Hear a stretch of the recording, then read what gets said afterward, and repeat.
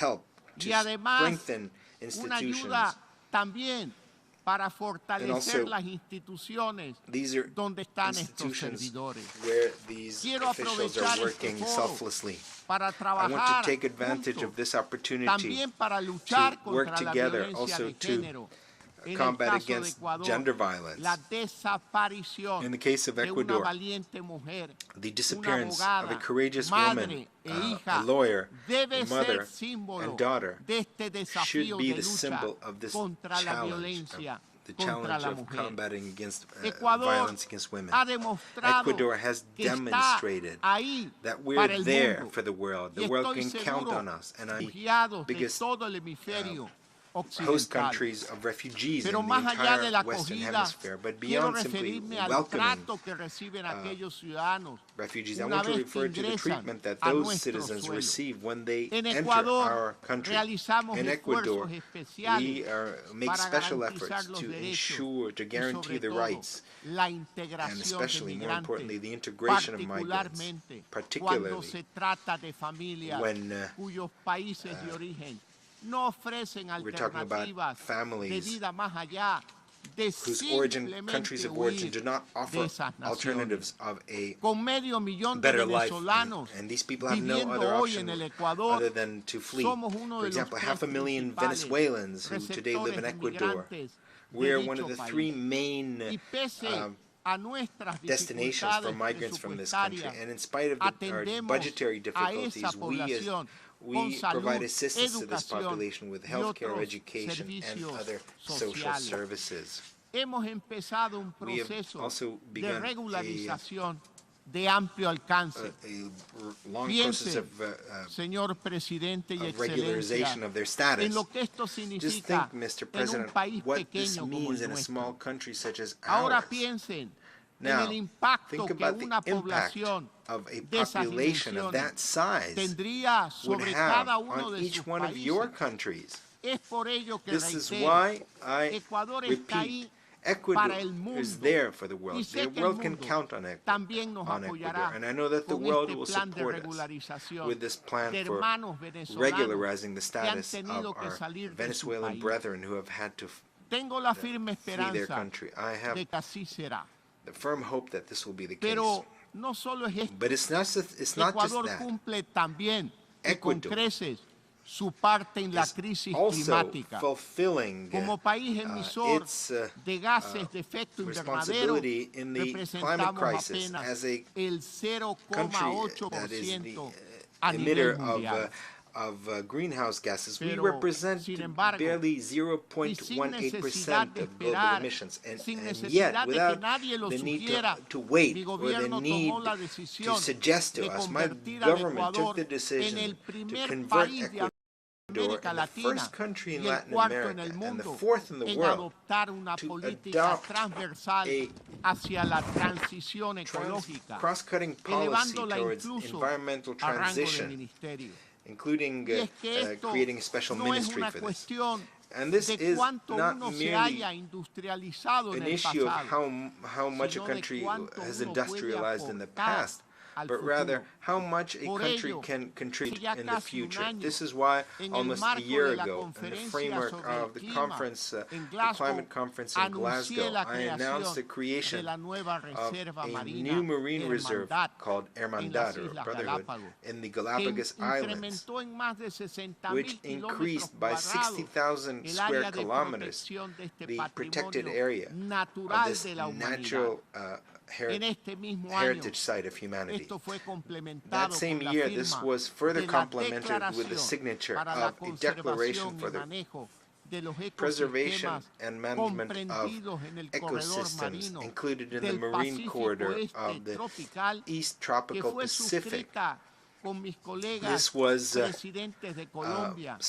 we Costa signed Rica this y Panamá, together with my colleagues from the para dar presidents una of Colombia, Costa dimensión Rica, and Panama, to e impulso provide a new político dimension a and los political objetivos del impetus corredor to marino. the goals of Así, the marine corridor. estamos abriendo nuevas Thus, we are oportunidades de opening new cooperación, opportunities for cooperation, financiamiento y financing asistencia and técnica para technical la assistance conservación for ya no solo the de la conservation not biodiversidad only ecuatoriana of o equatorial regional, biodiversity or sino regional mundial. biodiversity, but other Pero global estamos biodiversity. yendo mucho más But allá. we are, Ha sido en el seno de we're esta more misma ambitious. We're looking institución beyond that. donde hemos impulsado el mandato It's de la in this Asamblea same very de institution where Naciones Unidas we have sobre el medio ambiente promoted the para mandate of the negociar General un Assembly futuro on the tratado sobre environment in order to contaminación negotiate por a plástico. future treaty on the Así, en pollution, conservación plastic ambiental, pollution.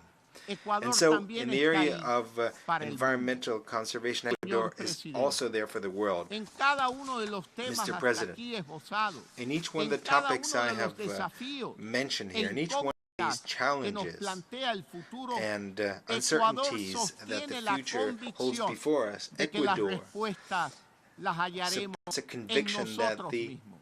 we En nuestro need to find the responses reconocimiento within de ourselves, que, in como our seres humanos understanding que that compartimos we as esta human tierra, beings lo que tenemos share en común this planet es mucho Earth. más grande que aquello And what que we nos have in divide. common is much bigger Incluso than what divides us, what podría separates us. ocurrir And in fact, que ignoremos it could happen that que en we nuestras manos are not sostenemos even aware that claves para we solucionar have within problemas in our hands que keys enfrentan to otros pueblos solve o problems that individuos. other De hecho, nations or other eso fue lo individuals que are confronting. sucedió In fact, that con is what Mateo, happened with el Mateo, estudiante al que pudimos the sacar de student that we Ucrania. managed to Si en cada desafío transport from aplicamos Ukraine. esta forma de If pensar, on si each nos challenge atrevemos a we apply abordar that form of cada thinking, amenaza desde if we una óptica dare conjunta, to sé que tackle each llegaremos threat mucho más lejos. from a common Tomemos como ejemplo position, we will la crisis go alimentaria, much farther. hoy For agravada por example, el conflicto take en the Ucrania, food crisis, y which que ha today has been significado aggravated by the la conflict in agudización de la Ukraine, and that has meant desnutrición the en varios países.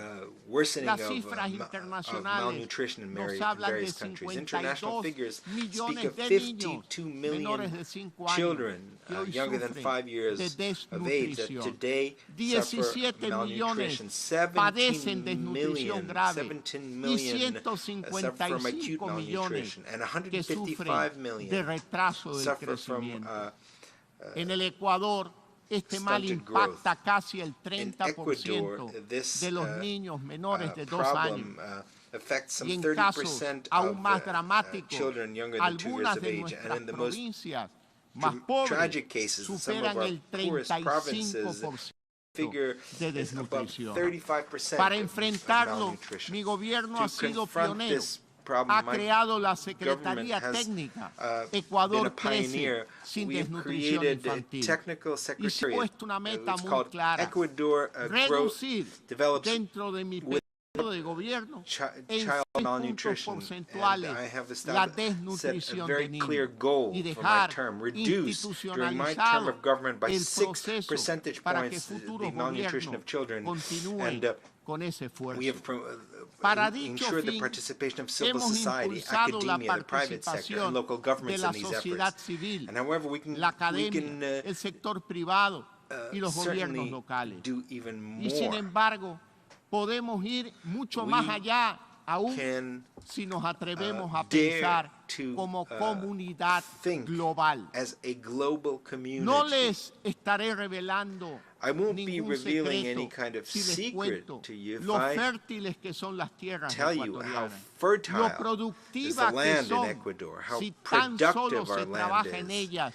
If, con optimismo if y that con land is worked dedicación. with optimism Somos and el país del dedication. cacao, We are the del country banano, where coke camarón, is grown, pero también de la banana, pitahaya, where del we produce aguacate shrimp, y but de also muchísimos más productos agrícolas. avocado and No a tiene lot of sentido que other nuestros niños, agricultural ni los de goods. cualquier It lugar makes del no sense that our mundo children, sufran our de children, hambre or children from bajo esta anywhere in the o world suffer cualquier hunger. otra coyuntura.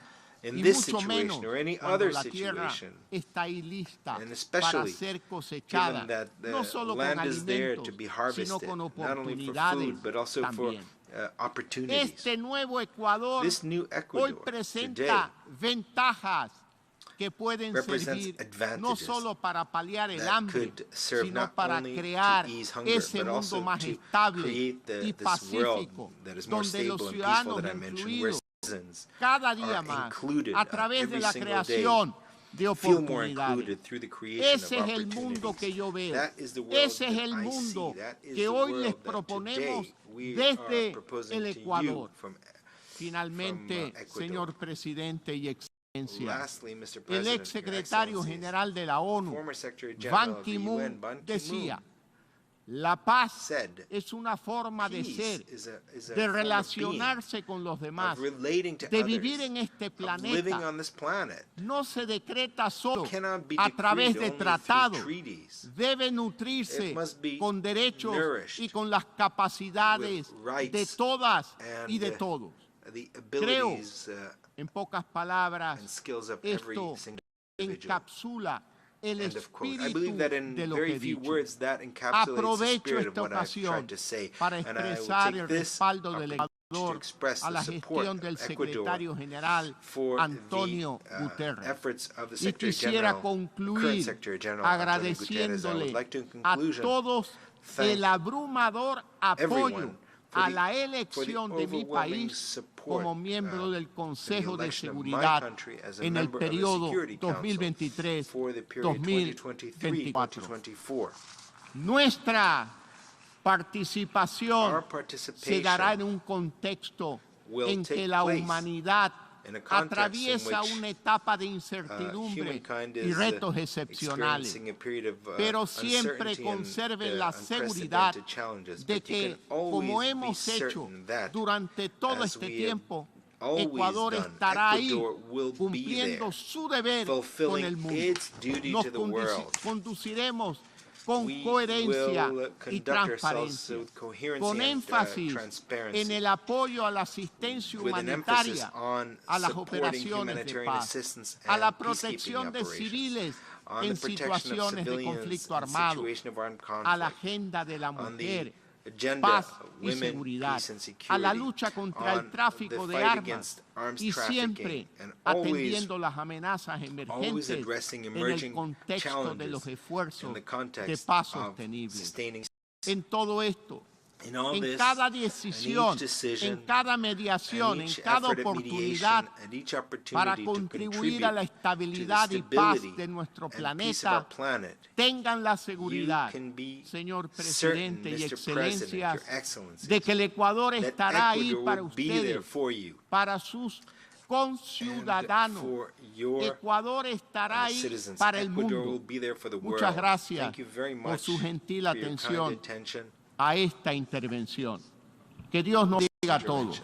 Un abrazo. God bless us all. On behalf of the Assembly, I wish to thank the Constitutional President of the Republic of Ecuador for the statement just made, and I request protocol to escort His Excellency.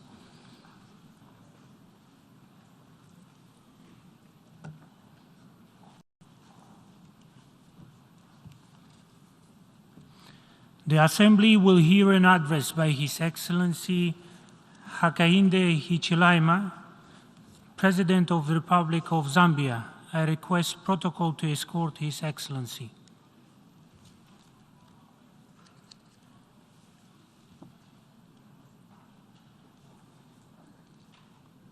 On behalf of the General Assembly, I have the honor to welcome His Excellency Hakainde Hichilema, President of the Republic of Zambia, and to invite him to address the Assembly.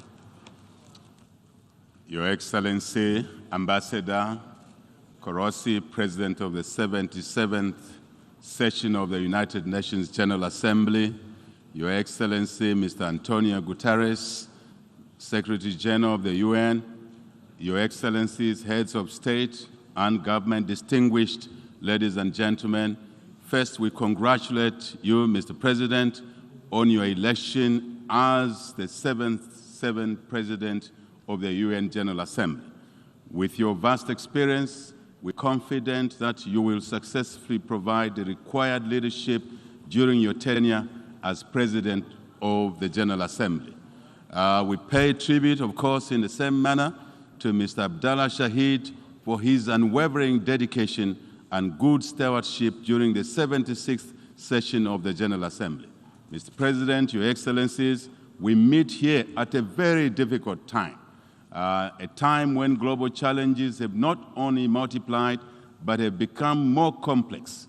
Such challenges include the COVID-19 pandemic, the climate change, the war in Ukraine, and the associated effects of the supply chain disruptions, food insecurity around the world, the high commodity and energy prices, as well as the overall high cost of living, which have cast a dark shadow on the attainment of the SDGs on our continent.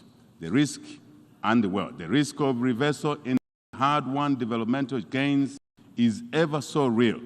COVID-19 unmasked the global inequalities which stretch well beyond income and political boundaries, as evidenced through the varied access to vaccines. The risk of further inequality is also real, especially for us developing countries which have inadequate capacity to adapt and mitigate the effects of climate change, despite our insignificant carbon footprint.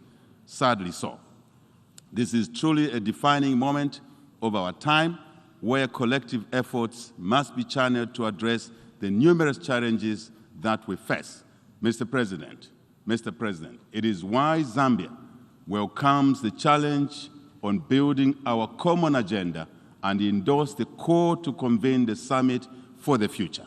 We call for the attainment of a pact for the future that underwrites a new form of multilateralism in our world, one where major challenges are faced together in solidarity within a context of revitalized international order that is rules-based, number one, number two, fair and inclusive, number three, with the United Nations at the center of it all.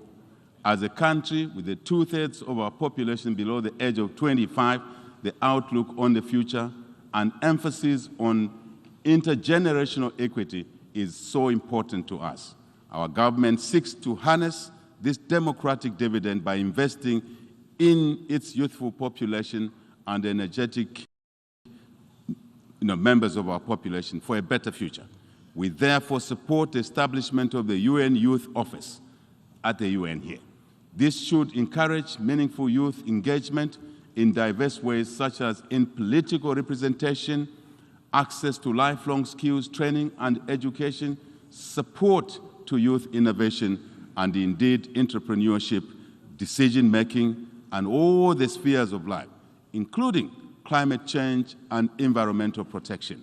Mr. President, in spite of the steady progress made towards curbing the COVID-19 pandemic, we still need to remain vigilant to guard against the possibility of its resurgence.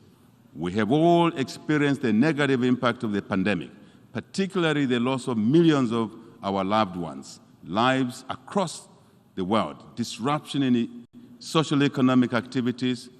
As the world continues to recover from this pandemic, it is therefore necessary to find lasting solutions, including investment in resilient health systems that will respond to future pandemics of the likes that we have witnessed with the COVID-19, just amongst others.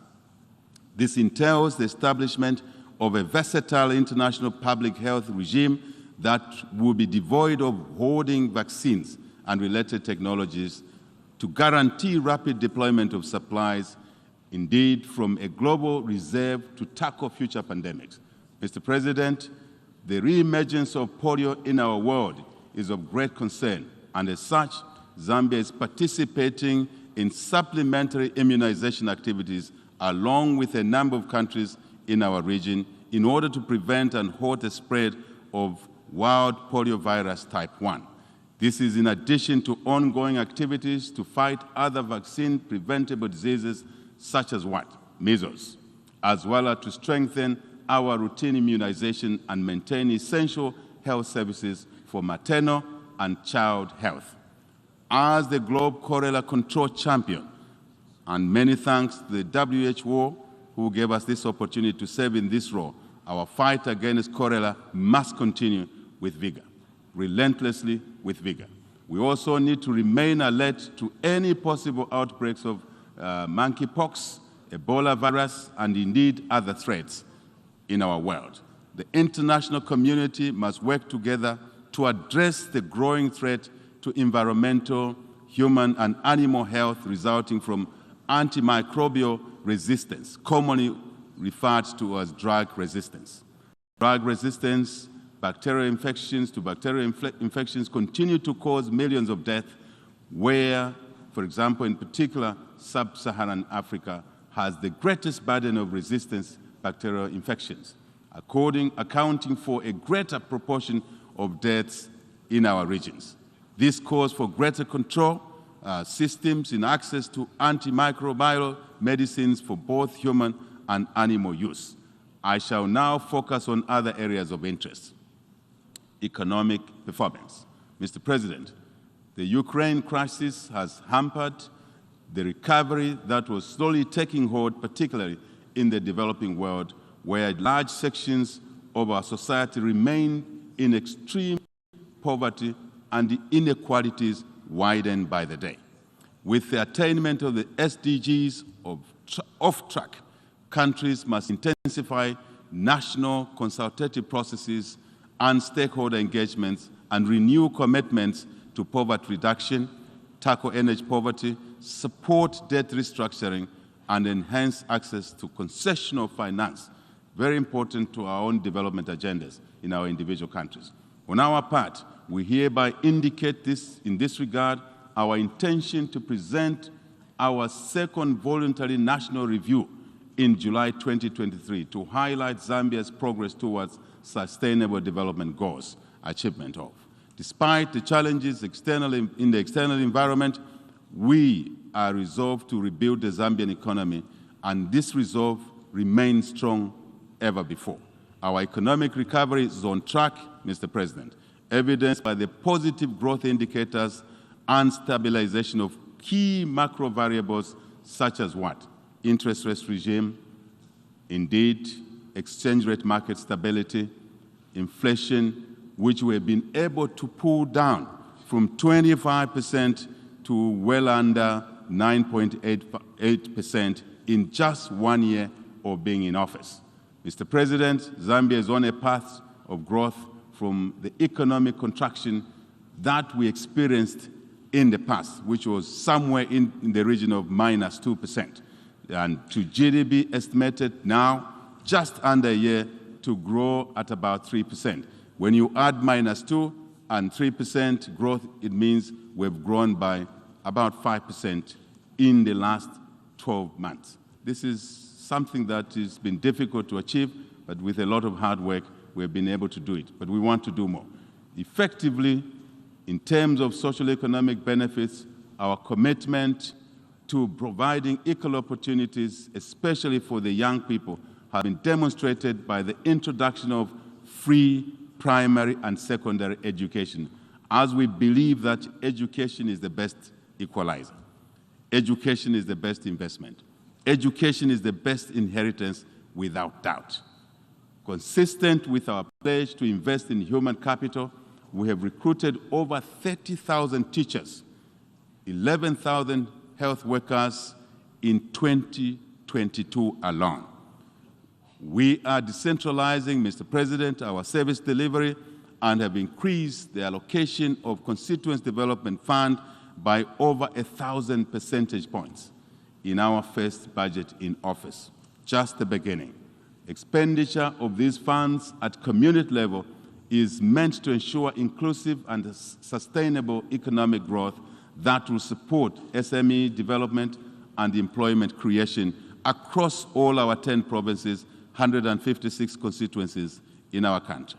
I'm pleased to note that we have reached, in principle, agreement with our creditors under the common framework to restructure the national debt which we inherited, and have effectively concluded an IMF deal based on our more important homegrown economic transformation plan. We say many thanks to the International Monetary Fund, to the World Bank, and basically the UN system and other cooperating partners for your support. Climate change. Mr. President, the adverse effects of climate change have continued to ravage our planet. In addressing the emerging global crisis on climate change, allow me to cite a situation in Zambia where recently 1/2 of our country experienced total crop failure due to extreme drought, and another half of our country experienced floods in one season. This is obviously not normal. Climate change, negative effects. Such extreme weather events are a timely reminder of the grave consequences of climate change. We therefore need robust solutions and cohesion in our approach at the global and regional levels to address effects of climate change, without doubt.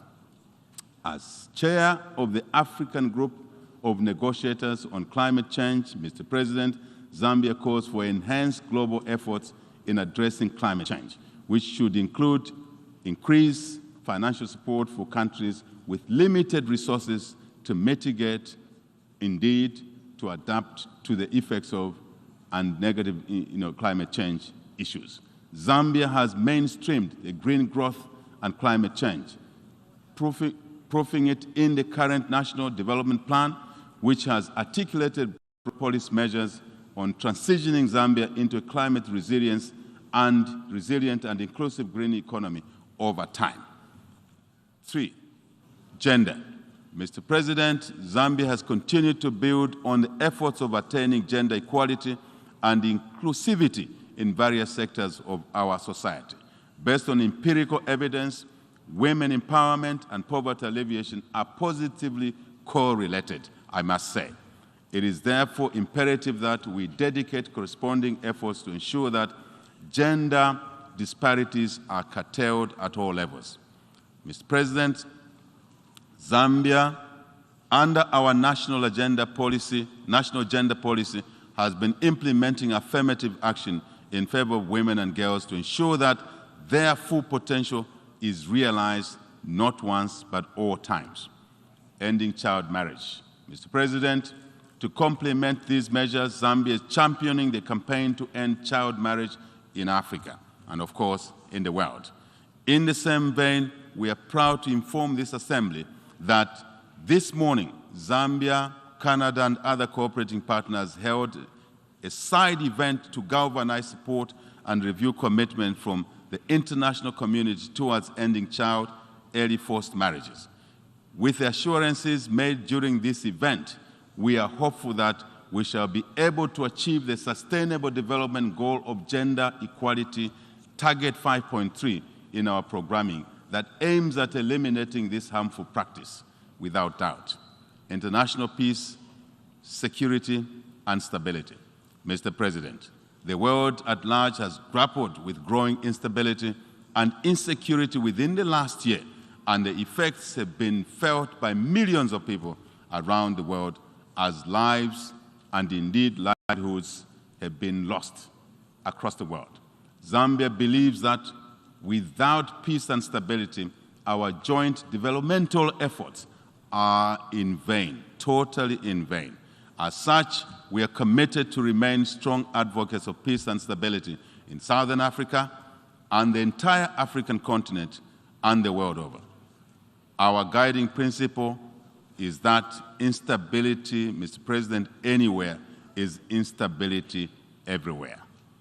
This reminds us that ending war and conflict is not only the responsibility of those that are directly involved in the conflict, but it's a shared obligation of every global citizen and indeed every nation. I mean all of us without exception, Mr. President. We cannot afford to allow instability to derail our programs, noble programs to better the lives of our people. We therefore take this matter seriously and shall continue to actively participate in efforts to restore peace in all the troubled regions of our global village. As the incoming chair of the SADC organ on politics, defense, security cooperation, Zambia prioritized the restoration of peace and stability in our own country, to start with, and the region. As it is said, Mr. President, charity begins at home. At the continental level, Zambia remains engaged and committed to the efforts of the African Union, the United Nations in promoting peace in various conflict areas around our global world, our global community. Going forward, our UN system should, I argue, we argue, Mr. President, tilt more efforts towards prevention of conflicts, which is more cost-effective and palatable, I shall say. Zambia, as a signatory to various disarmament treaties and conventions, remains committed to promoting global peace and security. Mr. President, Zambia joins other governments in expressing particular concern about the ongoing war in Ukraine. As we stand with all those affected, both inside Ukraine and in the neighboring countries, we also take this opportunity to stress the far-reaching negative consequences of this war, particularly on the prices of food across the world, fuel, fertilizer, and other key commodities. War in any part of the world, Mr. President, has a damaging effect on economic activity, which derails our collective fight against poverty and hunger. Mr. President, a few months of war can erase decades of progress. I shall repeat this. A few months of war can erase decades of progress. And I think we need to take note of this. We therefore categorically condemn war anyway, and we continue to urge all parties involved to pursue diplomatic solutions to conflict resolution. Let me repeat, our UN, and I want to emphasize this, our UN should continue with its peace efforts in this particular conflict, and your efforts, Mr. President, our collective efforts, are well recognized, and thank you for that. UN reforms. Mr. President, we wish to stress that global ambitions toward peace and security largely depend on the effectiveness of the United Nations Security Council. The inadequacies of the current structure of the Security Council, however, have become increasingly pronounced with ceding of decision-making on matters of global peace and security to the General Assembly that otherwise would have been its preserve. That's a preserve of the Security Council. But this burden is now pushed to the General Assembly. I think this is not correct. This brings to the fore the need for the long overdue reforms of the UN Security Council. We appreciate the call from President Biden for greater inclusivity in the Security Council. We therefore continue to advance the African common position as espoused in the Eswatini Consensus and the CITES Declaration to ensure the effectiveness, credibility, and legitimacy of our UN Security Council. In conclusion, Mr. President, we wish to reaffirm Zambia's commitment to the fundamental principles which the United Nations was founded upon, which safeguard our shared future, indeed, of peace, prosperity for all nations, not for some nations, I shall emphasize, but peace and stability and prosperity for all nations. Mr. President, I thank you for your kind attention. On behalf of the Assembly, I wish to thank the President of the Republic of Zambia for the statement just made, and I request protocol to escort His Excellency. The Assembly will hear an address by His Excellency Angie Rajoelina, President of the Republic of Madagascar. I request protocol to escort His Excellency.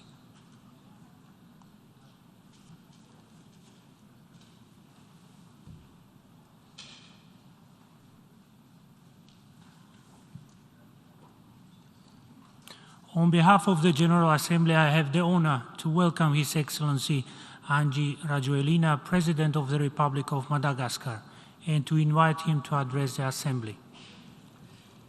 Monsieur le Président de l'Assemblée générale, Monsieur le Secrétaire général des Nations Unies, Excellences, Mesdames et Messieurs les chefs d'État et de gouvernement, Mesdames et Messieurs les délégués, Tupklas et Tupkvav, Mesdames et Messieurs, honorables assistants. Permettez-moi tout d'abord de m'adresser à M. Korosi, directeur de la durabilité auprès de la présidence de la Hongrie. Monsieur le Président, votre élection à la présidence de cette 77e Assemblée générale des Nations unies est un message clair sur la feuille de route tracée par ce rendez-vous annuel des Nations unies. Monsieur le Président, recevez mes sincères félicitations. Monsieur le Secrétaire général, je vous adresse ma profonde reconnaissance pour vos engagements continus et votre dévouement dans le leadership dont vous faites preuve à diriger cette organisation que sont les Nations unies. Au nom du peuple malagasy, je profite également de cette auguste tribune pour réitérer nos condoléances les plus sincères au peuple britannique. La reine Elisabeth II a inspiré de nombreuses générations dans son pays et dans le monde entier. J'adresse également mes félicitations et nos vœux d'un excellent règne empli de bonne santé et de bénédictions à Sa Majesté le roi Charles III. Excellences, Mesdames et Messieurs, le rendez-vous annuel des Nations Unies à l'Assemblée générale est toujours l'occasion de porter haut nos aspirations, ce qui nous unit tous ici, c'est-à-dire la paix universelle. Maintenant que nous avons appris à cohabiter avec la Covid-19, dont nous avons longuement débattu au cours des 2 dernières années, nous faisons malgré tout face aux conséquences de cette crise.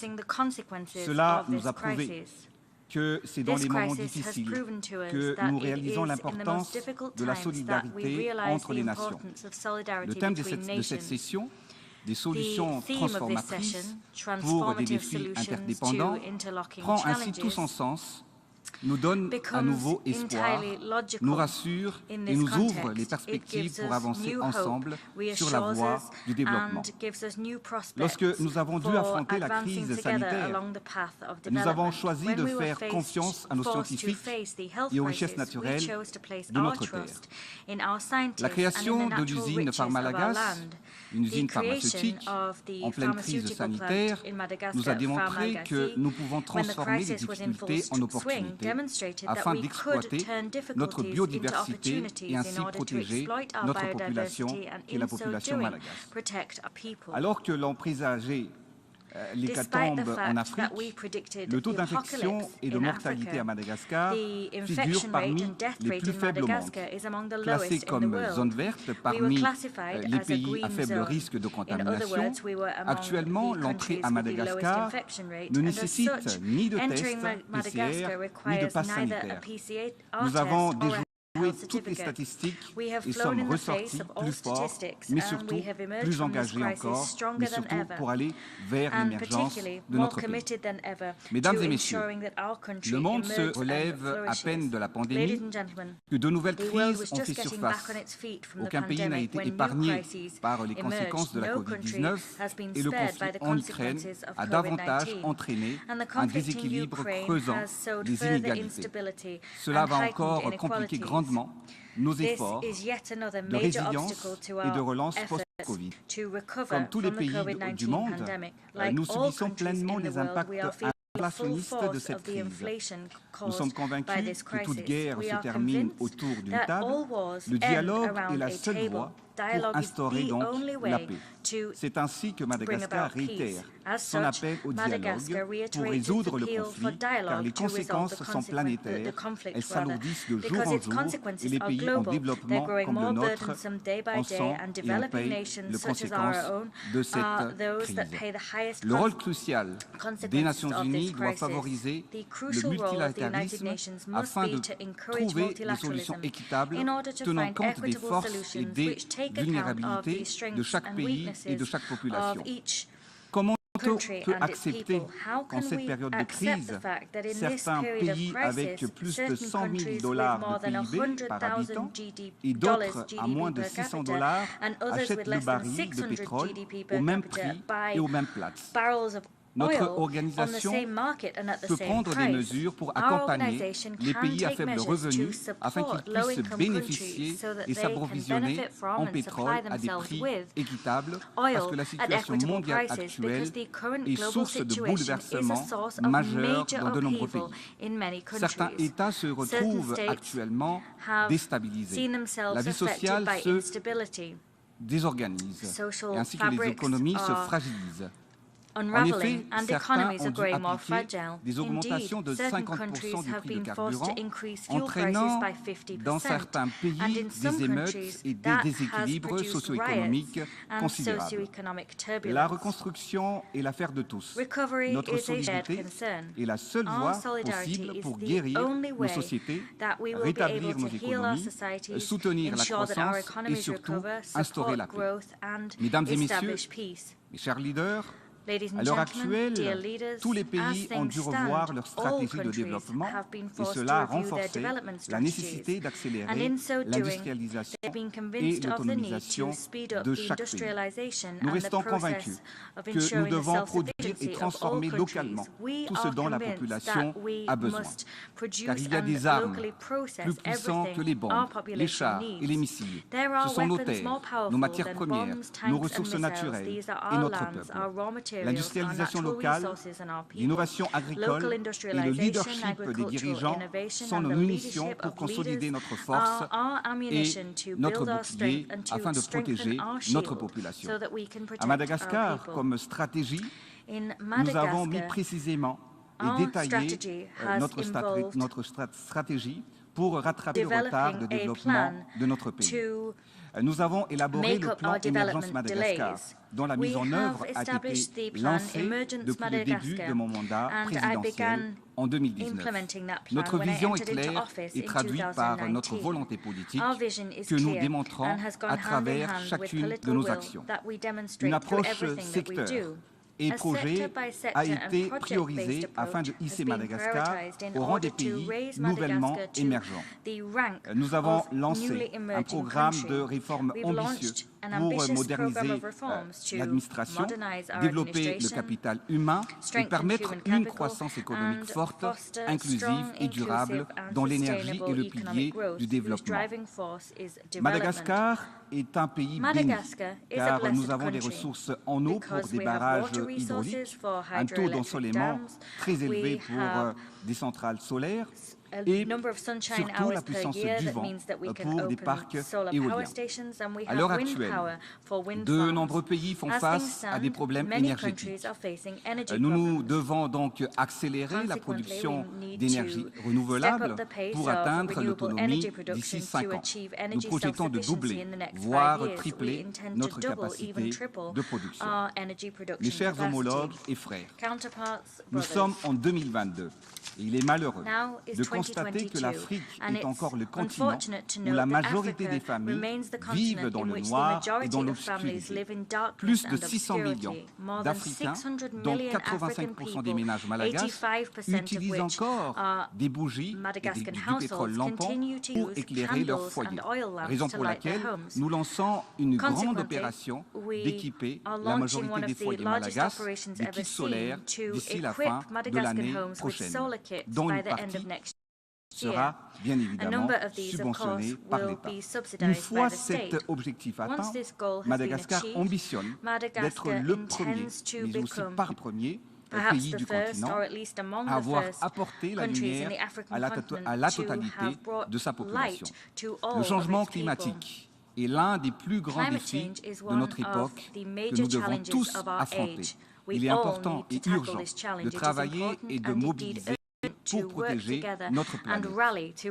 Du haut de cette tribune, je tire la sonnette d'alarme.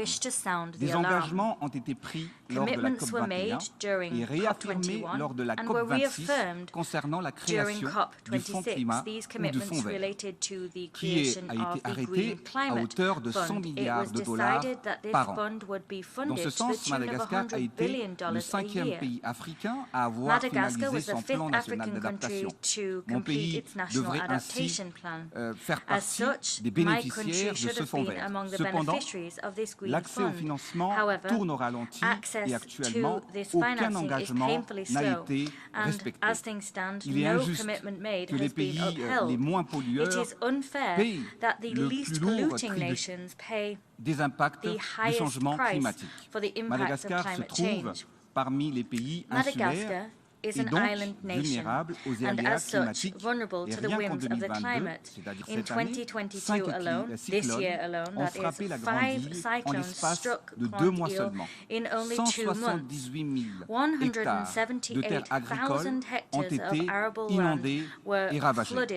Notre île est le premier pays à subir une famine d'origine climatique. Les ressources en eau se tarissent dans le sud de mon pays et la population de cette région est le plus vulnérable. Les conséquences du changement climatique s'aggravent. La situation mondiale nous interpelle. Combien de réunions de haut niveau, de sommets et de conférences internationales avons-nous déjà eu? Combien de déclarations et engagements avons-nous déjà prononcés? Maintenant, il faut transformer les discours en actions concrètes.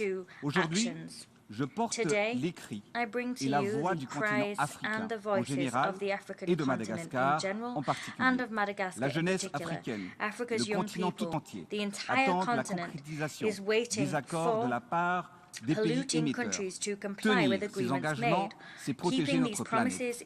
Nos populations l'exigent, les générations futures nous en demanderont des comptes plus tard.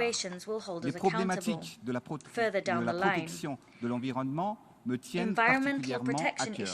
Nous savons tous que la forêt est le poumon de la Terre. Et pourtant, l'utilisation du charbon de bois et du bois de chauffe reste une pratique courante sur l'ensemble du continent afghan. Et c'est le cas des 92% de la population de mon pays. Une famille utilise le charbon ou le bois de chauffe pour la cuisson, détruit environ 1 hectare de forêt par an, ce qui est dévastateur. Nous devons changer la pratique et la mentalité. C'est pourquoi l'État malagasy va équiper 250 000 familles en réchaud à bioéthanol afin de préserver 250 000 hectares de nos surfaces forestières chaque année. Monsieur le Président, Mesdames et Messieurs, nous avons lancé les grands travaux pour transformer le pays, car tout est à faire et tout est à refaire. Tout est urgent et tout est prioritaire. Cela fait presque 4 ans que nous n'avons cessé de construire et réhabiliter des routes, bâtir des écoles, des centres de santé, des hôpitaux, des barrages agricoles, des tribunaux, des prisons aux normes, des infrastructures sportives et culturelles et bien d'autres. Madagascar évolue continuellement malgré les crises en cascade à l'échelle mondiale. Le pays est tellement vaste et de nombreux efforts ont été déployés pour le désenclaver. Toutefois, le chemin reste encore lent et sinueux, mais nous avons la foi et nous continuons d'avancer avec détermination.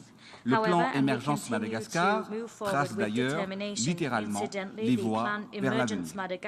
Du nord au sud, d'est en ouest, tout Madagascar est en chantier.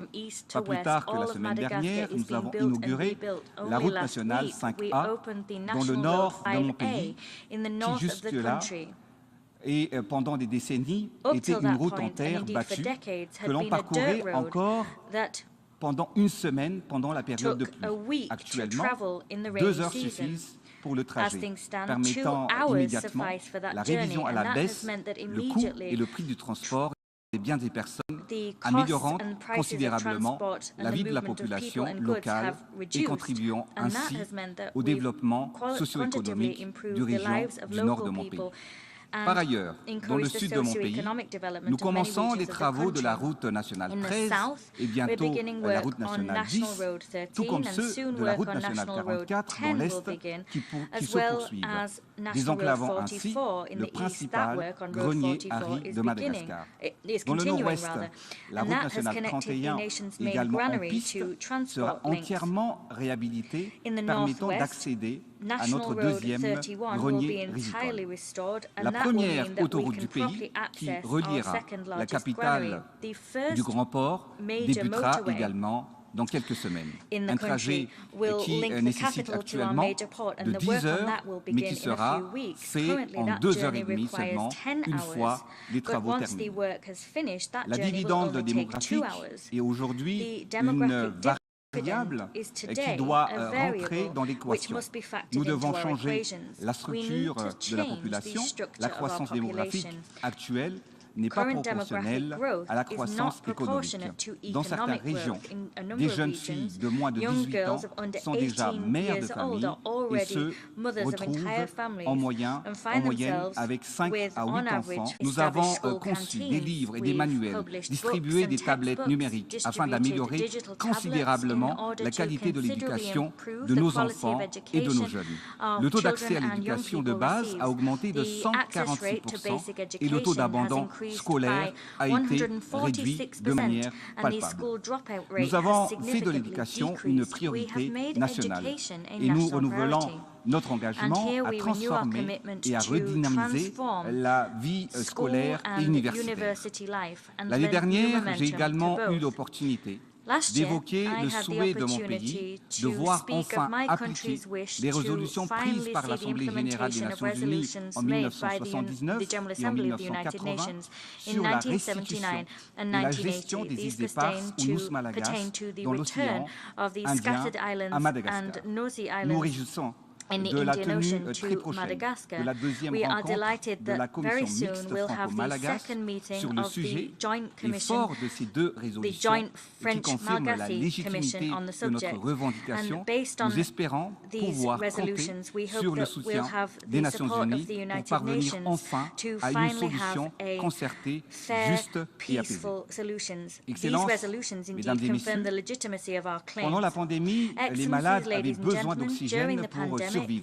Actuellement, de nombreux pays sont asphyxiés par les séquelles des crises successives. Ces pays ont besoin de soutien, d'aide et d'accompagnement qui leur serviront de bouffée d'oxygène pour faire face aux défis de relance économique et atteindre les objectifs du développement durable. Il est nécessaire d'accélérer la mise en place de nouveaux mécanismes de financement tels que le FFDR ou le Fonds fiduciaire pour la résilience et la durabilité, et en activer ainsi le décaissement. Je saisis cette occasion pour remercier le Fonds monétaire international, la Banque mondiale et les autres pays amis de Madagascar qui ont toujours été à notre côté dans les moments difficiles. Chers homologues, mes chers frères leaders africains, l'Afrique de demain doit être autonome, indépendante et prospère. Nous avons le devoir de changer l'histoire du continent et d'écrire une nouvelle page pour que chacun et chaque pays doivent changer et transformer. Notre organisation a besoin de renforcer cette solidarité pour apporter des solutions communes à nos problèmes communs. Que Dieu bénisse chacune de nos nations. Masnarandazana, la patrie est sacrée. Je vous remercie de votre attention. On behalf of the Assembly, I wish to thank the President of the Republic of Madagascar for the statement just made, and I request protocol to escort His Excellency. The Assembly will hear an address by His Excellency Mohammed Yunus Menfi, President of the Presidential Council of the State of Libya. I request protocol to escort His Excellency.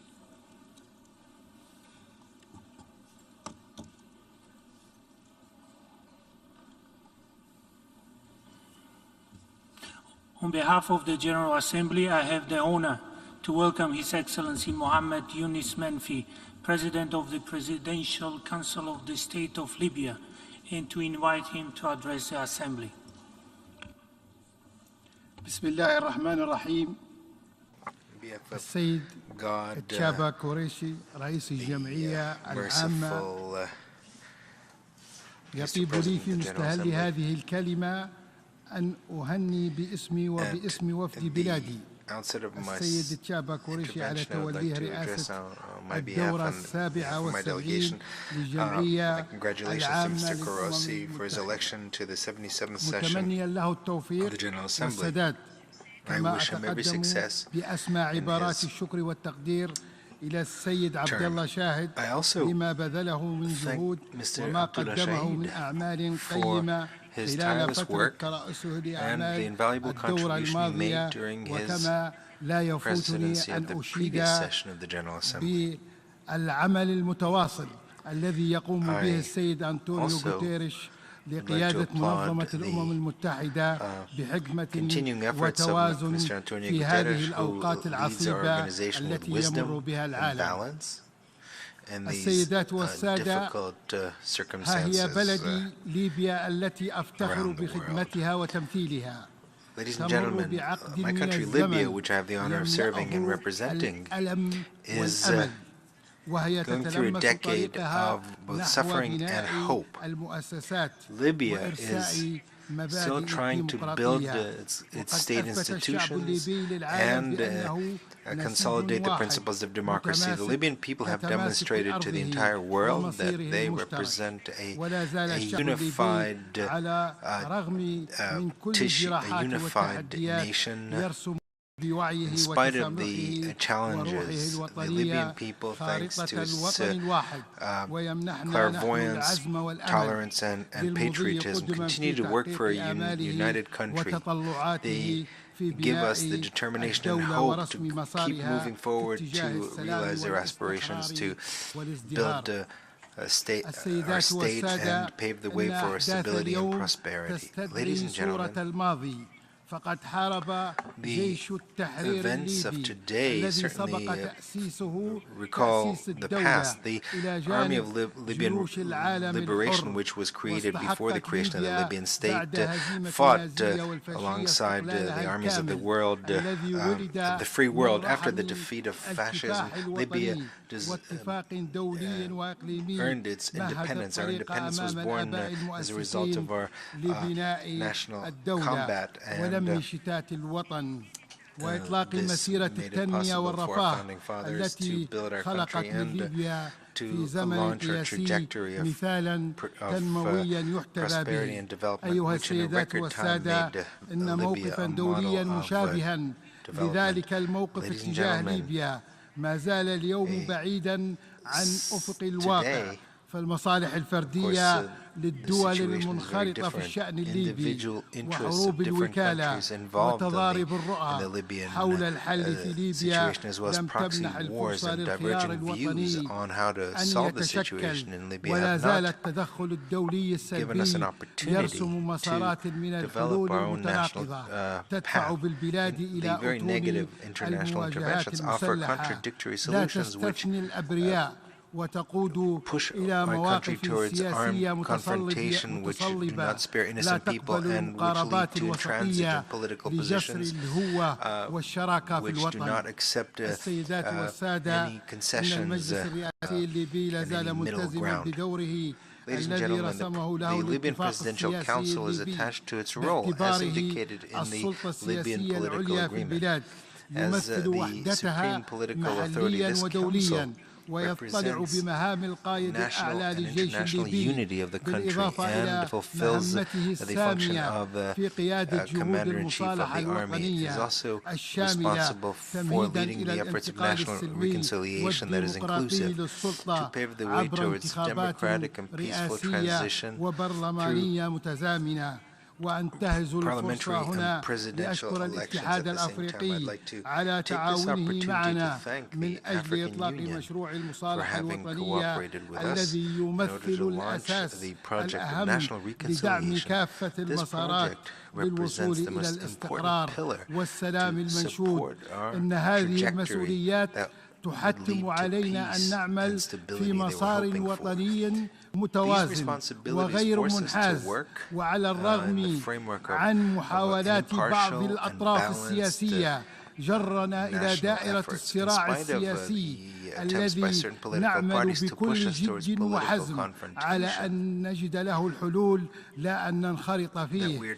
في هذا الصدد فإن المجلس الرئاسي تابع بحرص شديد جولات الحوار بين مجلسي النواب والأعلى للدولة التي لم تفضي بعد إلى أي اتفاق حول قاعدة دستورية لازمة لإجراء الانتخابات البرلمانية والرئاسية.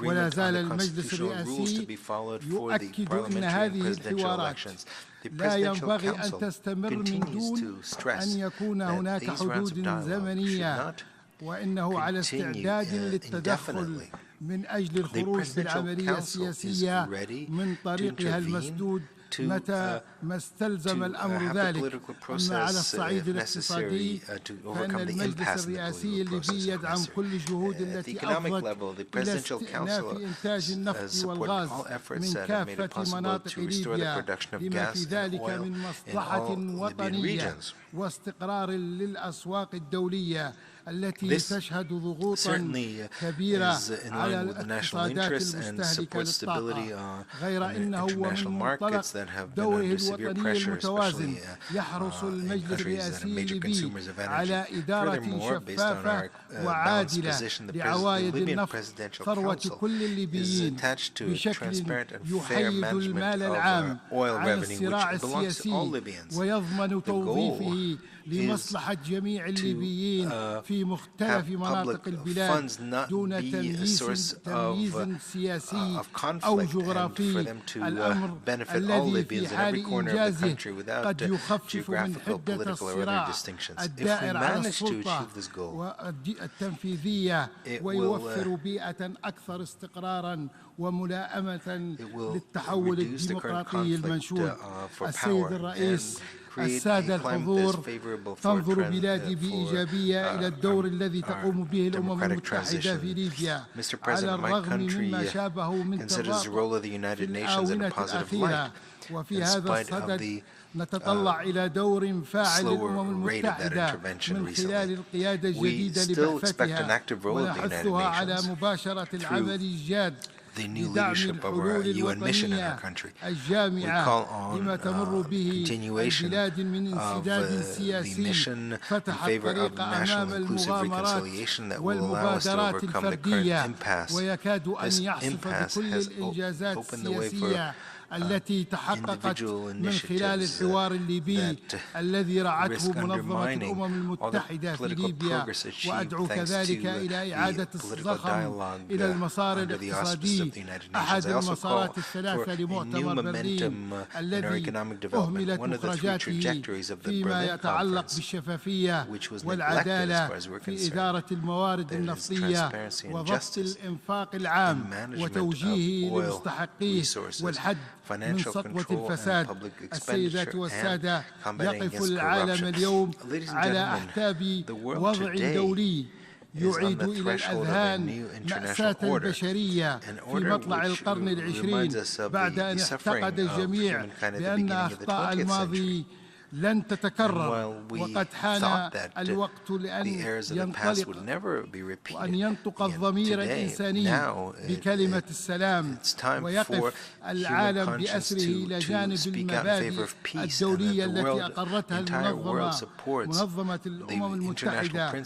باحترام مبدأ سيادة الدول وحل النزاعات بالطرق السلمية واحترام الجوار وعدم زعزعة أمن الشعوب، كما أدعو إلى احترام حق الشعوب في الاستخدامات السلمية للطاقة النووية بحسب المعايير والإجراءات التي تقرها الوكالة الدولية للطاقة الذرية، باعتبار أن بلادي على خط المواجهة الأول. أدعو بأعلى صوت إلى إعادة اللحمة الدولية لمكافحة الإرهاب الذي لا يزال تهديداً قائماً لكل دول العالم، لا يستثني عرقاً أو ديانة أو حضارة، وتلتزم بلادي بكامل واجباتها ضمن المجهود الدولي لتجفيف منابعه has fulfilled all its responsibilities at the international level to strike at the sources of financing of terrorism. And from this tribune, I would like to reiterate the commitment of my country to support the right of the Palestinian people to create their own state and to stop settlements and attacks against it. And we call on upholding international resolutions on this point. Ladies and gentlemen, Mr. President, this month, the Libyan people are observing a minute of silence during the Day of the Martyr, a day that coincides with the assassination of our national hero in the anti-colonial fight, Omar al-Mukhtar. The Libyan people are inspired by the combat of its ancestors to learn patience and to be more determined in defending its rights. The Libyan people draw inspiration from its founding fathers to become more tolerant. The current period will be enshrined in the national memory. Future generations will recognize the positions of those who supported us and those who undermined our security, who pillaged our richness, our wealth. Libya, due to its Arab neighborhood, due to its position in Africa, is a link between civilizations and as an economic hub where the interests of the world are concentrated. And the damage that we've experienced have not only affected the Libyan people, but have also affected the region and our international relations. Thank you very much. Au nom de l'Assemblée générale, je tiens à remercier le président du Conseil présidentiel de l'État de Libye de son allocution et je prie le protocole de bien vouloir accompagner son Excellence.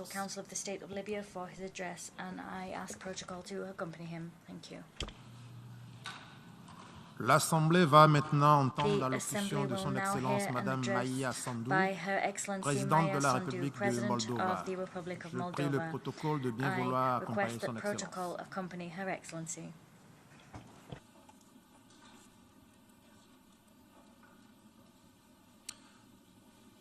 Au nom de l'Assemblée générale, j'ai l'honneur de souhaiter la bienvenue à son Excellence Madame Maïa Sandu, présidente de la République de Moldova, et je l'invite à prendre la parole devant l'Assemblée. Mr. President, Mr. Secretary General, Your Excellencies, I'm standing before you today proudly representing the Republic of Moldova, a future member of the European Union. I'm grateful for the unanimous support that we received from the 27 EU member states. Thank you for your recognition and vote of trust in our love for freedom, dynamic democracy, and commitment to the rule of law. A successful peace project, the European Union, through cooperation and integration, was forged to stop the cycle of wars that tormented our continent for centuries. This is another watershed moment in our history, and the EU has to do it again. By applying to join the European Union, we want the world to know we choose democracy over autocracy, liberty over oppression, peace over war, and prosperity over poverty.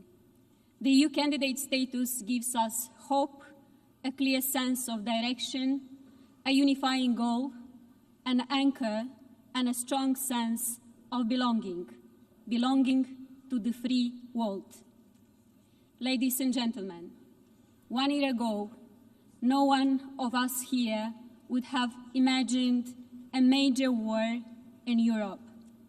Russia's unprovoked war against another sovereign state, Ukraine, has shaken the world to the core, has put to test the fundamental principles of the UN, has shattered global security, triggered a European energy crisis, global food shortages, and an economic downturn. 7 months of bombings have killed thousands of innocent people and pushed millions of Ukrainians to flee their homes. This war is not just an attack on our neighbor and friend, Ukraine. It is an attack on the rules-based international order. It is an attack on nuclear safety. It is an attack on food supplies to countries in the Middle East and Africa. It is an attack on this very institution where we find ourselves today. We firmly condemn the war against Ukraine, as well as the recently announced additional mobilization of troops by Russia. We firmly stand with Ukraine and support its independence, sovereignty, and territorial integrity within its internationally recognized borders. I would like to express my utmost admiration to all Ukrainians for their courage, their resilience, and their inner power to continue to do this fight for survival, justice, and freedom. It is our moral duty as an international community to continue supporting Ukraine. Ukraine is fighting today to keep all of us safe, to keep Europe safe. It needs our support. Europe, all of us, we must help Ukraine. As I stand at this tribune, I represent a country that wants peace. I represent the citizens of Moldova who, irrespective of the language that we speak, Romanian, Ukrainian, Russian, Gagauz, or Bulgarian, regardless of our ethnicity or political preferences, whether we live on the right bank of River Nistru or in the breakaway region of Transnistria, we all want peace. A country of less than 3 million people, we have sheltered more than 500,000 refugees fleeing the war. At the peak of the inflow, our population grew by 4%. Some 80,000 refugees chose to stay among us. I use this opportunity to pay tribute from this high rostrum to all Moldovan families who showed unprecedented solidarity with refugees by opening their homes and hearts to those in need. I'm proud of my people. I'm also grateful to the international partners, including the United Nations, who have provided assistance in managing the humanitarian crisis. I also thank the UN Secretary General and other high-level officials who visited our country in our hour of need to show support and solidarity. My deep gratitude goes to France, Germany, Romania, and other partners for setting up the Moldovan support platform that stands by our country in these difficult times. Ladies and gentlemen, Moldova knows what it is to be a country divided by conflict. In 1992, we faced a brief but tragic war in the Transnistrian region of our country.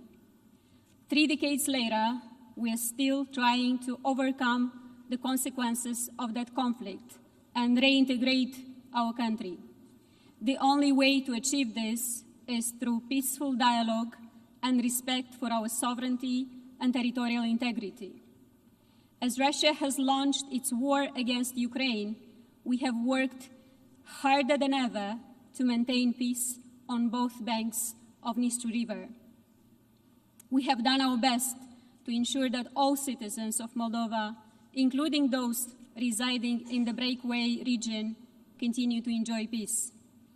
The illegal presence of the Russian military troops in the Transnistrian region infringes our neutrality and increases the security risk of our country. We call on the complete and unconditional withdrawal of Russian troops. We call on the destruction of ammunition from Kobasna stockpiles, which pose a security and environmental threat to the region as a whole. As we strive to maintain peace, our economy and society are bearing the brunt of Russia's war against Ukraine. Our resources are strained, investments have slowed down, trade and transport routes are disrupted, inflation is nearing 35%. In addition, we are facing a wide spectrum of hybrid threats, from disinformation and propaganda to cyber attacks and energy pressures. The abnormally high prices for natural gas and Russia's attempts to weaponize gas and oil supplies to Europe have triggered an unprecedented energy crisis. We are one of the most vulnerable countries in the face of this crisis. But this only makes us more determined to diversify our energy resources and decrease dependence on fossil fuels. We plan to increase the share of renewable electricity supplies from 3 to 30% in the next 3 years. This will make our country stronger and our environment healthier and safer. Distinguished audience, we all know that the only way to save the planet is joint global action against climate change. The same goes for the fight against corruption. Corruption weakens states and erodes democracies. We should take it more seriously than ever before. We need clear international mechanisms to stop the flow of dirty money. We need better instruments for asset recovery and restitution. We need better information exchanges between law enforcement and anti-fraud authorities in different countries. And we need to set up international sanction regimes against corruption. Ladies and gentlemen, despite all challenges, Moldova is pressing ahead with our reform agenda. We are building a stronger and more democratic state. Last year, Moldova improved 49 positions in the Press Freedom Index, ranking 40th in the world. Justice reform and the fight against corruption is at the core of our transformation. We are working hard to become a better place for investors, to create jobs, boost the economy, and bring greater prosperity to our people. We are investing in connectivity with Europe, and we are trying to bring our country closer to European standards. We're building roads and bridges, hospitals, and a more modern education system. We are building stronger institutions that will benefit the citizens of Moldova. We are focused, persistent, and relentless. We are determined to bring Moldova into the EU so that every Moldovan can have better living standards and more economic opportunities at home. This is the only way for Moldova to grow as a consolidated democracy in our part of the world during these difficult times. Ladies and gentlemen, as I come before you from a region weakened by war, an energy crisis, drought, and rampant inflation, my message is this. In the face of man-made human suffering and economic adversity, the countries of the world must stand together once again. We must do so to reaffirm the value of peace and the inviolability of human life, to defend democracy and freedom, and to uphold the right of every country to decide their own fate. Thank you.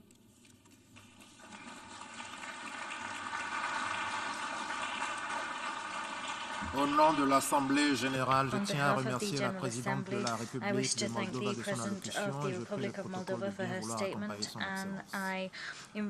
L'Assemblée va maintenant entendre l'allocution de son Excellence président de la République de Namibie. Je prie le protocole de bien vouloir accompagner son Excellence.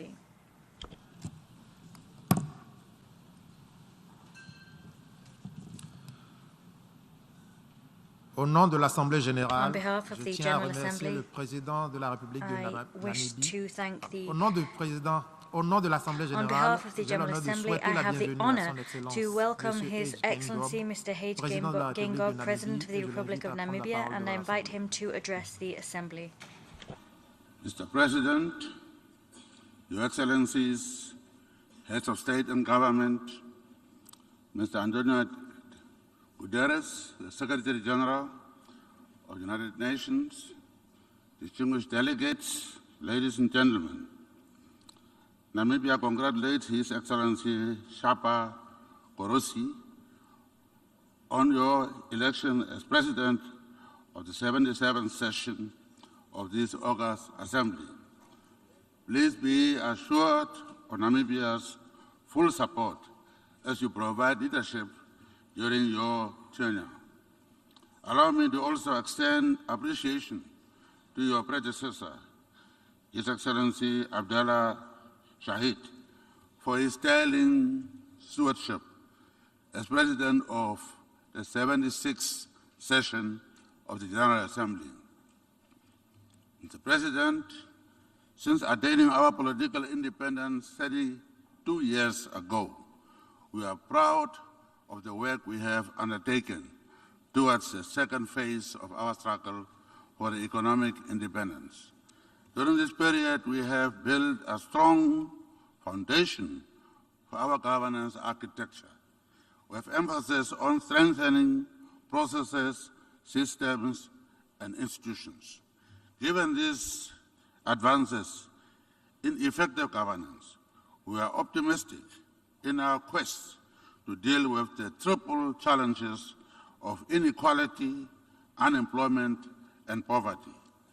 Our impact plan, the Harambee Prosperity Plan 2, which is accelerating the implementation of the national development plans, is fast-tracking our efforts towards Vision 2030.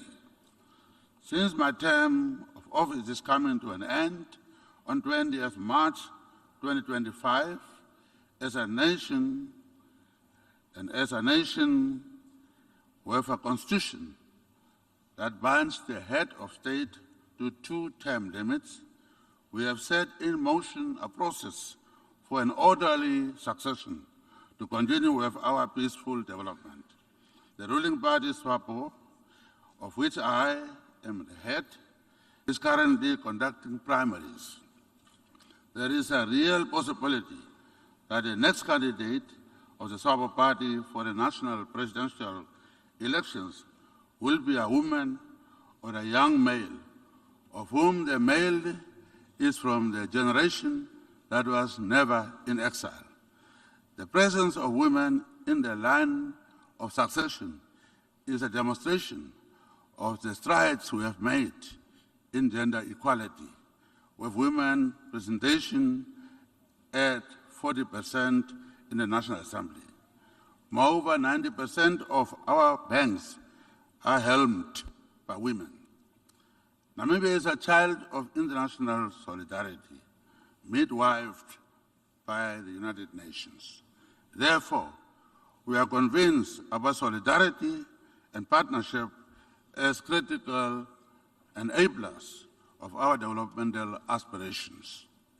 Allow me at this juncture to thank the Secretary General for his comprehensive report on our common agenda, which carries clear recommendations on how to advance the SDGs and all existing global agreements through multilateralism, with the UN at the center of our efforts. I commend the Secretary General for his visionary leadership in proposing that we should meet in a summit of the future to reflect on challenges and opportunities that await current and future generations. Namibia supports the convening of this important summit at the earliest opportune time. Over the past few months, it has been encouraging to note the concerted efforts to shed a spotlight on transforming education and advancing SDG 4. Education is a sector that Namibia has consistently been prioritizing through the allocation of the resources, both human and financial, and the consistent prioritization of policy development. In the context of the recently concluded Transformation of Education Summit, Namibia commits to transformative leadership, ensuring access to inclusive digital technologies and developing a strategy for innovative financing and resource mobilization. In Namibia, the education sector receives the largest share of budgetary support. equivalent to 8% of GDP, and almost a quarter of the total national budget.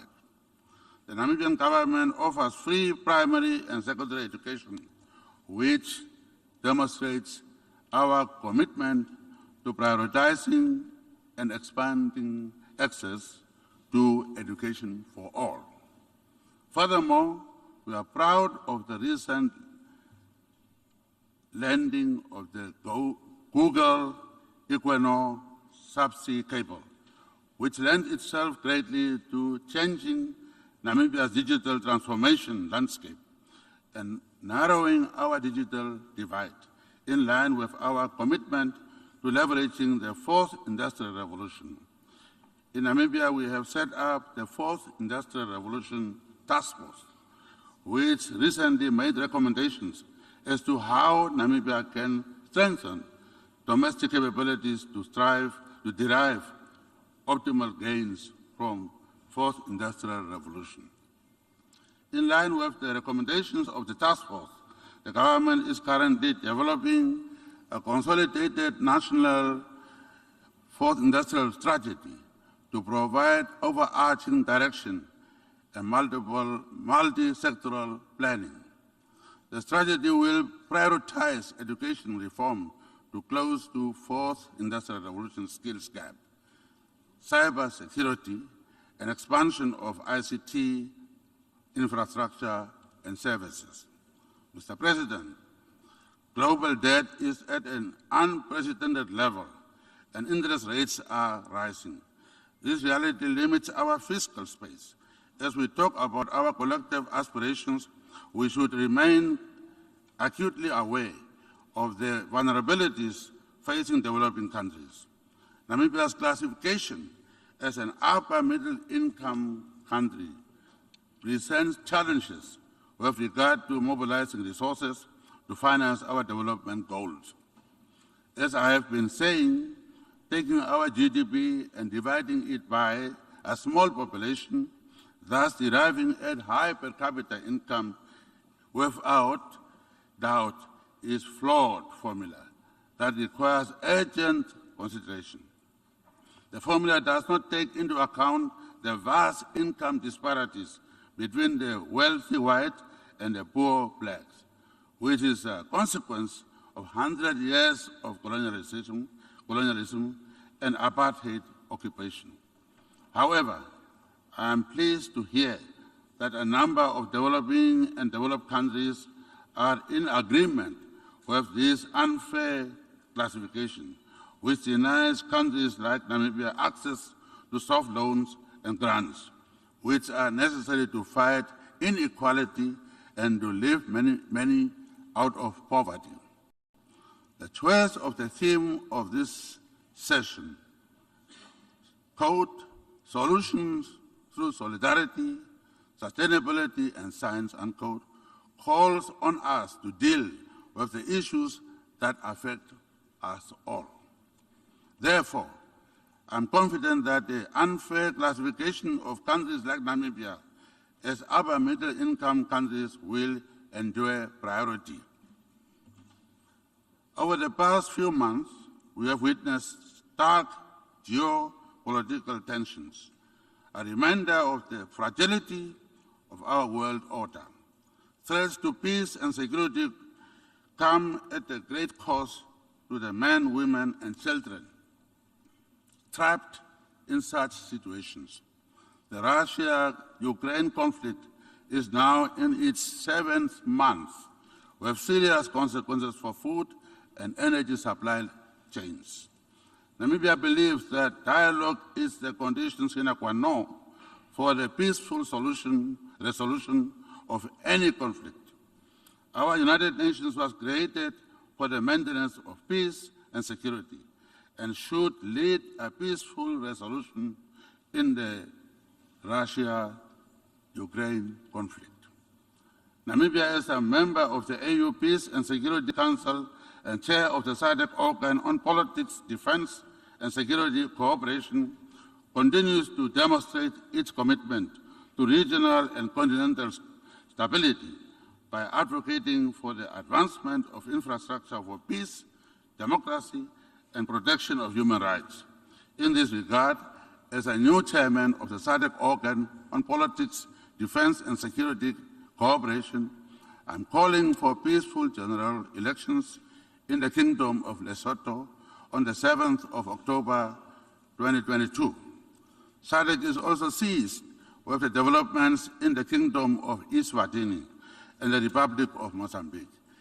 In that vein, I have commenced a process of dialogue with the leaders of Eswatini, Lesotho, and Mozambique in order to ensure the successful implementation of SADC decisions for peace and stability to prevail in our region. I always say inclusivity spells harmony and exclusivity spells conflict. Africa is a continent of 1.2 billion citizens, and the exclusion of Africa from the Security Council is an injustice. For as long as the Council fails to reflect in stature and composition current global realities, it will not be able to adequately address global concerns. We therefore reiterate our call for the reform of the Security Council in line with the common African position. Mr. President, self-determination is a human right. The continued injustice meted out against the people of Palestine are a reminder of the urgent need to start implementing the two-state solution as the only viable alternative that can end inequality and bring peace to both the people of Palestine and Israel, and indeed the region as a whole. In the same vein, the lack of progress in implementing UN resolutions to resolve the question of Western Sahara should be something that we must all have a collective shame for. Namibia pledges unwavering solidarity for nations that continue to bear the heavy burden of sanctions. Namibia reiterates its long-standing call for the lifting of the unjust embargo against Cuba. I met a 50-year-old young Cuban man who has not known anything but sanctions. Since he was born, it's a sanctions. How long are we going to continue with that? We are talking about building the peace in the world. But how can a country be sanctioned for such a long time? And children born don't know anything but sanctions. Please, it is time that sons and daughters of Cuba are given their right to a decent life, freedom, and embargo that denies them their right to develop their own country should be stopped now. Equally, we call on the lifting of sanctions against the Republic of Zimbabwe. Why are the sanctions in place for a country which is making progress at all levels?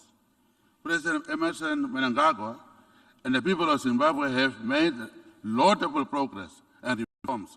We should be given a chance to succeed without the weight of sanctions. Mr. President, the health of our planet is in serious jeopardy. Our home is on fire. We are experiencing unprecedented impacts of climate change, including severe droughts and ravaging field fires. Time is a luxury we do not have. We have to act decisively to reduce carbon emissions as our contribution to the preservation of our planet and the people. Namibia, like many developing countries, remains vulnerable to the asymmetrical impacts of climate change. Therefore, at COP27, Namibia plans to announce major developments in its ambitions to decarbonize global hard-to-abate sectors through the production of green hydrogen. Furthermore, the first hydrogen-to-power project in Africa is expected to be operational by 2024 in the town of Swakopmund in Namibia. This is an example of what is possible when we pull together in the same direction. Our ambitions are not only necessary to mitigate the ravaging impacts of climate change, but are also a critical component of our post-COVID-19 economic recovery. Therefore, Namibia remains ready to work with the international community to ensure the most optimal utilization of its natural resources to combat climate change. A just energy transition is about fair opportunities for developing nations to sustainably access natural endowments at their disposal. Namibia has recently discovered promising deposits of hydrocarbons and is exploring significant deposits of rare earth metals. As part of our goal to ensure sustainable utilization of our natural resources, I recently launched the Welwitschia Fund, our nation's sovereign wealth fund. The fund is a demonstration of our commitment to fiscal prudence and sustainable resource management for current and future generations. Mr. President, in conclusion, today on the 21st of September 2022, we are convening in this chamber on the United Nations International Day of Peace under the theme, quote unquote, "End Racism, Build Peace." Peace is a wonderful gift, but a fragile one if it is not handled properly. Peace is more than the absence of war. Peace is about inclusivity and development of all nations. Our United Nations, as the premier guarantor of multilateralism, is our best bet to ensure a peaceful and prosperous humanity. Namibia will continue to place a high premium on the noble aspirations of the United Nations as a beacon of hope and equality of all nations. As a beneficiary of successful multilateral efforts, we hold in high regard the convening power of this August Assembly and recommit to working with fellow member states to change the world for the better. I thank you very much.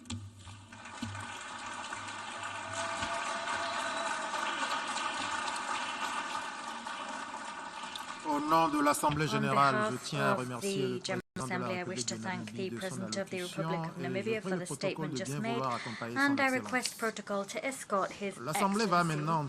The Assembly will now hear an address by His Excellency Borut Pahor, President of the Republic of Slovenia. I request protocol to escort His Excellency.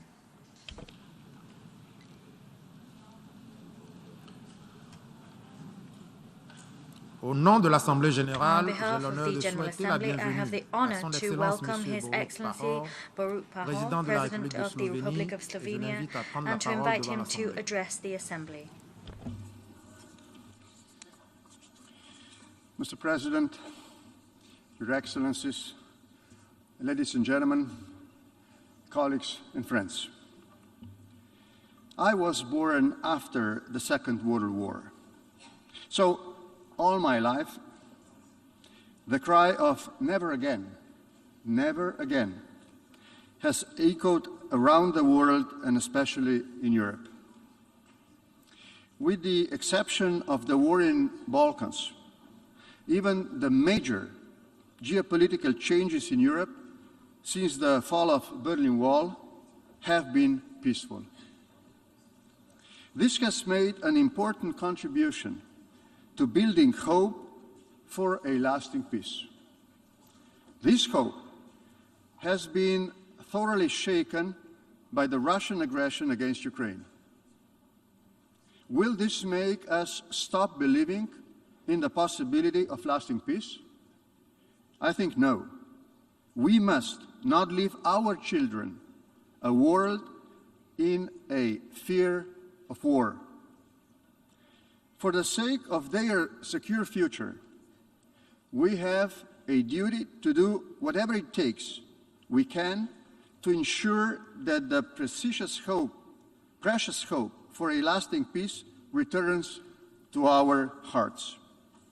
After all, it was with this hope and our shared responsibility that the United Nations was founded. The United Nations has set very clear rules of engagement to which all members have committed ourselves. These include a commitment to peaceful settlement of disputes, cooperation and respect for fundamental human dignity. Ladies and gentlemen, I wish to speak about peace, climate change and multilateralism today. First of all, number one, peace and security. The Russian Federation's decision for a military attack on Ukraine has shaken these rules.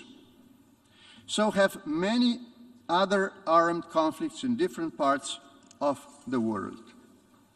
The Russian aggression has put international security at risk.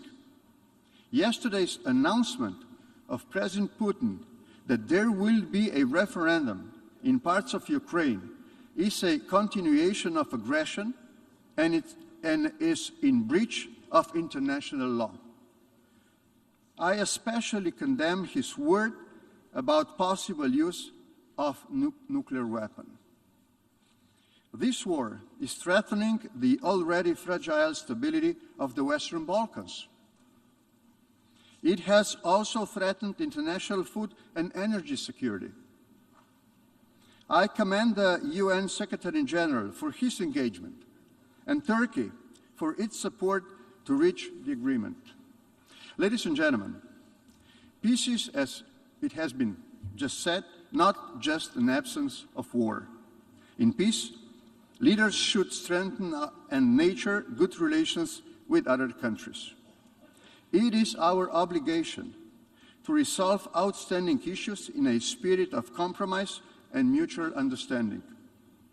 Only in this way we will reduce the chances of old grievances and historical traumas to come to life once again. I'm grateful to many of you for the opportunity to do this together for the benefit of well-being of our countries and the wider international community. Fostering good relations and building trust within societies and between them is the most effective means of preventing armed conflicts. Number two, more cooperation for a better future. Nurturing and strengthening good relations between countries is also necessary to address more efficiently the challenges of our times. Among these, climate change is one of the most pressing. Our common task is to preserve the planet for future generations. What we need is more efficient measures and more solidarity. Slovenia pledges special support to Africa, Caribbean and Pacific to assist them in their efforts against biodiversity loss, water stress and climate damage. We are contributing to the Least Developed Countries Fund of the Global Environment Facility. Initiating the Green Group, Slovenia is working together with like-minded countries in the promotion of green policies. We are deeply grateful to the General Assembly for the historic universal recognition of the right to a clean, healthy and sustainable environment. Slovenia was one of the original proponents, along with Costa Rica, Maldives, Morocco and Switzerland. That was a much-needed boost for multilateralism, but we can and we should do more. The upcoming UN Climate Change, Biodiversity and Water Conference are an excellent opportunity to commit ourselves to do more and better. I wish to thank the Secretary General for putting forward our Common Agenda report. We support the proposed Second World Social Summit in 2025 and expect it to address the challenges of structural inequalities. Ladies and gentlemen, there is no security and development without respect of human dignity. In all our efforts, we should be led by a right-based approach. We should be attentive to all signs of human rights regression and should act accordingly. And finally, number three, strengthening multilateralism and candidature for the United Nations Security Council. Excellencies, colleagues and friends, the UN Charter is a fundament of our international system. Rule-based order is a sine qua non for maintaining peace and security, a just and balanced international system. Slovenia has proved itself a reliable and trustworthy member of the UN family and an honest broker. We are engaged in a genuine dialogue and constant search for creative and good solutions to our common challenges. We are part of peacemaking and stabilization efforts that includes humanitarian demining, rehabilitation, and saving the lives of civilians all around the globe. We are actively participating in efforts to strengthen the legal framework and respect for international law, including ending impunity. We build trust to secure a better future. Let me say that my country, Slovenia, has no enemies, but only friends all around the globe. Slovenia is well placed to be a non-permanent member of the Security Council 2024 to 2025. Endless striving for peace, justice, mutual understanding, reconciliation, both within and between societies. Respect for ethnic, national, religious diversities, promotion of sustainable development and solidarity. This is the task of Slovenia, and this is our common task. I would like to thank you for your attention. I wish you all the best. Au nom de l'Assemblée générale, je tiens à remercier le président de la République de Slovénie de son General allocution. Assembly, I wish to thank the President of the Republic of Slovenia for the statement and a request protocol to escort His Excellency. L'Assemblée va maintenant The entendre Assembly l'allocution de will now son hear an address by His Excellence, Excellency, M. William Samoei Ruto, président et commandant en chef des President and forces de défense de la Commander-in-Chief of République the du Defense Kenya. Forces of the Republic Je of prie le Kenya. protocole de bien A vouloir request accompagner son protocol to Excellence. escort His Excellency.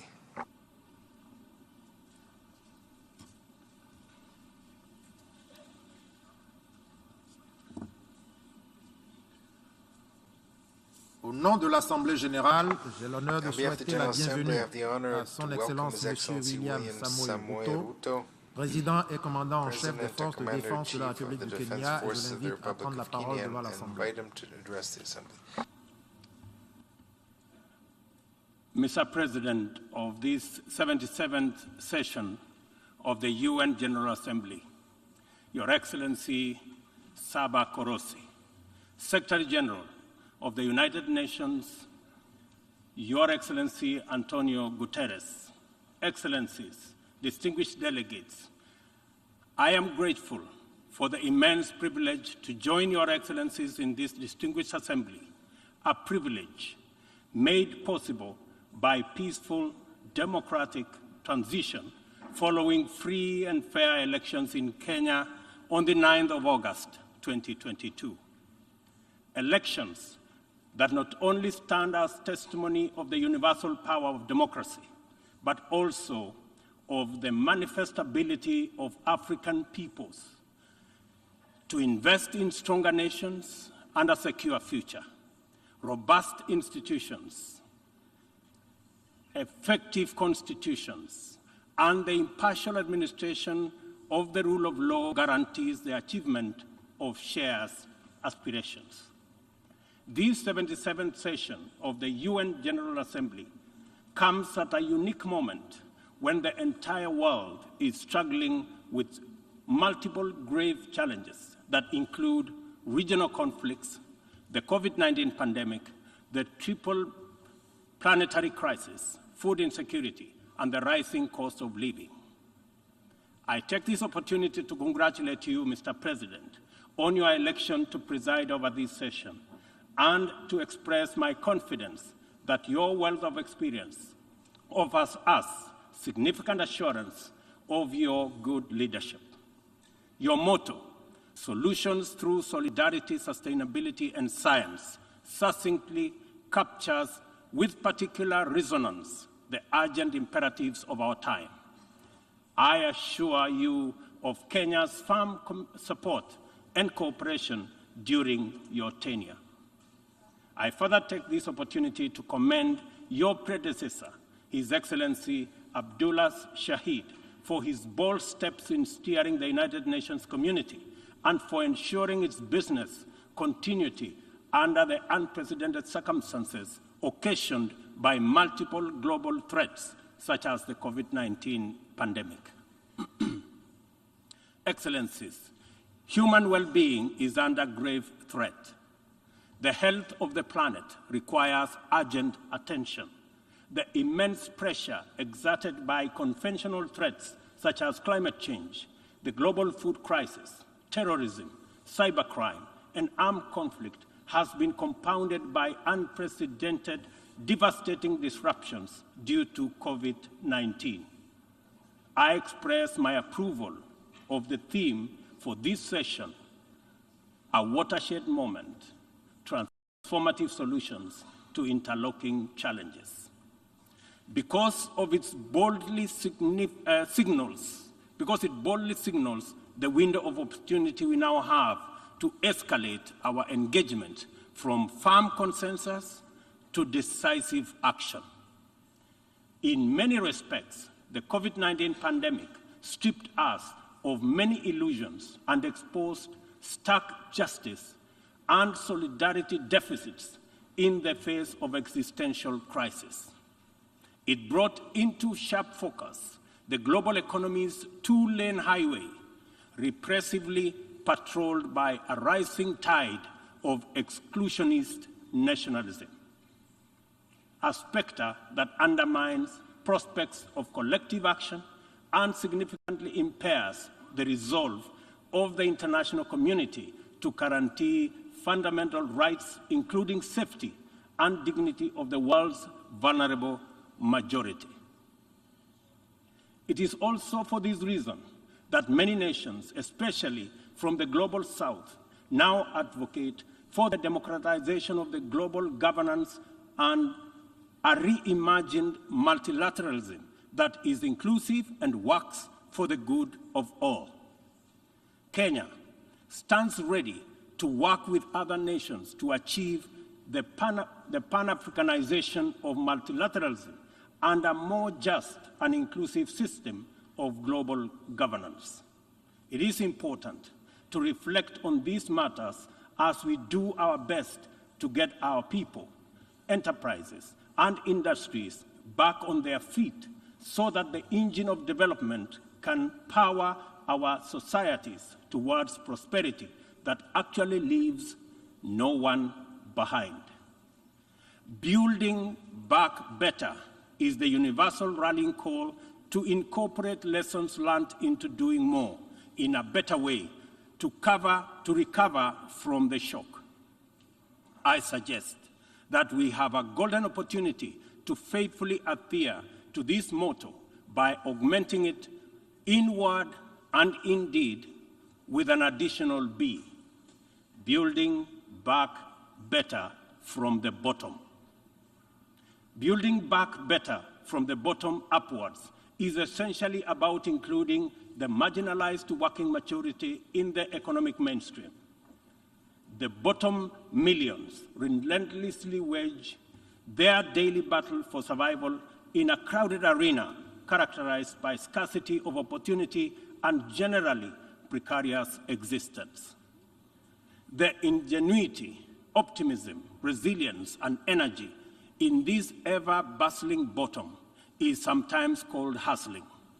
Invisibly to policymakers and beyond the reach of many public services, these hustlers take nothing for granted, surviving overwhelming odds and frequently succeeding greatly. In the words of Abraham Lincoln, things may come to those who wait, but only things left behind by those who hustle.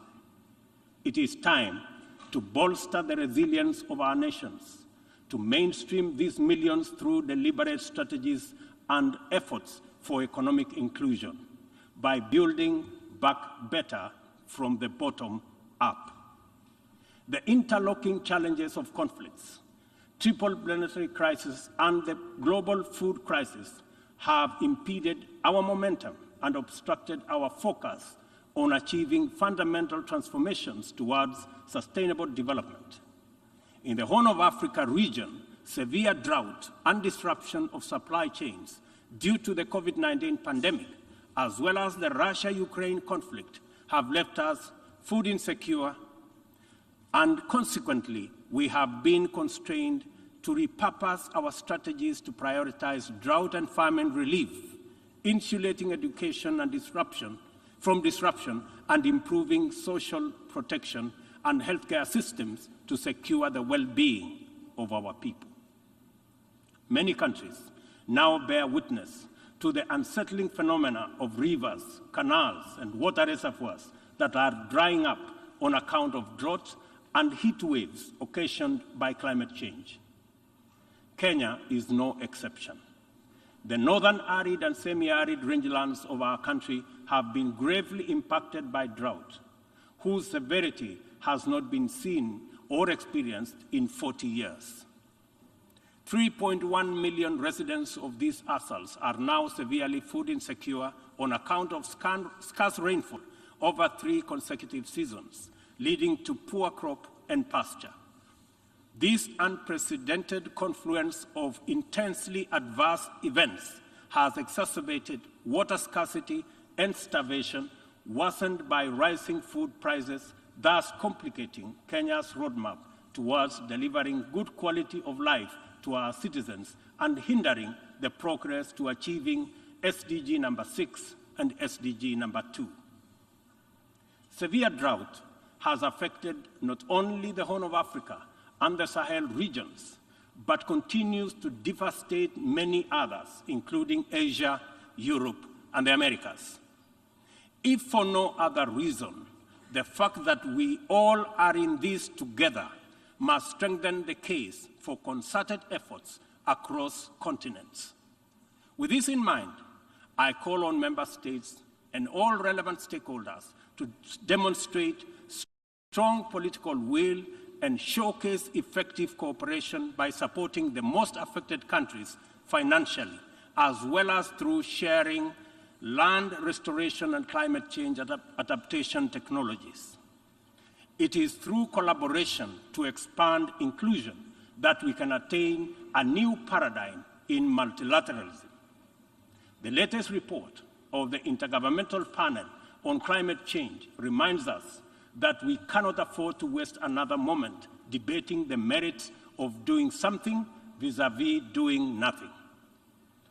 It will soon be too late to reverse the course of events, and then even the best possible interventions will not suffice. As leaders, every day is an opportunity to expedite our efforts to confront the triple planetary crisis.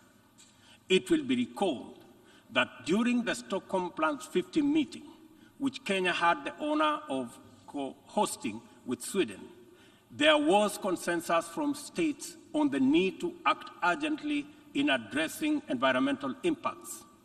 Given this agreement, it is deeply concerning that little progress has been made in respect of the needful actions. It is time to collectively contemplate urgent measures needed to implement high-priority actions required to contain ongoing disruptions as we deliberate on long-term implementation approaches to be undertaken. I fully agree with the Secretary General's memorable statement that, and I quote, "We have a rendezvous with a climate disaster," end of quote. I add that we must not be taken by surprise. If indeed forewarned is forearmed, this is our opportunity to mobilize with tremendous urgency and take action at once. Excellencies, the agricultural sector has an important part to play in reducing the severity of climate change. A number of practices have a bearing, positive or negative, on various dimensions of the environment. Investing in modern agricultural technology is therefore one important avenue towards tackling prevailing environmental changes. Kenya is responding through substantial investment in climate-resilient agriculture. At the core of our 10-year strategy for agricultural sector growth and transformation are 9 flagships. They include the registration of farmers to direct incentives, improving farmer practice through customized extension services, monitoring of emergency food reserve stocks using digital food balance sheet, and the use of early warning systems to monitor food supplies and market prices. Agriculture remains the bedrock of the development of many nations and will thus continue to hold the key to the creation of equitable and sustainable growth for our people. No country, large or small, has ever attained significant growth without modernizing its agricultural sector. And as we rededicate ourselves to these targets, we must, in the immediate term, find answers to the severe deficit in the availability, flow, and accessibility of fertilizer to our farmers worldwide. I couldn't agree more with Secretary General Guterres on his warning right here yesterday that, and I quote, "Without action now, the global fertilizer shortage will quickly morph into a global food shortage," end of quote. We are encouraged to note that education, health, agriculture, and numerous other public services have become increasingly reliant on digital access. The world needs greater investment in the development of ICT infrastructure, accompanied with policies that support innovation and increased acquisition and deployment of technology. In so doing, we should be driven by the conviction that these measures offer a viable shortcut to poverty reduction and the promotion of inclusive development. I call for stronger global partnerships to enhance ICT infrastructure in developing countries and bridge the yawning digital divide between the global south and the rest of the world. Excellencies, this 77th session of the Assembly follows the commemoration of the 50th anniversary of the United Nations Environmental Programme, UNEP, at 50, as well as Stockholm plus 50, and the 4th United Nations Ocean Conference in Lisbon. Outcomes of these conferences demanded real commitment to address global environmental concerns as a matter of urgency and for a just transition to sustainable economies that work for all people. The March 2022 landmark resolution of the 5th United Nations Environmental Assembly in Nairobi to end plastic pollution is a decisive signal to the world that the world is prepared and motivated to act on this menace. Kenya is committed to work closely with other nations to pursue legally binding instruments aimed at bringing an end to plastic pollution.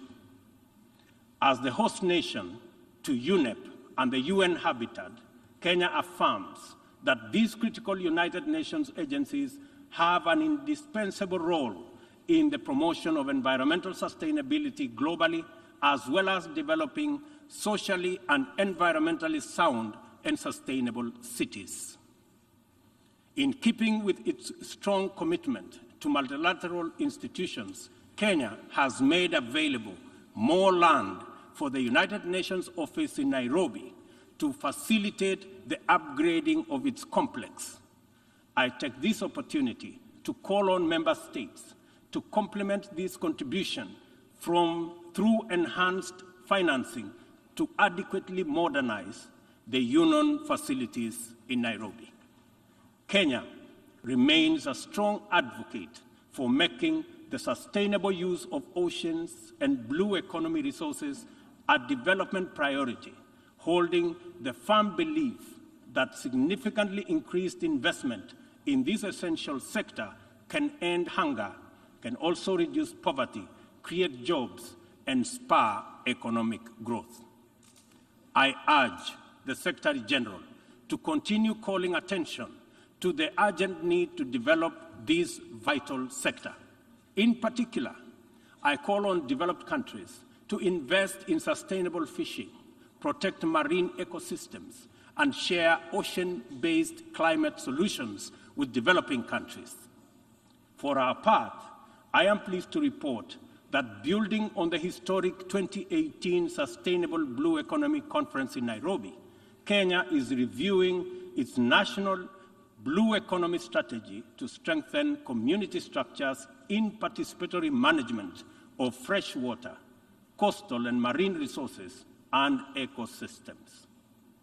The strategy is expected to contribute to our economic development through food and nutrition security, coastal and rural development, and income increases along the aquaculture value chain. It also enhances maritime transport and tourism. We invite development partnerships to invest in Africa towards building capacity to sustainably utilize marine resources. We must rally together to make the best use of Africa's vast blue resources in developing our economies while meeting our climate targets.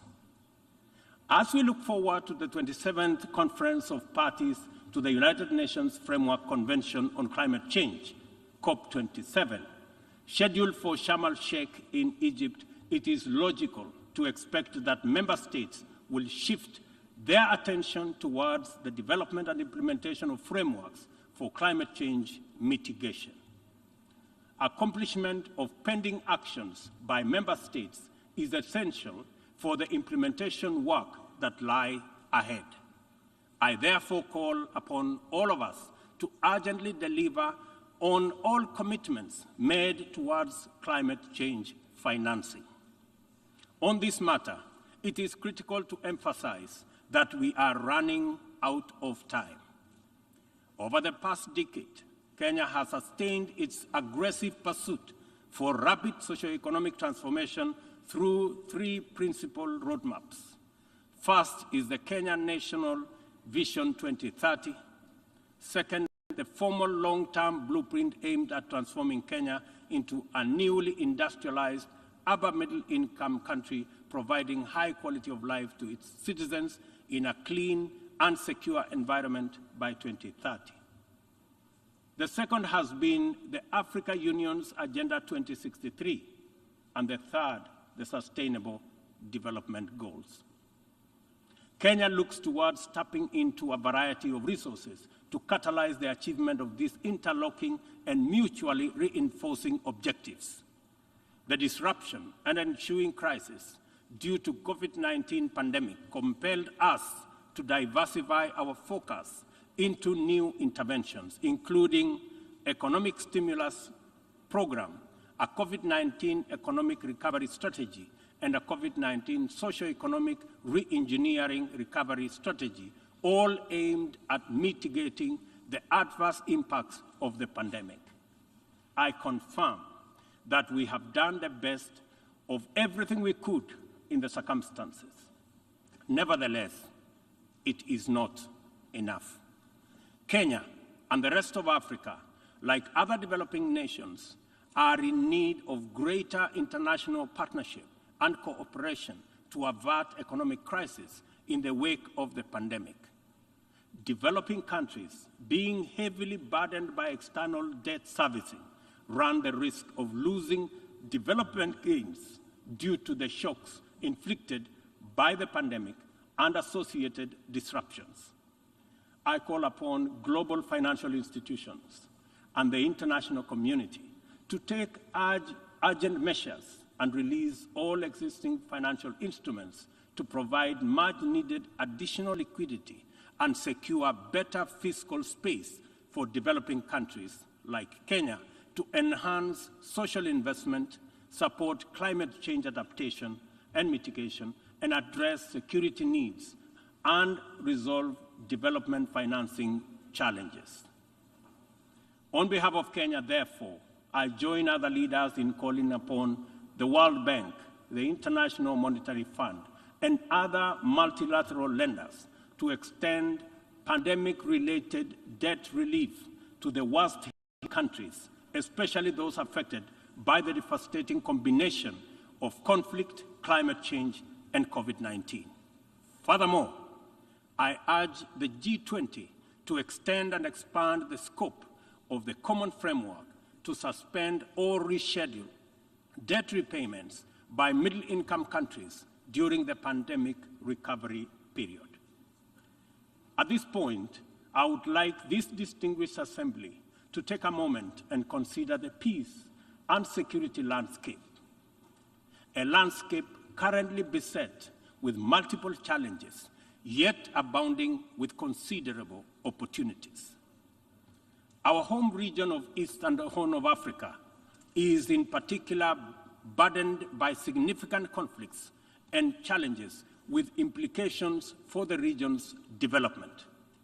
We stand on the cusp of first opportunity for galvanizing confidence-building measures to generate and sustain momentum towards sustainable peace.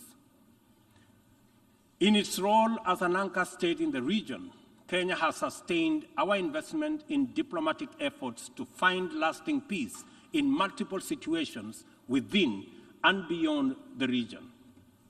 Although some processes have yielded undeniable success, challenges remain. I therefore strongly reiterate our call for partnership towards confidence-building measures and urge more concerted efforts towards sustainable peace and stability. Kenya is currently serving in the United Nations Security Council. I am proud to confirm that our engagement over the last 2 years has prioritized regional peace and security, countering terrorism and violent extremism, peace support operations, climate and security as critical contributions to the collective efforts to build a safer, more prosperous and peaceful world. I am also proud to state that Kenya has continued to champion closer cooperation between regional mechanisms and the Security Council as an effective means to achieving international peace and security. Kenya continues to advocate the renewal of the Africa Union security architecture, which draws comparative strength from the highly productive complementarity between the United Nations, the Africa Union, and the regional economic communities. Working closely with the 2 elected African countries of the A3 in the UN Security Council, we are committed to finding a stronger Africa voice in the Council and achieving a consensus-driven, rules-based multilateral system. It is our manifest intention to see greater Pan-Africanization of the global agenda in order to make multilateralism work for the people of the world in their diversity. It is time for multilateralism to reflect the voice of farmers, represent the hopes of villagers, champion the aspirations of pastoralists, defend the rights of fisherfolk, express the dreams of traders, respect the wishes of workers, and indeed protect the welfare of all peoples of the global South. Let me express the strong collective conviction of my country that the relevance, legitimacy, and moral authority of the United Nations will forever remain deficient, undermined by the absence of comprehensive reforms of the United Nations Security Council. We therefore remain firmly committed to reforming the Security Council to make it a more effective, representative, and democratic global institution. Given the magnitude and variety of challenges the world continues to confront, a more fit for purpose United Nations is urgently needed, one that possesses the legitimacy and efficacy in dealing with threats to international peace and security. A just and inclusive world order cannot be spearheaded by a United Nations Security Council that persistently and unjustly fails the inclusivity criterion. Similarly, threats to democracy will not be credibly resolved by an undemocratic, unrepresentative Security Council.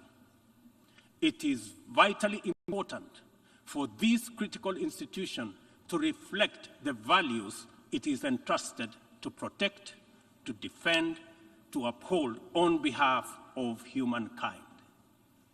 We welcome the call by President Biden this morning for the expansion of the membership of the Security Council as a significant step in the right direction, and we look forward to building consensus for the actualization of the same. The COVID-19 pandemic severely disrupted health systems, seriously challenging the implementation of programs that are vital for the realization of health-related sustainable development goals.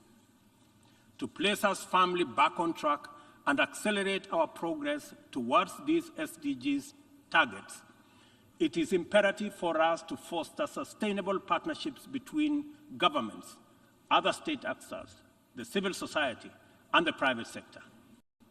This modality of collective action is particularly vital for building resilient health systems, whose importance in enabling us withstand future pandemics and other health crises can no longer be disputed. For this reason, Kenya will continue to strongly support the development of legally binding World Health Organization international instrument to anchor global solidarity and promote equity. The fact of the matter is that the COVID-19 pandemic exposed for all the world to see the severe deficit of these critical values in our present multilateral configuration. Global supply chains remained impervious to demands in the global south generally, and Africa in particular. Unequal access to vaccines underscored this unjust and unequal situation with unforgettable clarity. Whenever human life, security, and welfare is in jeopardy, it is immoral to administer interventions through frameworks that are anchored on fundamental inequality. We are all witnesses to admirable demonstrations of effective solidarity in response to crises in various parts of the world. Our knowledge of the possibility of spontaneous yet resolute global solidarity reinforces the African exception as particularly repugnant. From genocides and civil conflict to famine and pandemics, the African continent is consistently left behind to bear the brunt of weak solidarity and disastrous failure of multilateralism. History indicates the last time Africa was the focal point of strong and effective multilateralism and multilateral consensus was during the Berlin Conference of 1884-1885, and the character of the ensuing interventions casts a long shadow to date. Not to put too fine a point to it, the failure of multilateralism during crises which relegate the people of Africa outside the cycle of moral consideration and normalizes humanitarian neglect and other casual injustices are failures of humanity. Nothing about Africa, and I say nothing about Africa or its people makes it acceptable for this type of failure to persist in this era. And we have an urgent moral duty to do better, and to right this wrong. For decades, Africa has borne the brunt of three epidemics: the HIV, tuberculosis, and malaria. I applaud innovative partnerships like the Global Fund for their progress in addressing the three menaces, and also welcome the ambitious targets set for the 7th replenishment cycle. Kenya is committed to supporting the Global Fund and implementing the agreed targets in order to actualize our pledge at the replenishment conference. Kenya calls upon all countries implementing the Global Fund programs, especially fellow African states, to remain at the forefront in championing for successful replenishment of the fund. This way, the mobilization of much-needed resources is enhanced, bringing us closer to the final elimination of these dangerous diseases.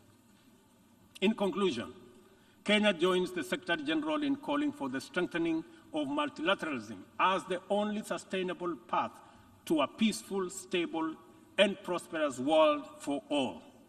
This is the imperative of our time and the call of this moment. It is time to work on the trust deficit with stronger conviction that none of us is really safe until all of us are safe. The theme of the 77th session, and I quote, "a watershed moment, transformative solutions to interlocking challenges," end of quote, demands that we recognize the crises we must confront are interlinked in a complicated way. They can only be effectively addressed through more imaginative strategies and innovative formula. A population of 8 billion people in a densely networked world increasingly looks up the multilateral system as the anchor for their individual aspirations directly and indirectly through robust national frameworks. Increasingly, therefore, the United Nations system is expected to be responsive to these needs and for the proceedings in this forum, in a forum like this, to speak to ordinary people in far-flung reaches of our incredibly diverse globe. It is impossible to address all their individual needs directly, but it is possible to respond to all of them by speaking with conviction to the universal values of equality, inclusion, justice, solidarity, and collective action, and by making sure that all our interventions effectively reflect them with clarity. The integrity of the international order must be measured by the distance separating our resolutions, consensus, and agreement from decisions, actions, committed interventions, and effective solutions. A watershed moment, therefore, demands that we reduce that gap drastically and quickly. Kenya pursues numerous essential domestic agenda through the multilateral framework. We are heavily invested in the strength, effectiveness, and eventual success of all interventions formulated by the United Nations. It is important that the output of this and other similar fora achieve immediate resonance in the minds and lives of our youth still seeking opportunity to express and actualize themselves, our farmers working to feed nations, our Juakali entrepreneurs striving in pursuit of success in the informal economy, and our professionals who formulate policy, implement strategy, and monitor service delivery in public and private sectors.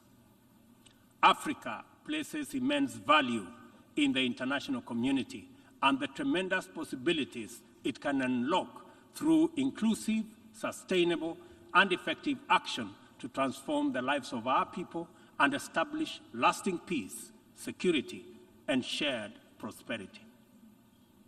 This watershed moment is our chance to turn the key and open this door of opportunity.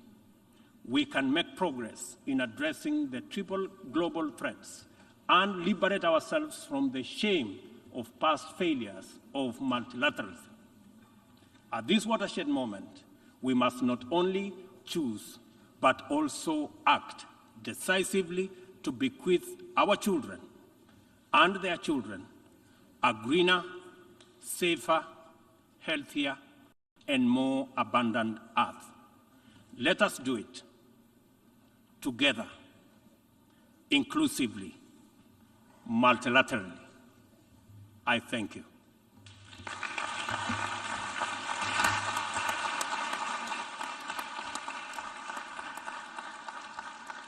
Au nom de l'Assemblée générale, je tiens à remercier le président de la République du Kenya et commandant en chef des forces de défense de la République du Kenya de son allocution, et je prie le protocole de bien vouloir accompagner son Excellence.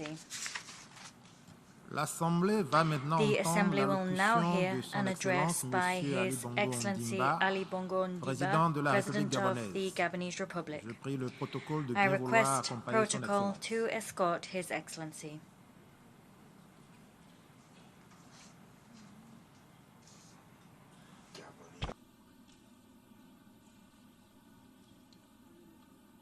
Au nom On behalf of the General Assembly, I have the honor to welcome His Excellency Ali Bongo Ondimba, President of the Gabonese Republic, and I invite him to address the Assembly.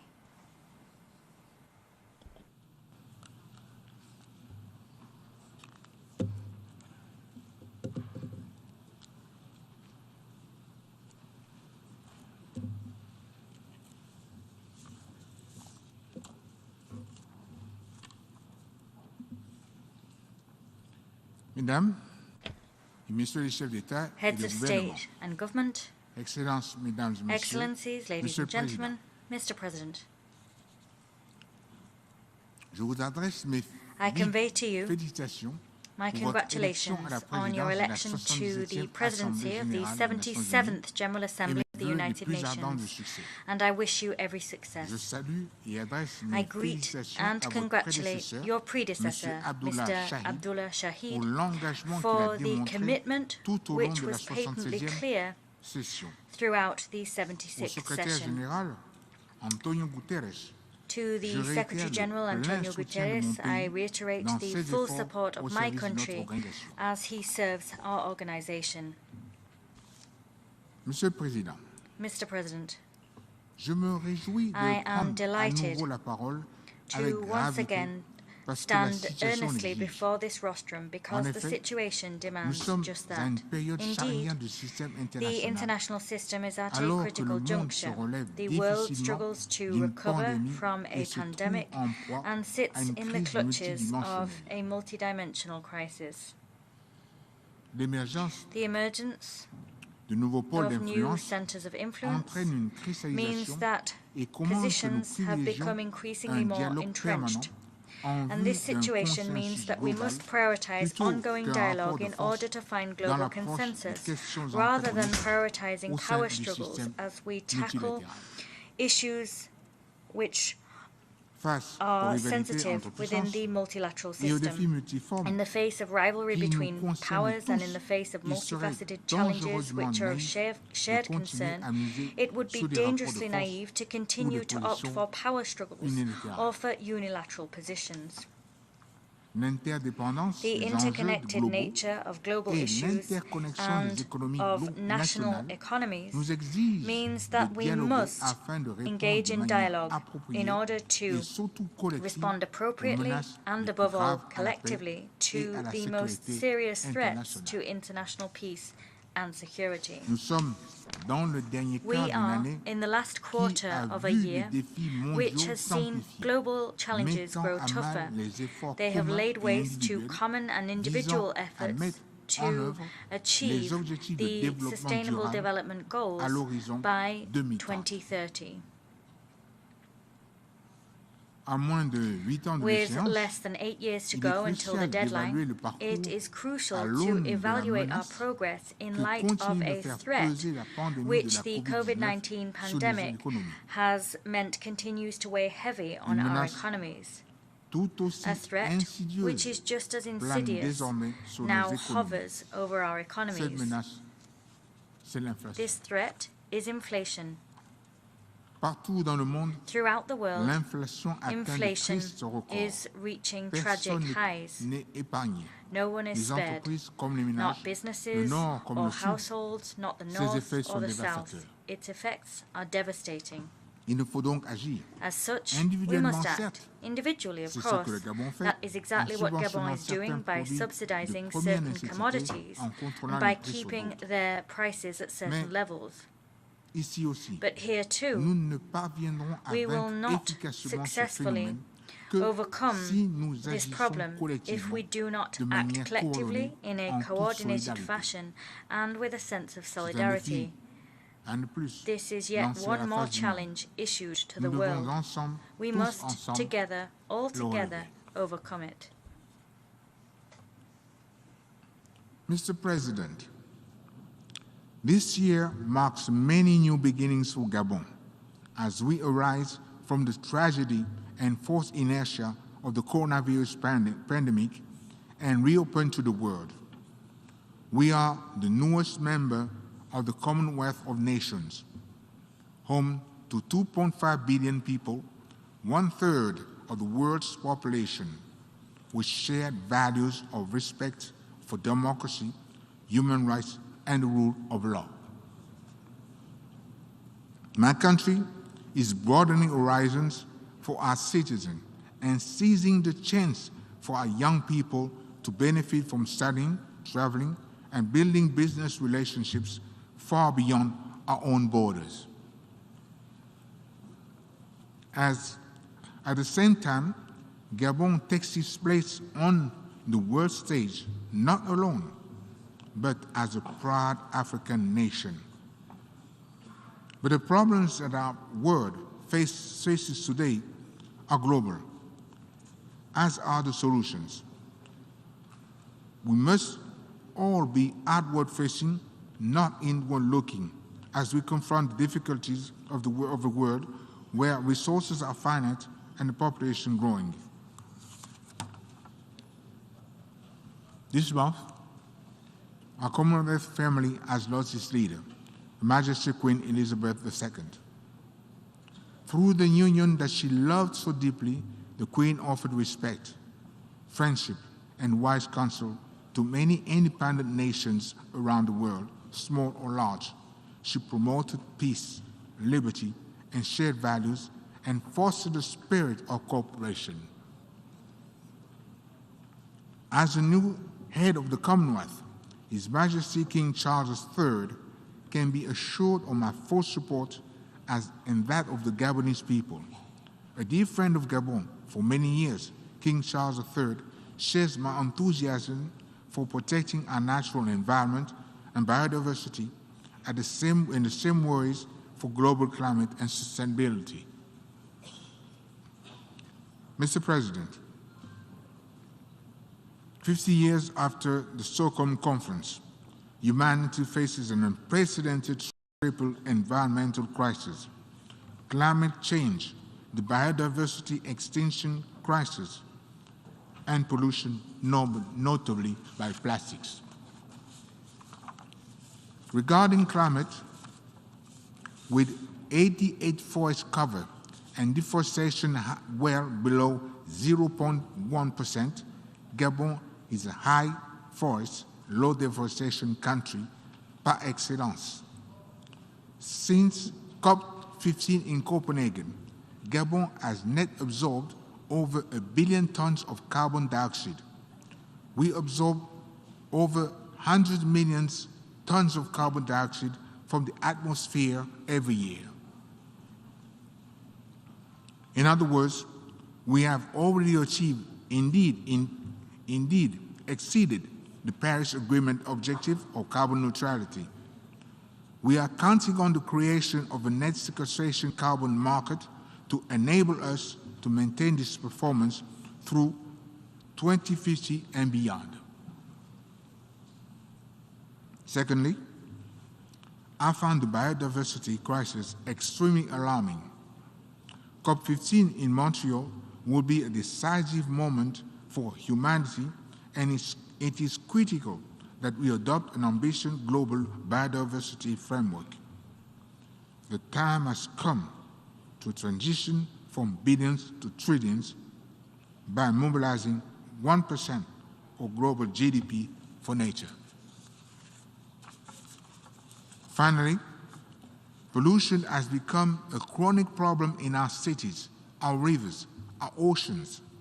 We must lose no time adopting a binding international agreement on plastic pollution, as well as a treaty on the high seas. In order to achieve sustainable development goals, our international agreements and national policies must address the interdependence of this crisis. Mr. President, threats to international peace and security continue to increase exponentially faced with the proliferation of the armed groups.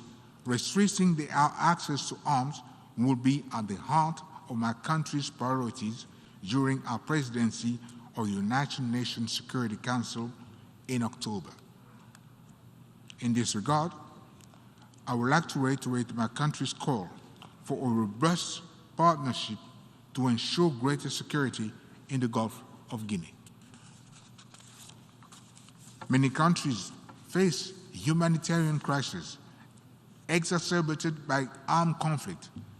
This is the case in Ukraine, where the war has led to a worsening of the situation of countries and regions already experiencing food shortages. This is why my country has clearly expressed its opposition not only to this bloody war, but to any form of war. Gabon, which has never experienced armed conflict, will continue to advocate and favor dialogue and negotiation over confrontation. Mr. President, access to education for children should be considered sacred. Therefore, I would like to express my country's resolute support for the sanctuarizations of schools on places of education, and particularly during armed conflicts. To compromise education is to place a mortgage on future generations. It is in this vein that I've made the promotion of women and young people a key priority. In 2015, I launched the Decade of the Gabonese Women, which aims to reserve a place of choice for women and children in all aspects of governance in Gabon. Mr. President, internationalism is at a turning point. We need to reform the United Nations to ensure better consideration of the aspirations of Africa. This is particularly applicable to the Security Council, where Africa's role needs to be consolidated. Africa has waited long enough, and we will not wait any longer. In light of the strong interdependence of nations, it is crucial that we put an end to the use of sanctions, working instead to build bridges of prosperity. As such, I call once again for the total lifting of the embargo that has affected the government and the people of Cuba for several decades. Inevitably, the principal victims of any embargo are the weak and the vulnerable. In the Middle East, Gabon has always believed that a two-state solution is the only way to achieve peace and security. It is the responsibility of our generation to resolve this problem. To conclude, Mr. President, I would like to reiterate Gabon's attachment to the principles and values of solidarity at the heart of the United Nations Charter.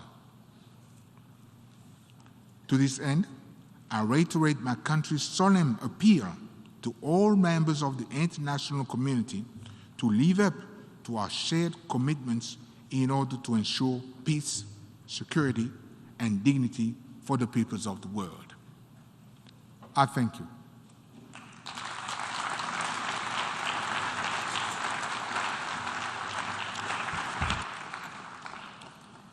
Au nom de l'Assemblée générale, je tiens à On behalf remercier of le the General président de la Assembly, I would République like gabonaise de son to allocution thank et je prie le the protocole de President bien of vouloir Gabon accompagner son for Excellence. his statement, and I ask protocol to please accompany His Excellency.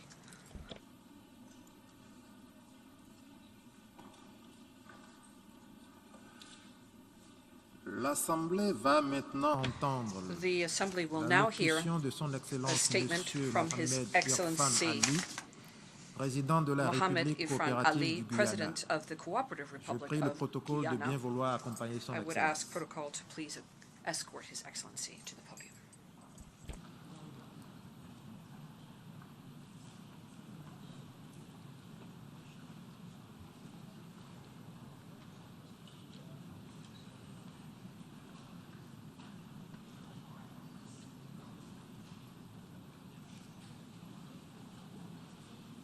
Au nom de l'Assemblée générale, On j'ai behalf l'honneur of de the General souhaiter la Assembly, bienvenue I à have the son honor Excellence of Monsieur welcoming Mohamed His Irfan Ali, Excellency Mohamed président de la Irfan République Ali, coopérative du Guyana, President et of je the Cooperative l'invite à Republic prendre la of parole Guyana, devant and I l'Assemblée. invite him to address the Assembly.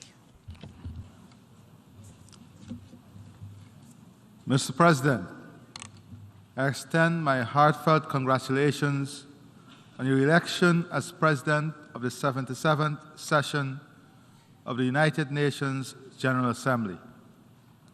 I'm confident that your stewardship will lend further credence to the impactful role of multilateralism in resolving global challenges. I thank your predecessor, Mr. Abdullah Shahid, for his shrewd leadership over the past year. I had the distinct privilege of welcoming him recently to Guyana and benefiting from his experience in championing an inclusive future for our youth. Congratulations to him, the Secretary General, and the General Assembly for the recently passed resolution on the establishment of a United Nations Youth Office. 1 month ago in Guyana, I launched the Youth Advisory Council as part of my government's commitment to ensure the involvement of young people in decision-making and development as the government work towards building Guyana's future.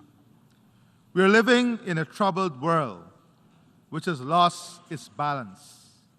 Indeed, our collective actions as leaders today will convey to the next generation that their aspirations, their future, and that of the planet are worth fighting for. The international community is facing a series of interlocking challenges: a global pandemic, climate challenges, energy and food crisis, and interstate conflicts.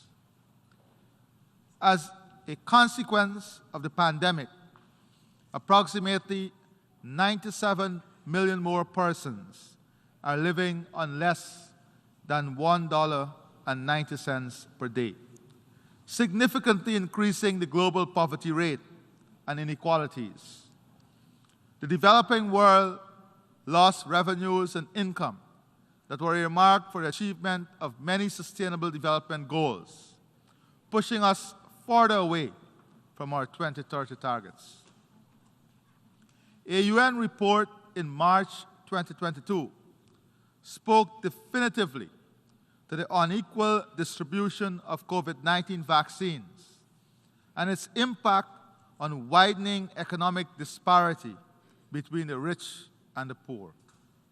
The study found that low-income countries could have increased their GDP by $16.7 billion in 2021 if they had a similar vaccination rate as high-income developed countries. How are we going to address this inequality? How are we going to address this injustice? Guyana's position is that there must be an immediate re-examination of the financing gap and the debt portfolio of the developing countries to open fiscal space and create an opportunity for recovery, bridging the gap and attaining the SDG goals. Guyana welcomes the global initiatives around pandemic preparedness. It is imperative that we collectively discuss how to address any potential pandemic and health threats so that we are better equipped in the future to avoid the inequalities that exist. Mr. President, Excellencies, the global food security problem has disproportionately affected us. The prevalence of moderate and severe food insecurity trended upwards since 2014, with an estimated increase in 2020 equaling that of the previous 5 years combined. In 2020, 2.37 billion of the world's population were food insecure. Additionally, the World Food Programme and FAO warned that acute food insecurity would worsen in 20 hunger hotspots from June to September 2022.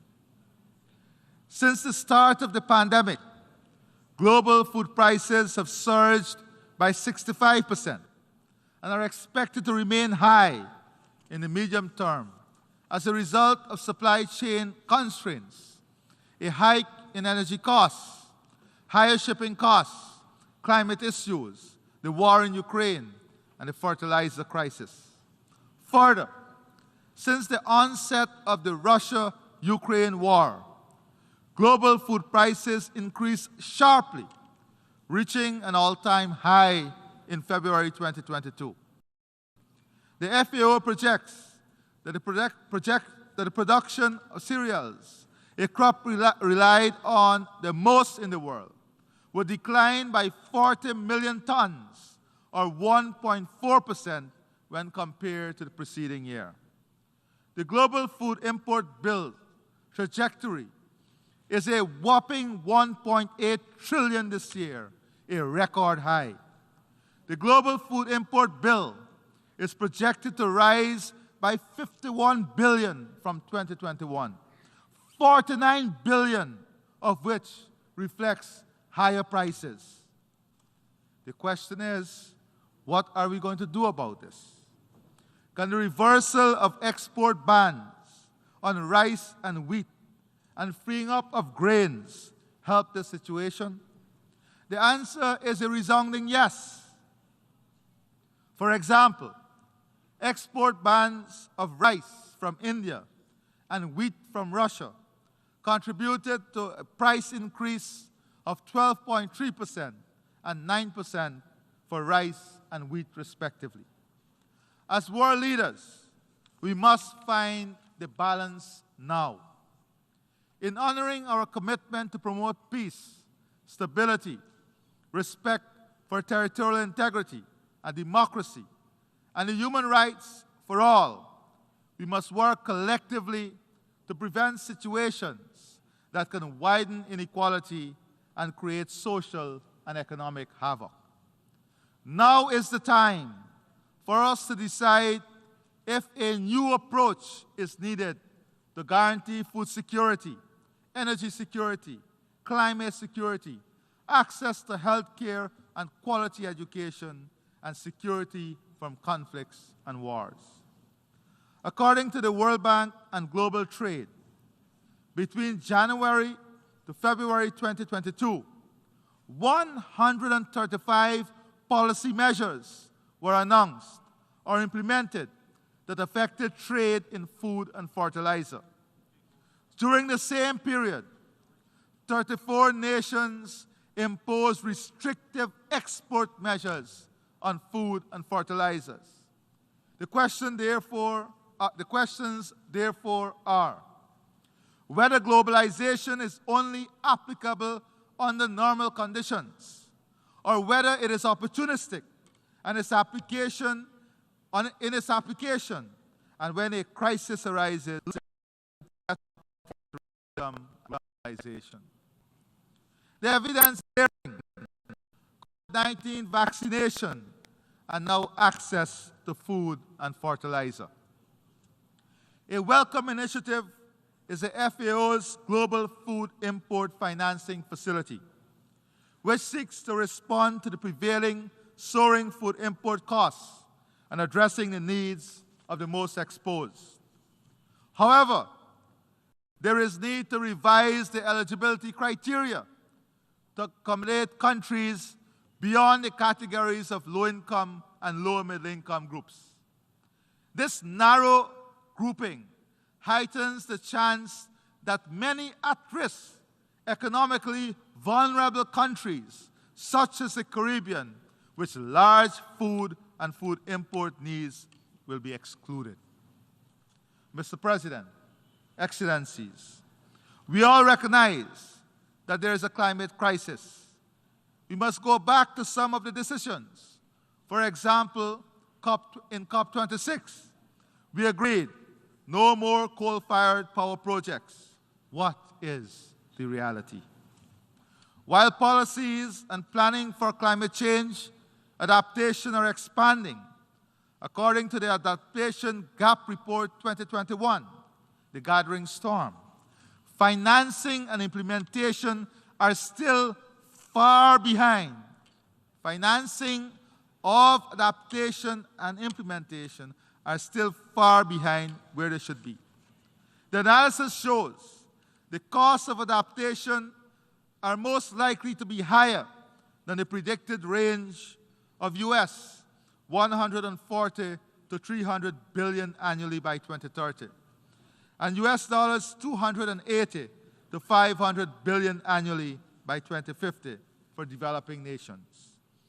In 2019, US dollars 79.6 billion was allocated to developing nations for planning and carrying out mitigation and adaptation measures.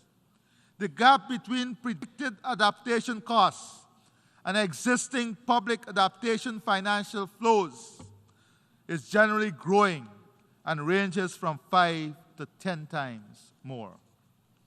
The paltry 100 billion pledge and the failure to meet it must be viewed in the context of the likely costs of climate change, climate action for mitigation, adaptation, and addressing loss and damage. It is not enough. The adoption of broad rules on carbon markets in Glasgow has the potential to unlock critical resources for forest-rich countries.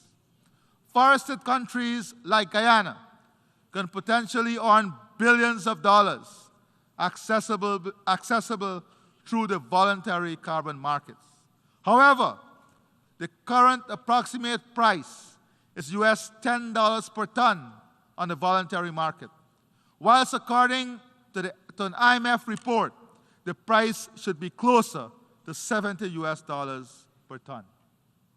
COP27 must make progress in refining the rules for the implementation of Article 6 of the Paris Agreement and make decisions that would increase the price of carbon traded in voluntary carbon markets. Mr. President, Excellencies, the world is also faced with an energy crisis. In 2019, almost 10% of the world's population did not have access to electricity. Electricity generated by fossil fuel increased by 178% from 2000 and 2021.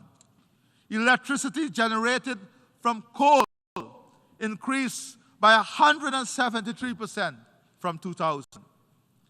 Based on a recent energy outlook from the US Energy Information Administration, coal-fired generation is expected to be a key energy component as a result of several factors, including a drop in the share of natural gas and rising oil prices. Whilst all of this is occurring, the global energy demand is projected to increase by 47% in the next 30 years. According to the IEA, global electricity demand grew by 6% in 2021 and is projected to grow by 2.4% in 2022, of which only 50% is expected to be met from renewables. As such, the other 50% would have to be met from non-renewable energy sources. Furthermore, analysis by the IEA indicates that getting on the path to net zero emissions by 2050 would require a threefold increase in the current level of investments in the clean energy transition to about $4 trillion by 2030. The question is, therefore, how do we realistically strike this balance? This conversation must be practical, comprehensive, and fact-based. We all recognize that adjustments made to save our planet. But how will we craft this adjustment, considering the energy and food crisis, which are also critical, and ensure that inequality and access do not widen? In this energy transition, fossil fuel remains necessary. In this context, we are convinced that countries like Guyana must be part of this balanced approach. Even as a new entrant, Guyana proposed at COP26 the removal of subsidies from fossil fuel production and advocated the need for a strong global carbon price.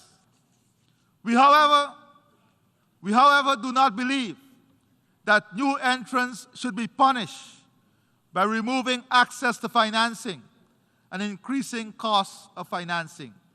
This, in effect, will protect an existing monopoly, drive up the cost of investment, and deliver a higher price product. Mr. President, Excellencies, we are committed to building a Guyana that addresses issues of food security, climate change, energy security, and inequalities within our country and the region. Under the banner of One Guyana, my government has embarked on many initiatives to help bridge the gaps of inequality and access. We are on a path to reduce Guyana's food import bill and increase food security through increased cultivation and investment in new technology, climate-smart agriculture, all aimed at positioning Guyana as a leading food producer in CARICOM. Providing incentives, capital, land, and opportunities for youth and women to participate in agricultural transformation. To this end, you've earmarked 35% of all new agro-businesses to be led by women and have increased youth participation in agriculture with the use of technology by more than 40%. We are pursuing a low-carbon development strategy which aims at creating a model for value ecosystem services and sustainably developing and managing the blue economy, investing in clean energy and stimulate low-carbon growth, protecting against climate change and biodiversity loss, alignment with global climate and biodiversity goals. Our forests, which is the size of England, stored 19.5 gigatons of carbon with a deforestation rate of less than 0.05%. We intend to continue the sustainable management of our forests as a key national and global good. Having already achieved net zero, we are working steadfastly in our transition from a 2020 status of 95% dependence on heavy fuel oil and diesel to an energy mix which includes hydropower, solar, wind, and natural gas, from which more than 500 megawatts of new generating capacity will come on stream, of which 87% of this generated energy will be from clean and renewable sources.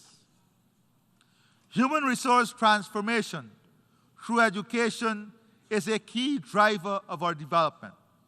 The achievement of inclusive and equitable quality education and promotion of lifelong learning opportunities are all inextricably linked to attaining our sustainable development goals, including full employment, poverty eradication, and gender equality. Access to free, quality primary and secondary education will soon be followed by free tertiary education. The government of Guyana has invested in our indigenous communities, in infrastructure, education, training, healthcare, and installing internet access capabilities.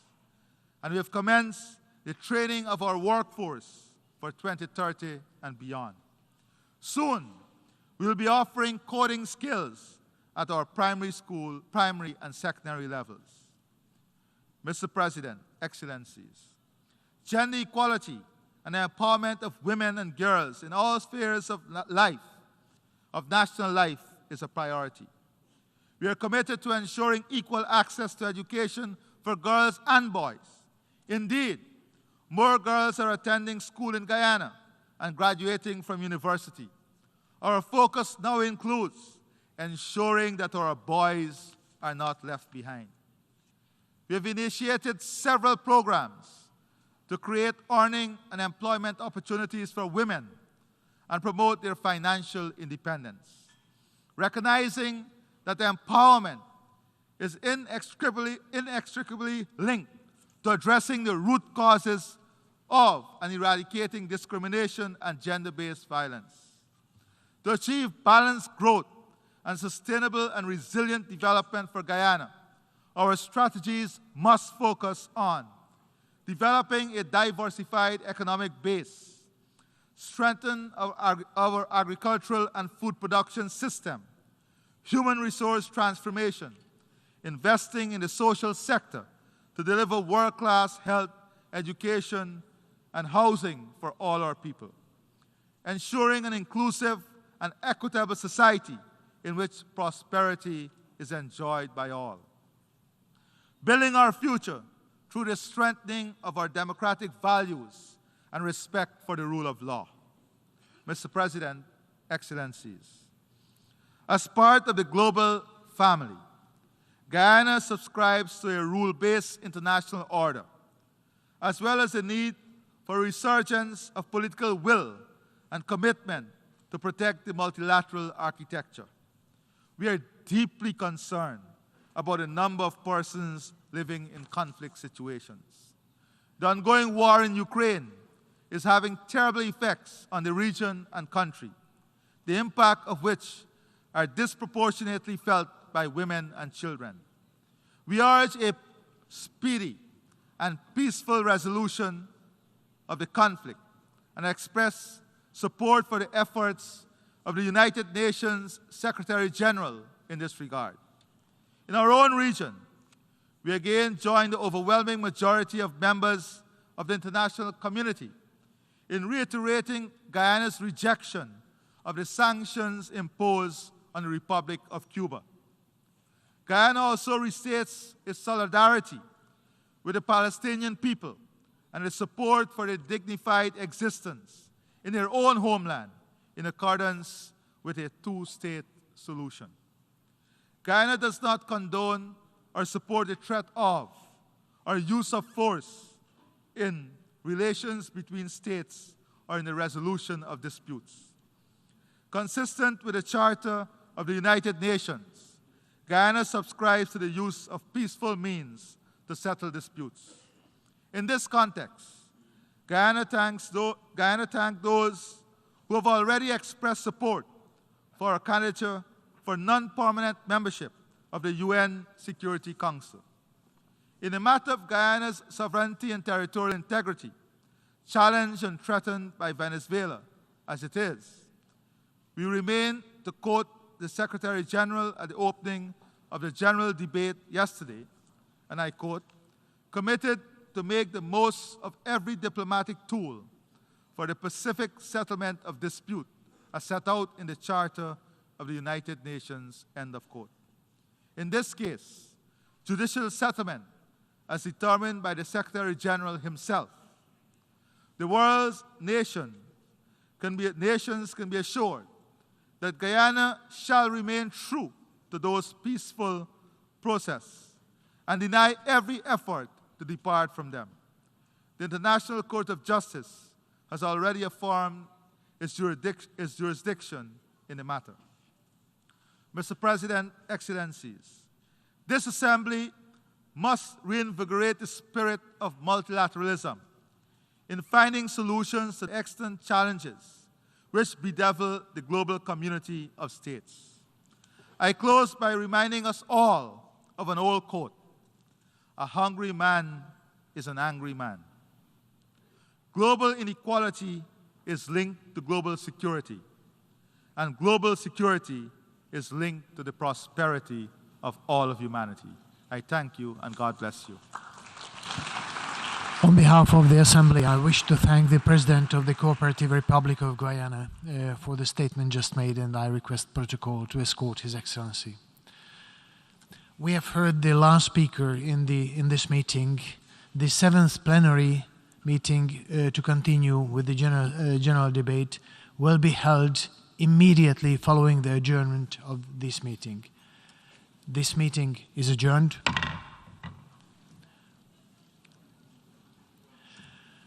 And the 7th plenary meeting of the General Assembly is called to order.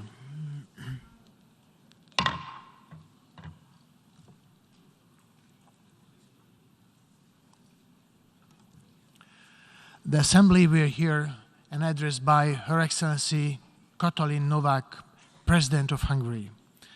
I request protocol to escort Her Excellency.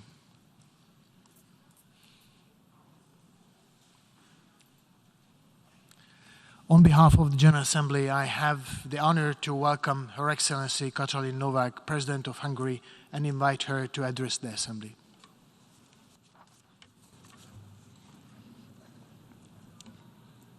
It has perhaps always been the case that the waging of peace is the hardest form of leadership of all.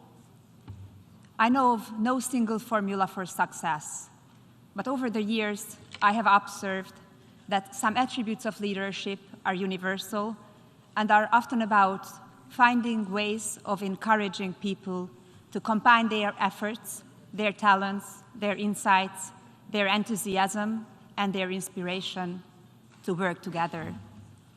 A quote from the speech of Her Majesty, the late Elizabeth II, from 2010, delivered here at the United Nations General Assembly. Today, on the International Day of Peace, I stand here to urge the world leaders to be faithful to the legacy of Elizabeth II so that we can live in peace. Dear Excellencies, ladies and gentlemen, I'm particularly pleased and honored to greet my fellow Hungarian, President Csaba Kőrösi. With his presidency, after 40 years, Hungary is again serving as President of the UN General Assembly for 1 year. It is a great honor for Hungary, and especially so in the present challenging situation. Mr. President, dear Csaba, I wish you every success in your work. I'm standing in front of you today as the President of Hungary, the first woman president of my country, wife and mother of 3 children. As a president and as a mother, I feel responsible for preserving an environment for the generations to come, in which they can enjoy security and comfort. Today, on the International Day of Peace, I stand in front of the General Assembly to reaffirm our commitment to the UN Charter, Article number 1, to maintain international peace and security, and to that end, to take effective collective measures for the prevention and removal of threats to the peace, and for the suppression of acts of aggression or other breaches of the peace, and to bring about, by peaceful means, and in conformity with the principles of justice and international law, adjustment or settlement of international disputes or situations which might lead to a breach of the peace. Let us remind ourselves to the main aim why the United Nations was brought to life: peace. We, people and leaders in the Western world, often pretend that we have lived in an age of permanent peace and prosperity since the end of the Second World War. In many ways, this might be true. Indeed, we live in a more peaceful and prosperous age than before. Let's not forget, though, that the wars and armed conflicts that rage in many regions of the globe, which kill innocent people, tear apart families, destroy infrastructure and economies, turn well-kept agricultures into wasteland, and add to the destruction of the world that surrounds us. According to the Council on Foreign Relations Global Conflict Tracker, there are currently 27 ongoing conflicts worldwide. The tracker categorizes conflict into 3 groups: worsening, unchanging, and improving. Right now, there is not a single conflict described as improving. Globally, conflict and violence are on the rise, according to the United Nations. The UN has warned that peace is more under threat around the world than it has been since the Second World War. The number of wars and armed conflicts around the world has been rising intensively since then. The scholarly optimism that the decline in the number of casualties might lead to a process where armed conflicts become irrelevant was quickly overshadowed by recent developments in Europe and other parts of the world. Excellencies, I come from Hungary, from the heart of Europe. Everyone would assume that since the Second World War, peace has been a regional characteristic. Let us not forget that only 11 years after the end of the Second World War, Soviet tanks were rolling on the streets of Budapest. We had 45 years of communist dictatorship, and it didn't take long after the peaceful change of regime of 1989 that war broke out in our imminent southern neighborhood. The killing lasted for a decade. Now, after hardly more than 20 years, war is raging on the European continent, once again in Hungary's neighboring country. It fills us with particular concern, especially because ethnic Hungarians living across the borders also shed their blood. Russia's war against Ukraine is a constant threat and security risk, not only for the Ukrainian citizens living in the war zone, but also for all of us. The threat of escalation is a reason for worry and action. Hungary firmly condemns Russia's aggression against Ukraine, which has destroyed peace in Europe, caused dramatic human suffering and destruction, and has serious repercussions on the world order. Since the beginning of this conflict, Hungarians have stood with the victims. We have been providing economic, social, and humanitarian aid to Ukraine and to the Ukrainian people fleeing the war. Hungary is currently implementing the largest humanitarian operation in her recent history. The Hungarian people, churches, civil organizations, local authorities, and the government gave shelter to nearly 1 million refugees since the outbreak of the conflict. We have learned that war is evil and leads nowhere. A war only has victims, and the ones with the greatest losses are families, mothers and fathers who lose their children in the battlefield, wives who lose their husbands in the fighting, children who lose their brothers, sisters in the hell of war. it is in the strongest possible terms that we call for the investigation of war crimes committed against innocent civilians. These crimes must be documented, investigated, and prosecuted by the relevant international institutions. No crimes committed can go unpunished. Excellencies, ladies and gentlemen, what do we want in the UN? To win the war? We should not stand for winning any war. We need to stand for restoring the peace. If there is a will, there is a way. Hungary is a member of several federal systems. Above all, the United Nations, NATO, the European Union, the Council of Europe, and I could go on. These organizations were created by their founding fathers to pursue peace as their fundamental goal. I could say that they were created by the desire for peace, and I'm convinced that the service of peace is the foundation of their identity. Let me recall again the words of late Queen Elizabeth II. I quote, "The aims and values which inspire the United Nations Charter endure to promote international peace, security, and justice, to relieve and remove the blight of hunger, poverty, and disease, and to protect the rights and liberties of every citizen." Hungary urges fellow member states to declare peace as the major priority in the present conflict between Russia and Ukraine. Excellencies, dear President, ladies and gentlemen, it is by no means self-evident that today, at the time of war, energy, and food crisis, the organizations set up to avoid war and preserve peace are focusing on ideological indoctrination. This is not what is needed today. Instead, we must regain our ability to distinguish between the essential and the irrelevant, the important and the unimportant, reality and fiction. Most of us came to the assembly from London. We attended Elizabeth II's funeral together and bowed at her coffin.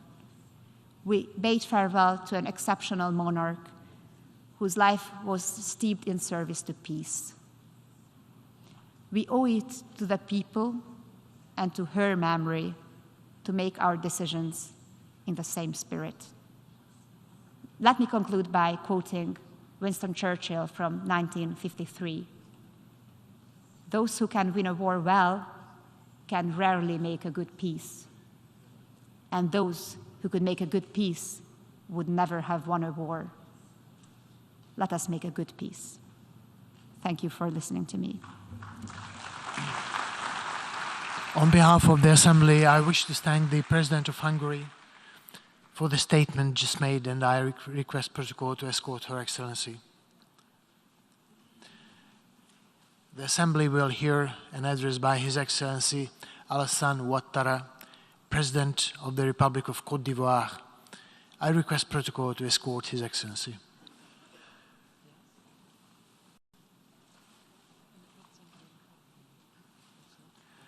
On behalf of the General Assembly, I have the honor to welcome His Excellency Alassane Ouattara, President of the Republic of Cote d'Ivoire, and I invite him to address the Assembly.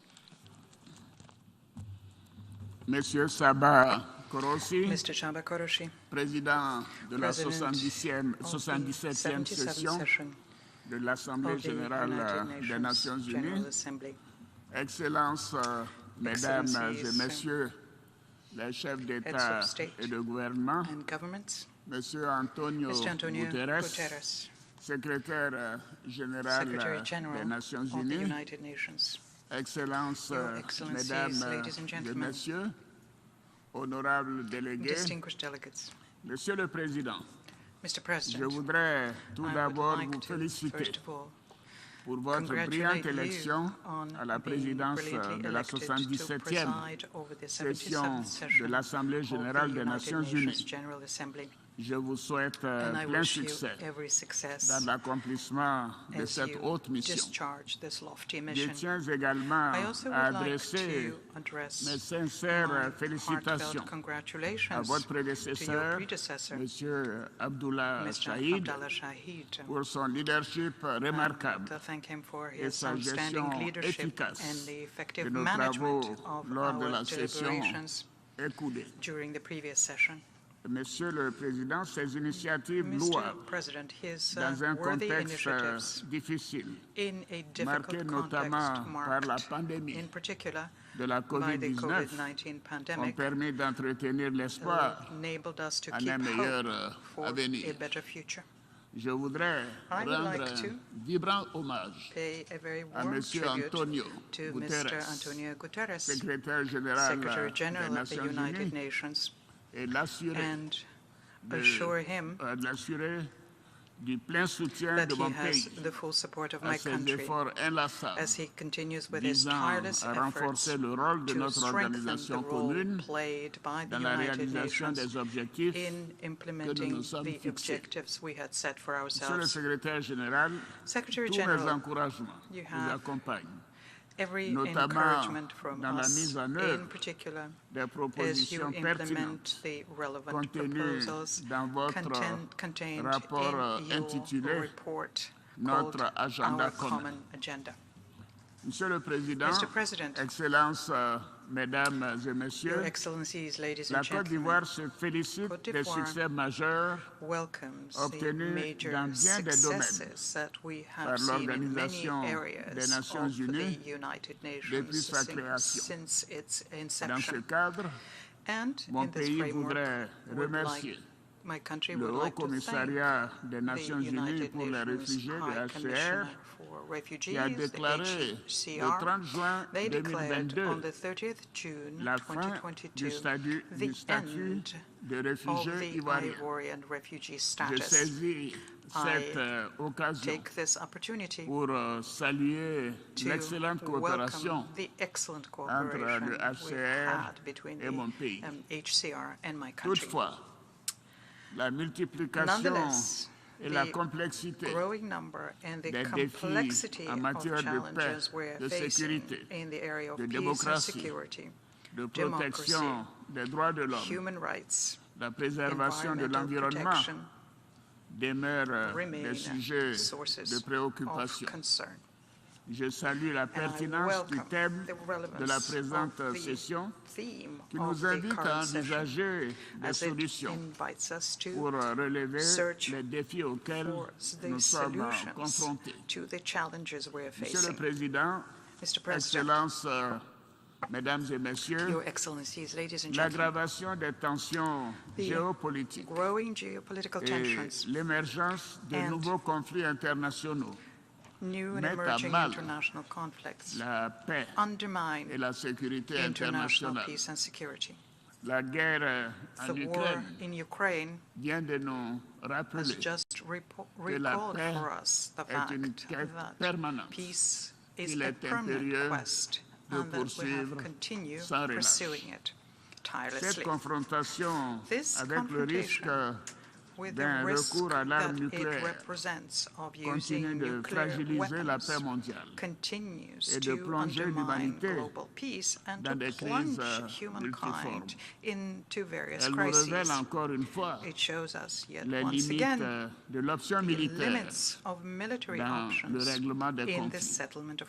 C'est pourquoi la Côte d'Ivoire, qui n'a de cesse de prôner la coexistence pacifique, ainsi que le recours au dialogue dans la recherche des solutions aux différends entre les nations, tient à renouveler son appel à la cessation immédiate et définitive des hostilités en Ukraine. Cette guerre a de sérieuses conséquences économiques, financières et sociales sur les pays africains.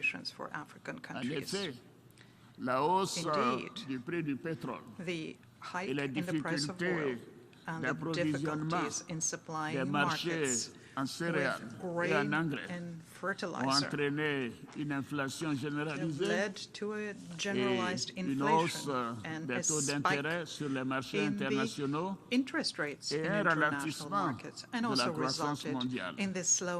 Ainsi, pour plusieurs pays africains, ce conflit se traduit par une difficulté à financer leurs économies et une augmentation des prix des produits de première nécessité et même des cas de famine en raison de leur dépendance aux céréales et aux engrais en provenance d'Ukraine et de Russie.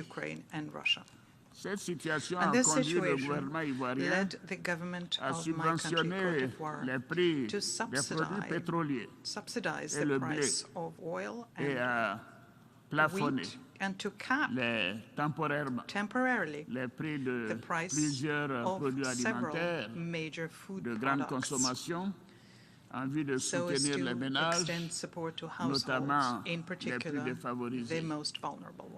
Je salue la signature à Istanbul le 22 juillet 2022 sous l'égide des Nations Unies et de la Turquie de l'accord sur la sortie du blé ukrainien. Nous regrettons cependant que seulement 17% du blé exporté d'Ukraine depuis cette date a été réservé aux pays africains.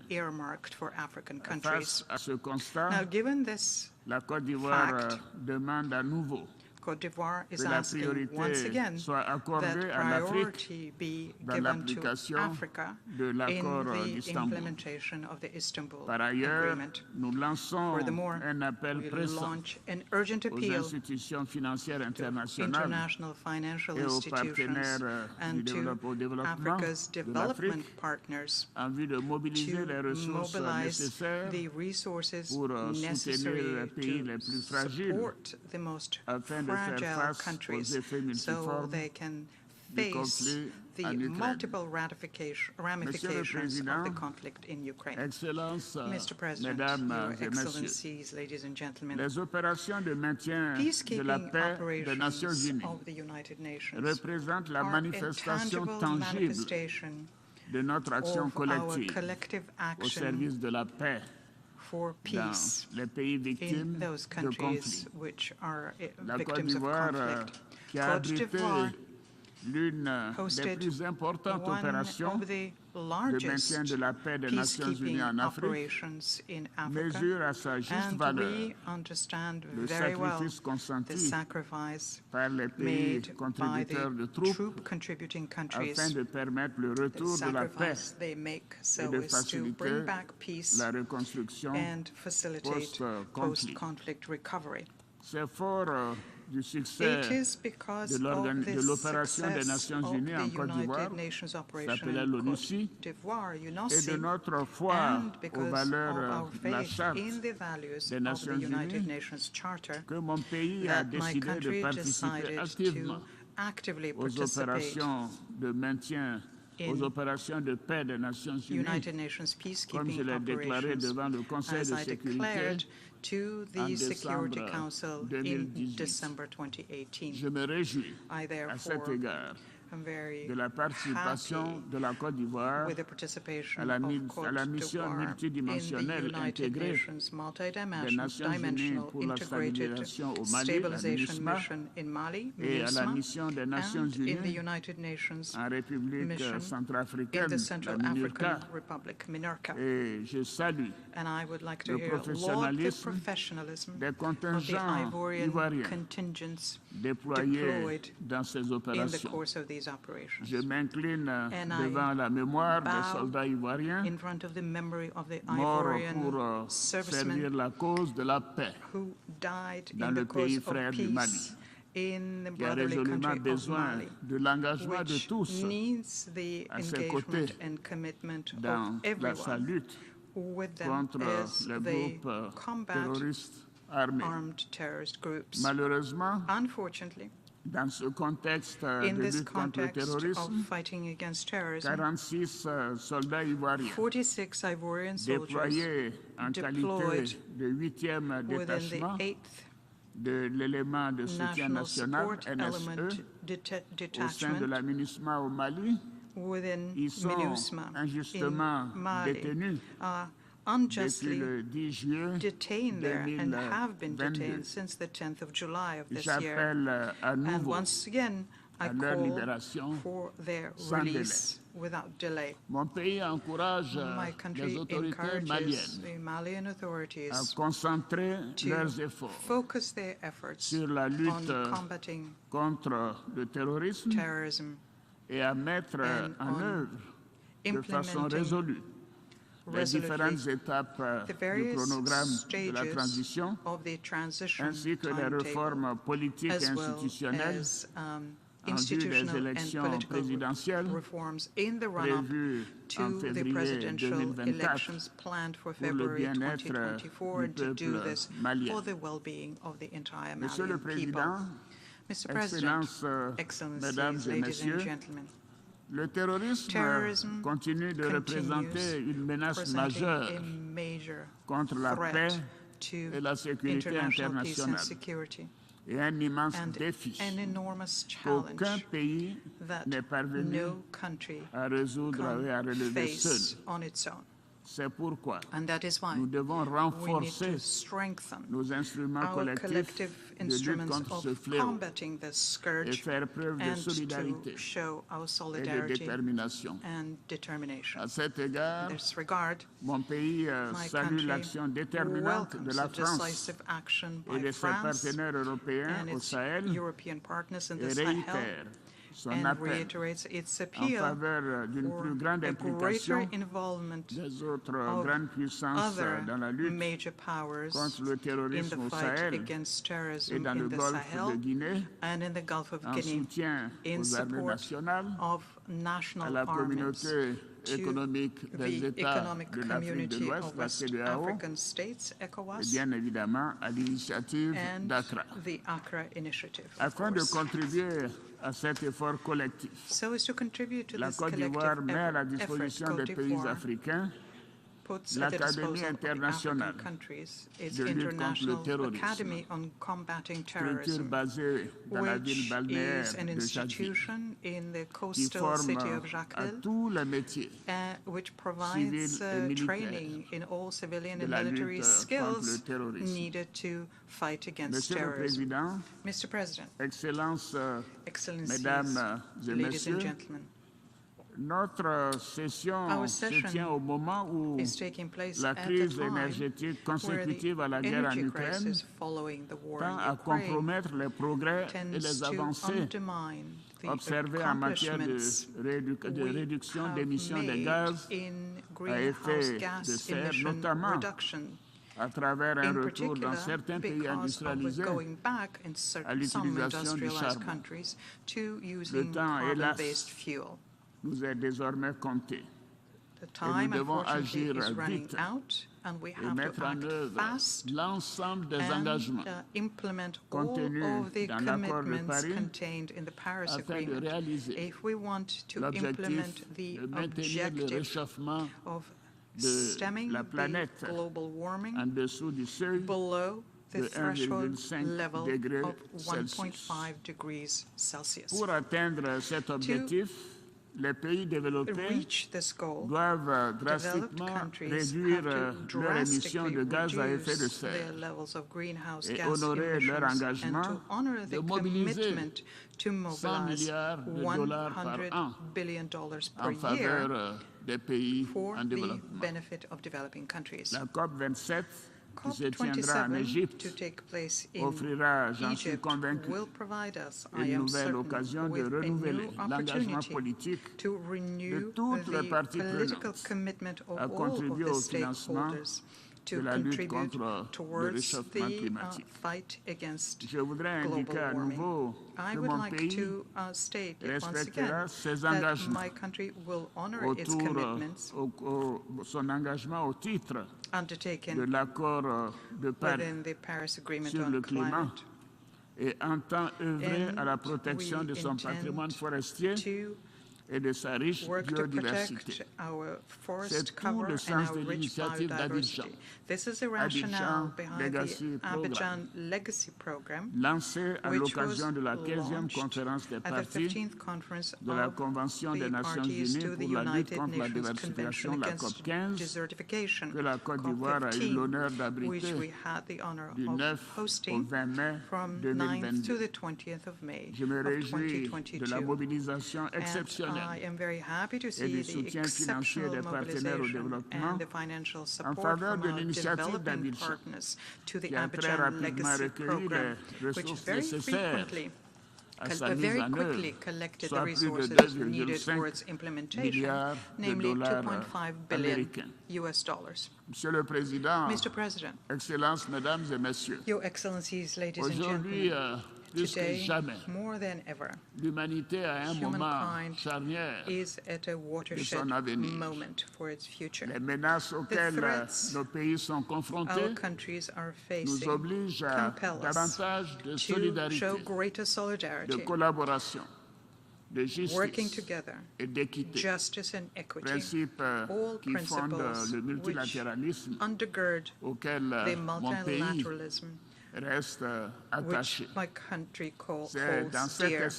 And it is in this spirit that Cote d'Ivoire calls for an in-depth reform of the United Nations Security Council, where Africa could find its right place. I thank you, Your Excellencies, ladies and gentlemen, for your kind attention. On behalf of the General Assembly, I wish to thank the President of the Republic of Cote d'Ivoire for the statement just made, and I request protocol to escort His Excellency. The Assembly will hear an address by His Excellency Julius Maada Bio, President of the Republic of Sierra Leone. I request protocol to escort His Excellency.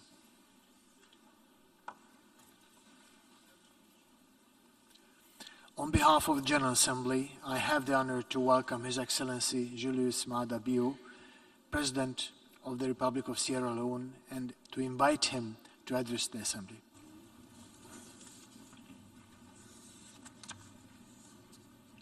Your Excellency Cabo Korosi, President of the General Assembly, Excellency Antonio Guterres, Secretary General of the United Nations, Excellencies, Heads of State and Government, distinguished ladies and gentlemen. Let me commend the President of the 76th session of the General Assembly, His Excellency Mr. Abdullah Shahid, for his sustained effort in returning the General Assembly to its pre-pandemic work pace and his message of hope. Let me also extend my congratulations to Your Excellency, Mr. Cabo Korosi, on your assumption of the presidency of the General Assembly. I'm gratefully optimistic about your leadership in these unprecedented times. I also commend the Secretary General, Mr. Antonio Guterres, for galvanizing the necessary multilateral support in search of solutions to meet the scale and urgency of current global challenges. His timely submission of our Common Agenda report that speaks to strengthening the global governance with a focus on a future agenda driven by multilateral solidarity and collective action is also commendable. As our world wrestles with an unprecedented and volatile economic outlook because of the lingering effects of COVID-19 pandemic and other crises, the theme, watershed moment, transformative solutions to interlocking challenges, is most appropriate and timely. Mr. President, our progress towards achieving global sustainable development goals by 2030 has been complicated by the repurposing of global development and investment finance, disruptions of production and supply chains, growing food and energy insecurities, general slowdowns in the economies of nations, and the perennial adverse effects of climate change. I call on the global family to be intentional and fair about developing innovative development financing products that are free from the stringent restrictions and high transaction costs associated with concessionary loans. Multilateral financial institutions can de-risk investment that are critical for sustainable development. Aid must also be aligned with domestic development priorities. Mr. President, the adverse effects of climate change are borderless. Global warming, unpredictable weather patterns, rising sea levels, and land degradation are taking a profound toll on global food and water security. There are associated governance and stability costs. We are informed that Africa faces disproportionate risk and cost from climate change. We must therefore be consistent in meeting our commitments to all existing international frameworks for addressing climate change. Beyond the usual declarations, we must collaborate on and coordinate mitigation efforts, improve infrastructure for early warning systems, invest more in improving the management of water resources, promote disaster risk management, and enhance the conservation and protection of natural habitats. There are opportunities, especially in Africa, and Sierra Leone in particular, for just energy and just rural agricultural transitions. Fair and accessible multilateral climate financing can catalyze the global and country-specific measures and innovation necessary to build and support sustainable climate resilience. Green investing does support sustainable development. In these efforts, the role and interest of women and young people must be central to climate investments. Sierra Leone is fully committed to concluding the Treaty on Conservation and Sustainable Use of Marine Biological Diversity of Areas Beyond National Jurisdiction. The BBNJ Treaty must prioritize, among other things, conservation measures, fair and equitable sharing of monetary and non-monetary benefits, meaningful capacity development, and the transfer of marine technology. Mr. President, human capital development is a critical driver of inclusive and sustainable economic development. Sierra Leone has increased domestic financing for education, provided teaching and learning materials, improved education policies and governance. More children, more girls, including pregnant girls, poor and rural learners, and learners with disability are now in school. But we can go beyond these access deficits. As co-chair of the High-Level Steering Committee on SDG 4 and champion of the Transforming Education Summit during this 77th session of the General Assembly, I urge concerted global efforts to address the learning crisis. We can mobilize innovative financing models, underwrite universal access, especially for girls and learners with disabilities, promote technology in education, make greater investment in foundational literacy and numeracy, address water, sanitation, and hygiene, and other infrastructural deficits. support school feeding programs, fund technical and vocational training, and finance other needs across the full spectrum of the education sector. With close cooperation among states, we are confident that we can address the learning crisis in our time.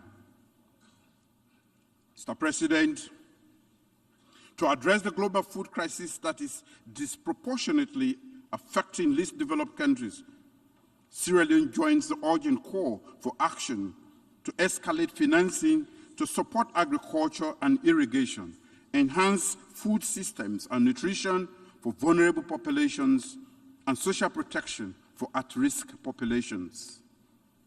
Sierra Leone also associates with call to ease global supply chains, especially for fertilizer, rice, and other agricultural commodities. Multilateral support for establishing agricultural development banks that will support private agricultural investment and agricultural value chain addition. We promote self-sufficiency and greater resilience in that sector.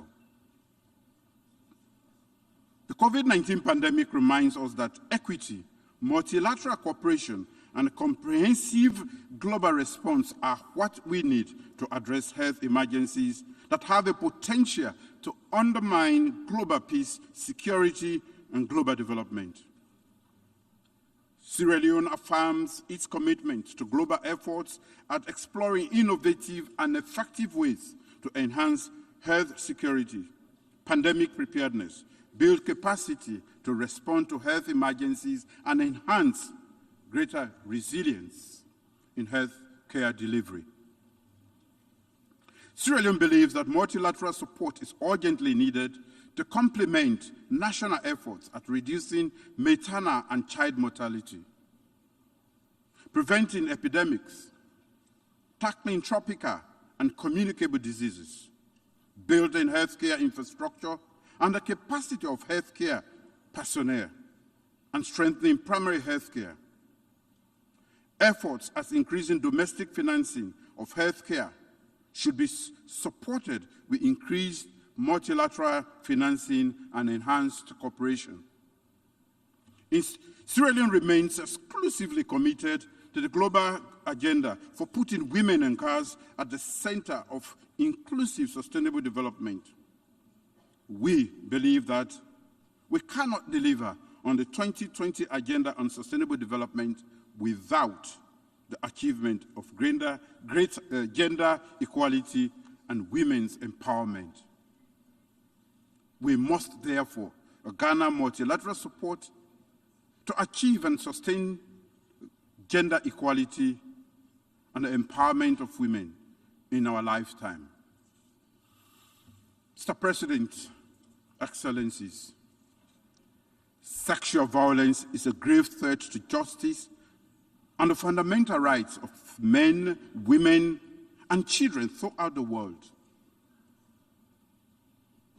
In every corner of the globe, sexual assault survivors are inhibited in holding perpetrators accountable and accessing empowering health, legal, and economic remedies. In Sierra Leone, we have taken extensive legislative and administrative actions to address sexual and gender-based violence since my declaration of rape as a national emergency in 2019. Last year, before this August Assembly, I announced that I had directed a permanent mission of Sierra Leone to the United Nations to sponsor a standalone resolution on access to justice for survivors of sexual violence at the General Assembly. I called for global solidarity on this issue and for the United Nations to give all survivors of sexual violence the remedy they deserve. The General Assembly on the 2nd of September this year adopted by consensus the landmark resolution entitled International Cooperation for Access to Justice, Remedies, and Assistance for Survivors of sexual violence. Thank you, the National Assembly. The General Assembly has therefore affirmed the sincere and shared belief of the global community that sexual violence is condemnable and that member states must take effective actions to address it, as well as provide access to timely and unimpeded justice through national legislation for victims and survivors. As a global community, we have signaled our resolve to address this scourge. We must now do all we can to implement access to justice and other remedies to ensure dignity for all survivors and sexual violence. Mr. President, Your Excellencies, small states make up the majority of member states of the United Nations, and they are the strongest advocates of the rule-based international system that underpins the work of the United Nations. Indeed, small states have served as key drafters, negotiators, and thought leaders on a variety of international issues. They have done so diligently through transparency of purpose and coalition building across board. In that connection, Sierra Leone proposes to further pursue these values in the United Nations Security Council. I count on the invaluable and resounding support of this body for Sierra Leone's bid for a non-permanent seat in the United Nations Security Council for the term 2024-2025, with elections to be held in June 2023.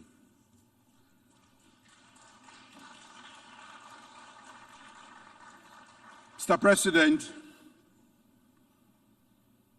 my government reaffirms its commitment to the relevant UN chapter provisions and the declaration of the granting of independence to colonial countries and peoples as contained in the General Assembly Resolution 1514. We join the call on all parties engaged in the dialogue on decolonization to continue to demonstrate good faith and firm commitment to a conclusive and durable resolution of all sovereign disputes. As the coordinator of the African Union Committee of 10 on the reform of the Security Council, I'm pleased to note the commendable progress that has been achieved in the intergovernmental negotiations on the reform of the Security Council. We believe that progress made during the 76th section of the General Assembly is underpinned by the Assembly's acknowledgement of the wider recognition and the broader support by member states for the legitimate aspiration of African countries to play their rightful role on the global stage.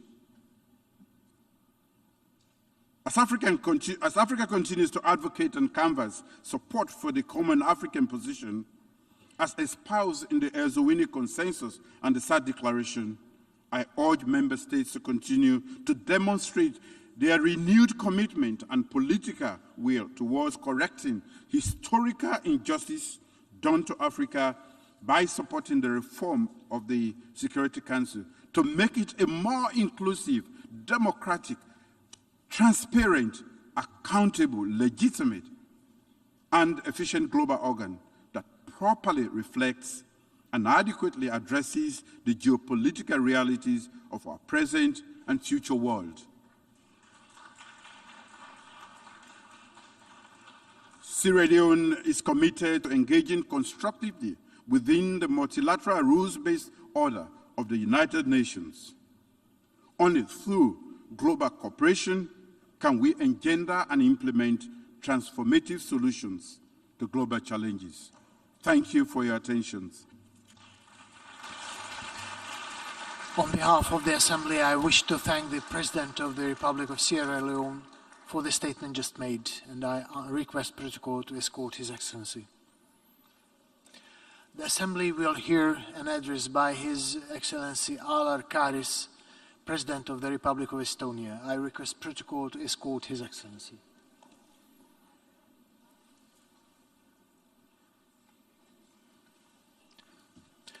On behalf of the General Assembly, I have the honor to welcome His Excellency Alar Karis, President of the Republic of Estonia, and to invite him to address the Assembly. Mr. President, Mr. Secretary General, Excellencies, ladies and gentlemen. It is my honor to be here today, though I wish where circumstances surrounding my first address were different.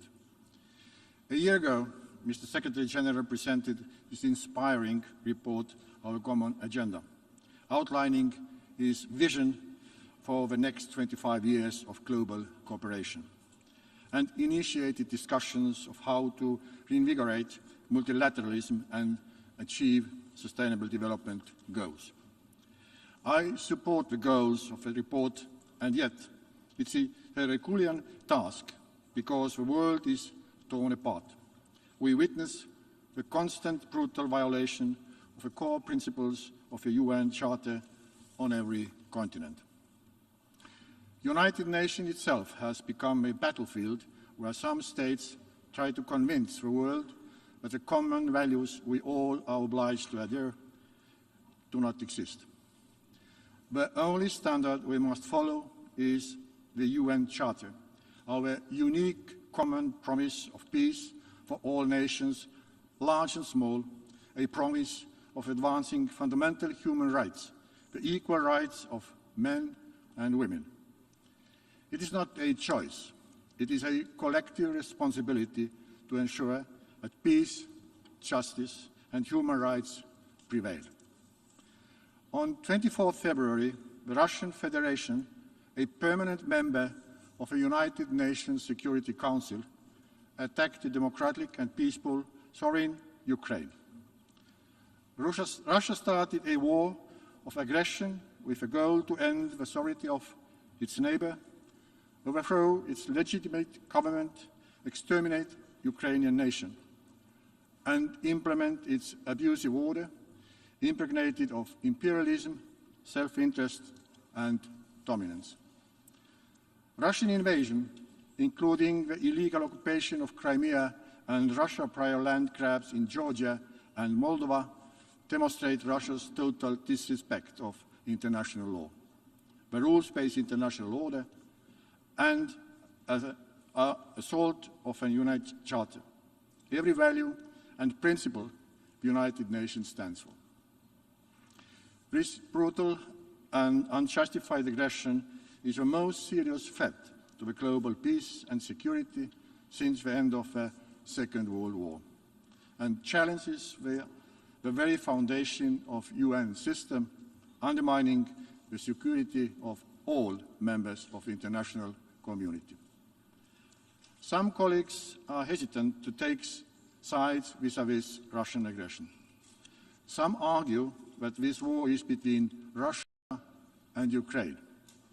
I see the aggressor and the victim. Legally, as well as morally, there is only one right side to take. Standing in a grey zone encourages the aggressor, undermines this organization, and fuels human suffering. In recent years, we have witnessed devastating human suffering in Afghanistan, Myanmar, Yemen, Syria, Sahel, and the Horn of Africa, just to name a few. The war aggression of Russia makes finding solutions to these conflicts only more difficult, as it has increased food insecurity, adds stress on the global humanitarian relief system, and fosters economic crisis. Ladies and gentlemen, I visited Ukraine 2 months after the invasion began. The sight was horrific. I lack words to describe the brutality of this scene. The face of war is the same everywhere. Its cruelty will never leave the people who must live through this. Wars and conflicts only bring horror and misery to mankind. As of August 22nd, the Office of the UN High Commissioner for Human Rights has recorded in Ukraine over 13,000 civilian casualties, with approximately 6,000 killed and nearly 8,000 injured. The actual numbers are significantly higher. Each murder is another evidence of the grave violations of international law by the aggressor. In the strongest terms, we condemn the war crimes committed by Russia in Ukraine. UN Assistant Secretary General of Human Rights reported to the Security Council about credible allegations of forced transfers of unaccompanied children to Russian-occupied territory or to the Russian Federation. We have seen mass graves of tortured civilians. I wonder, are we living in the 21st century? Excellencies, ladies and gentlemen, I want to pay tribute to the immeasurable resilience of the people of Ukraine. We grieve for the victims of Russia's aggression and stand with Ukraine in ensuring the future of its people and nation. This brave nation is fighting for values set in the UN Charter, the noble cause of freedom, democracy, and human rights. According to the UN Charter, Article 51, helping Ukraine to protect its right to exist is our collective obligation. At the same time, it is disturbing that the United Nations Security Council, a body that bears the chief responsibility for maintaining international peace and security, has been paralyzed and utterly unable to play its role. Russia has abused its veto power to block the Council from adopting any decisions regarding the grave violation of sovereignty and independence of Ukraine. The Security Council lies in the heart of the UN. It is shameful that since February 24, it has adopted only one statement on Ukraine. How many devastating wars will it take to move forward the long overdue Security Council reform? I am grateful that while the Security Council remains paralyzed on Russia's aggression issue, the soul and the conscience of the UN, the General Assembly, has been active and decisive. I recall the overwhelming support for the UN General Assembly resolution on March 2nd that condemned Russia's aggression and urged Russia to immediately and unconditionally withdraw all of its troops from the territory of Ukraine within its internationally recognized borders. We deplore the Russian Federation's failure to implement this resolution, as well as its failure to comply with its legally binding order by the International Court of Justice on the 16th March of 2020, requiring Russia to immediately cease its use of force against Ukraine. Estonia has always been a strong proponent of curbing the absolute veto power, and even more so when it has been used to cover war crimes and crimes against humanity.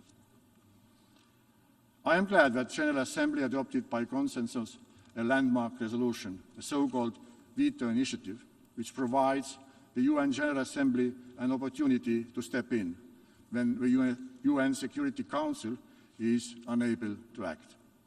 The question remains, how can we accept the aggressor has a veto power in the Security Council?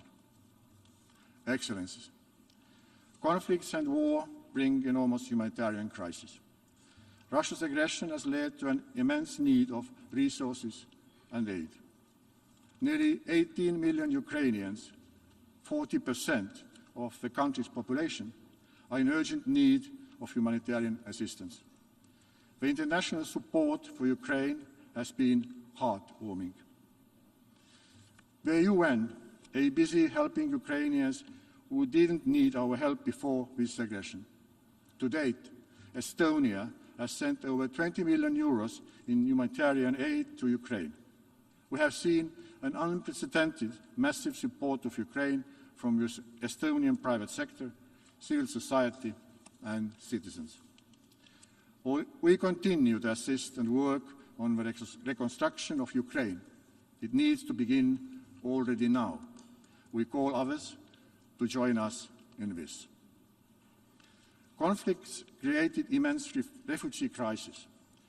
According to the UN Refugee Agency, the total number of people worldwide who were forced to flee their homes due to conflicts and human rights violations was 89.3 million in 2021. The displacements were driven, for example, by the brutality of Bashar al-Assad regime, conflicts in the Tigray region, and the Taliban's takeover of Kabul. In 2022, this number has already exceeded the milestone of 100 million. The increase is caused by Russia's war of aggression. There are more than 7 million recorded Ukrainian refugees across Europe.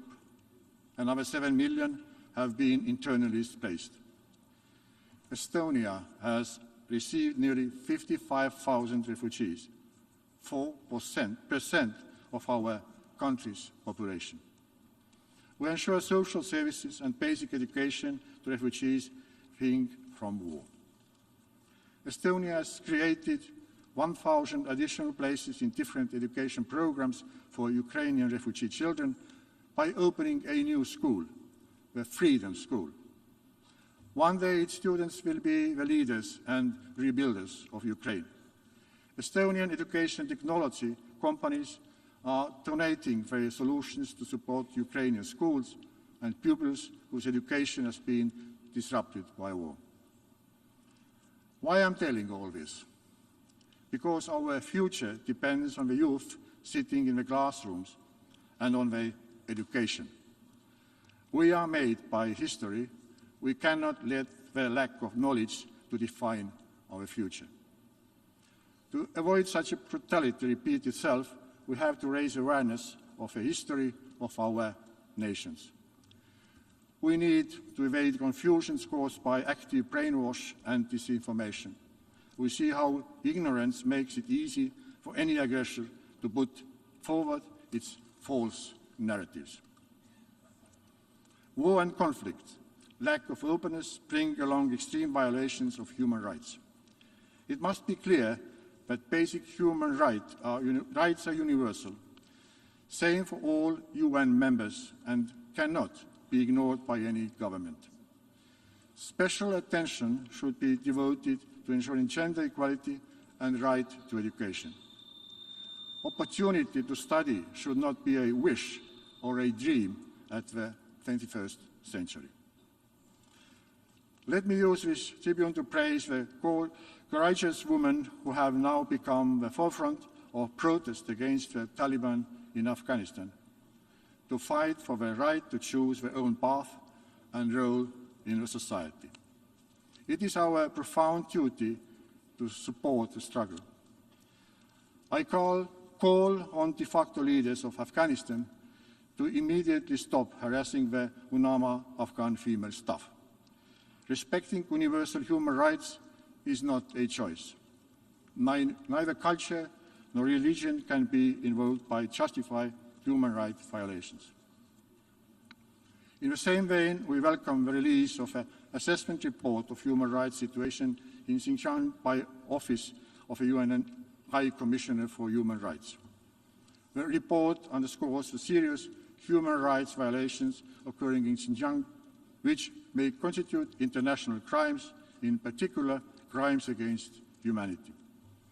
This is extremely alarming and requires urgent attention by the international community. Ladies and gentlemen, there remains little dispute over the existential crisis posed by climate change. We witnessed devastating flooding in Pakistan caused by erratic monsoon rains. In solidarity with the people of Pakistan, Estonia provides help to those severely affected. Russia's aggression also brings further pain to those already suffering from the impact of pandemic, conflicts, famine, and climate change. Let me be very clear. This aggression has brought high inflation, global food and energy crisis. The head of the UN World Food Programme has warned that Russia's aggression will lead to the worst food crisis since the Second World War. Physics and in life, the cause triggers a reaction.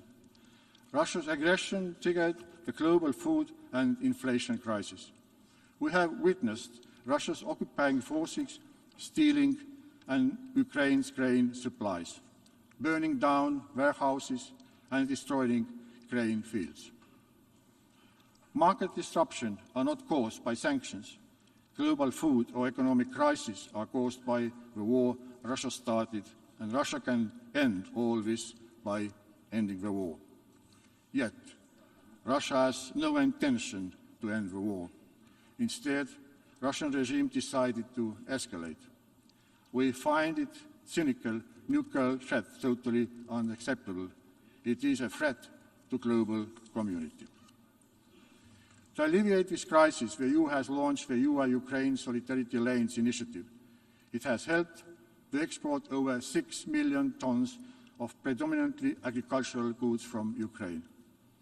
Estonia also welcomes the Black Sea Grain Initiative that was signed in Istanbul on 22nd of July, brokered by the UN Secretary General and President of Turkey. We must keep the international pressure on Russia to monitor Russia's adherence to the deal and its extension. Excellencies, to follow with deep concern the situation is one of the world's largest Zaporizhzhia nuclear power plant. Russia has occupied the plant and turned it into a combat zone. The risk of a nuclear disaster is very real. This power plant should be demilitarized without delay and full control of the plant returned to Ukraine. Moreover, it is essential to grant international experts a persistent and unfettered access to the facilities of power plant. I regret that last month Russia also shamelessly blocked the consensus concerning the outcome document of a review conference of a treaty of non-proliferation. Estonia has been vocal in addressing the issue of cybersecurity in the UN. We continue these efforts to elevate cybersecurity as an essential component of the UN's international peace and security agenda. Russia has demonstrated how state-provided malicious cyber tools are used alongside conventional weapons. Russia's cyber attack against the satellite communications of Ukraine on 23rd of February served to prepare and facilitate Russia's on-the-ground invasion. Excellencies, it is our duty to ensure accountability and justice at all levels. Impunity breeds impunity and leads to the new crimes to be committed. It is of the utmost importance that there are independent and effective investigations into the atrocity crimes and crimes of aggression committed against Ukraine, also in Syria, Ethiopia, and elsewhere. We must provide justice to victims and bring those responsible for atrocities and genocide to trial. Estonia fully supports the investigation led by the International Criminal Court.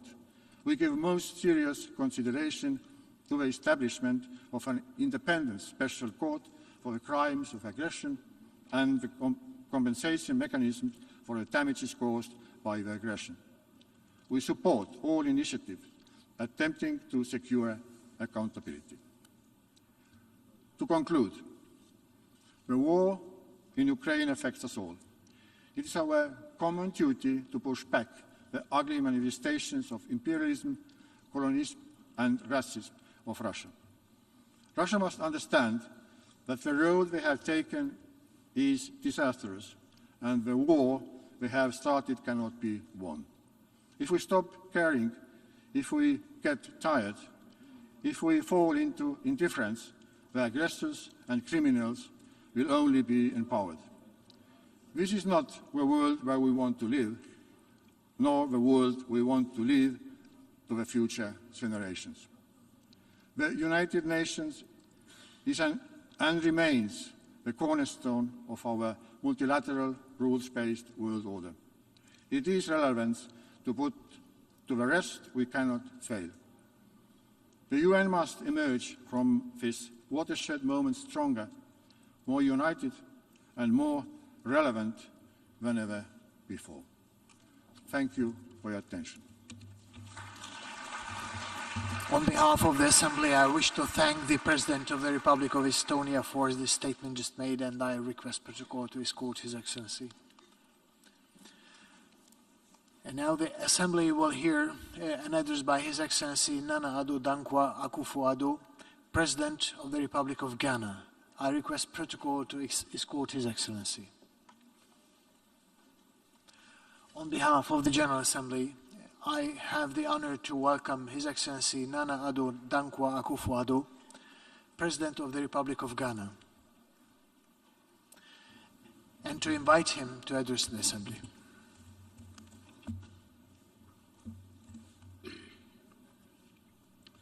Excellencies, ladies and gentlemen, Mr. President, I congratulate you on your election to lead us through this 77th gathering of the General Assembly of the United Nations.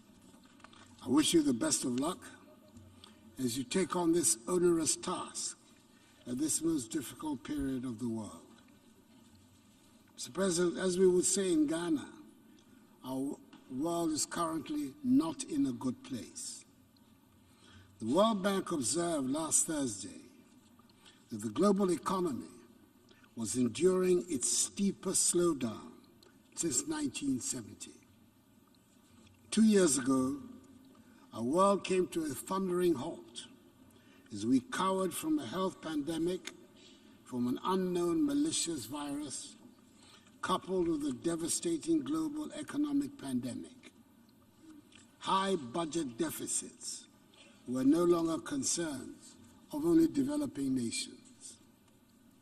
By 2021, COVID-19 had pushed Africa into the worst recession for half a century. A slump in productivity and revenues, increased pressures on spending, and spiraling public debts confronted us without relent. As we grappled with these economic challenges, Russia's invasion of Ukraine burst upon us, aggravating an already difficult situation. It is not just the dismay that we feel at seeing such deliberate devastation of cities and towns in Europe in the year 2022. We're feeling this war directly in our lives in Africa. Every bullet, every bomb, every shell that hits a target in Ukraine hits our pockets and our economies in Africa. The economic turmoil is global, with inflation as the #1 enemy this year. It hit a 40-year high in the United States and United Kingdom in recent months. There's record inflation in the Eurozone. Several African countries have inflation rates surging 3 to 4 times higher than what they were just 2 years ago. In Ghana, we're experiencing the highest inflation for 21 years. The high costs of food are hurting the poor, especially the urban poor, the most. Moreover, the spillover from central banks raising interest rates to combat inflation has been severe beyond borders, as global investors pull money out of developing economies to invest in bonds in the developed world. This has led to depreciating currencies and increased borrowing costs, meaning we need to raise and spend more of our own currencies to service our foreign debts in US dollars. It has become clear, if ever there was any doubt, that the international financial structure is skewed significantly against developing and emerging economies like Ghana. The avenues that are open to powerful nations to enable them to take measures that would ease pressures on their economies are closed to small nations. To make matters worse, credit rating agencies have been quick to downgrade economies in Africa, making it harder to service our debts.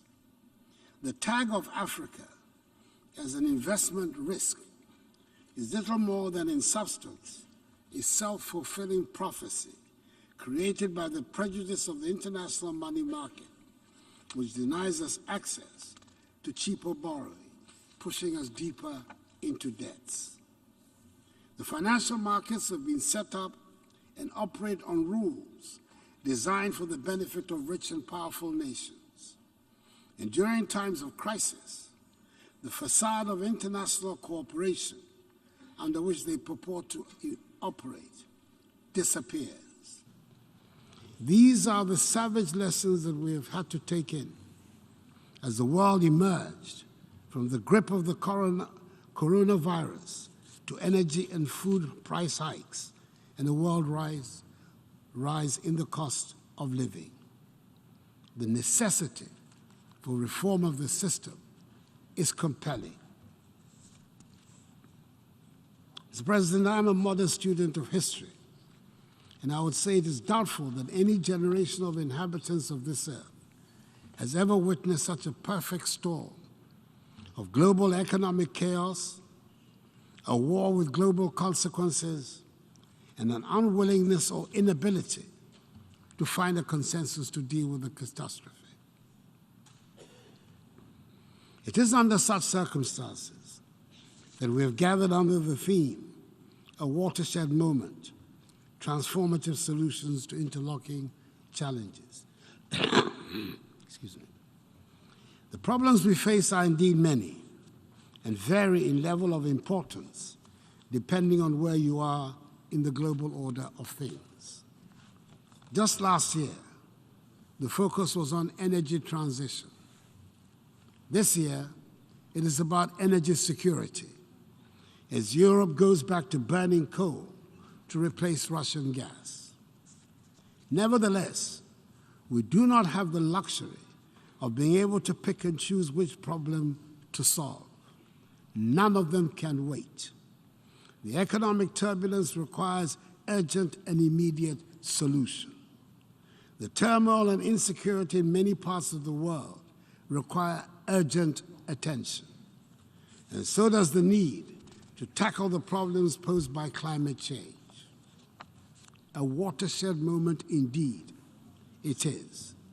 And history will judge us harshly if we do not seize the opportunity to make the changes that will enable us to deal with the many problems we face.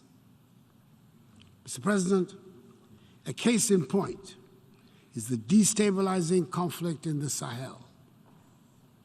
It might look to many today as a local conflict which affects only the countries in that region. We in Ghana know differently.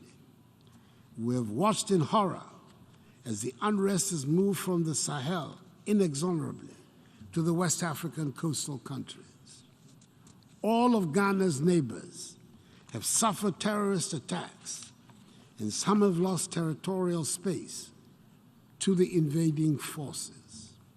Furthermore, the terrorist pressure has provided a pretext for the unhappy reappearance of military rule in 3 of the 15-member ECOWAS community, 2 of whom have borne the brunt of the terrorist outrages in the region, Mali and Burkina Faso.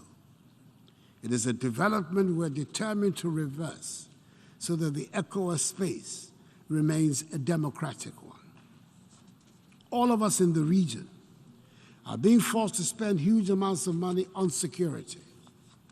This is money we should be spending on educating and giving skills to our young people, on building much-needed roads, bridges, hospitals, and other such infrastructure, which we are spending to fight terrorists or to keep them out from destabilizing our countries.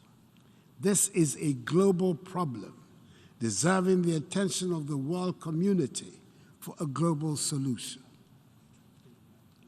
Mr. President, I'm contributing to this debate on a date that has special significance for us in Ghana. 21st September is the date we mark the birth of our first president, Dr. Kwame Nkrumah. He would have been 113 years old today, and it is worth recalling on this day the driving force of his political career, which was to contribute to the birth of a united Africa, that is, the United States of Africa. We recognize today more than ever before the importance of the strength and unity of Africa, and we are working to shed that image of a helpless, hapless continent. There is a renewed commitment towards an inclusive and sustainable industrialization and economic integration, and the intensity of the challenges we face today is only matched like never before by the immensity of the opportunity before us. We, the current leaders of Africa, should be determined not to waste the crisis that confronts us. Incidentally, 2022 is billed as Africa's year to take action on food and nutrition development goals. We see the current geopolitical crisis as an opportunity to rely less on food imports from outside the continent and use better our 60% share of global share of arable lands to increase food productions. We have seen the devastating impact of relying on Russia and Ukraine for 70% of our wheat consumption. We have enough land, enough water, enough gas, and enough manpower to produce enough fertilizer, food, and energy for ourselves and for others. But we also recognize that we cannot do it all by ourselves. Our message to the global investor community is therefore this: Africa is ready for business. Africa needs you, and you need Africa. You need Africa because Africa is busily building the world's largest single market of 1.3 billion people. Soon we will have a customs union, and soon we will have a continental payment system that will accelerate and facilitate trade amongst ourselves. Already, goods and services are flowing more freely across our artificial borders. See Africa for what it is: the new frontier for manufacturing, for technology, for food production. That is why 6 years ago, I launched in Ghana the successful policy of one district, one factory, a policy with government incentives that has directly seen so far some 125 factories being set up in various districts across the country, leveraging on each area's competitive advantage. That is why 6 years ago, my government embarked on an aggressive policy of planting for food and jobs, which has helped our farmers increase their yields in folds. Indeed, we're recognizing that many of the things we import can be found or produced in Ghana or in other African countries. The African Continental Free Trade Area, whose secretariat is located in Accra, Ghana's capital, is driving intra-African trade and creating an unparalleled momentum for our continent's economic diversity and transformation. We know that industrialization is the way to go, and with the single market as the added incentive, we've taken policy measures in Ghana to add value to our natural resources.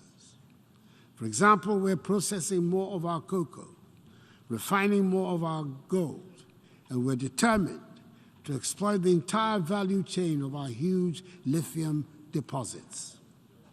We're busily building an integrated bauxite and aluminum industry and an integrated iron and steel industry, building new oil refineries, and have so far attracted 6 of the world's biggest automobile manufacturers to set up assembling plants in Ghana prior to producing them in the country. In line with the African Union's Agenda 2063 and the United Nations Sustainable Development Goals, Africa's ambition is to transform our food systems over the next decade, anchored in the Comprehensive Africa Agricultural Development Program and the Malabo Declaration on Accelerated Agricultural Growth. What we require now is support from the investor community for the rolling out of Africa's lucrative agro-industry, and for the community to see agribusiness in Africa as much more an opportunity than the perceived exaggerated risk, which has been the false but dominant narrative. In conclusion, Mr. President, on 25th July 2016, this Assembly adopted Resolution A/RES/70/293, proclaiming 2016-2025 as the third industrial development decade for Africa, with UNIDO tasked to lead it in collaboration with a range of partners. I believe it is time for the United Nations to take proper stock of this initiative and ask a few searching questions, recognizing what could have been achieved with greater commitment and focus. Working together, we can get our world back into a better and happier place. I thank you for your attention. On behalf of the Assembly, I wish to thank the President of the Republic of Ghana for the statement just made, and I request protocol to escort His Excellency. And now the Assembly will hear an address by His Excellency José María Pereira Neves, President of the Republic of Cabo Verde. I request protocol to escort His Excellency.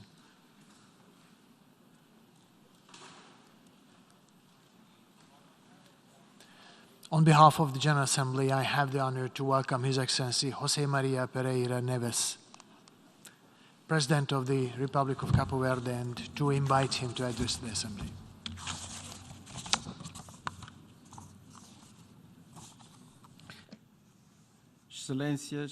Excellencies, Senhoras e senhores chefes de Estado e de Governo, Senhor Presidente da Assembleia Geral, Senhor Secretário-Geral, Senhoras e senhores delegadas e delegados, minhas senhoras e meus senhores. Cabo Verde compreende os habitantes que se espalham por entre as 10 ilhas do seu território nacional, localizado no Atlântico Médio, ao largo da costa ocidental africana, e uma imensa diáspora, a nossa 11ª ilha, residente nos 4 cantos do mundo.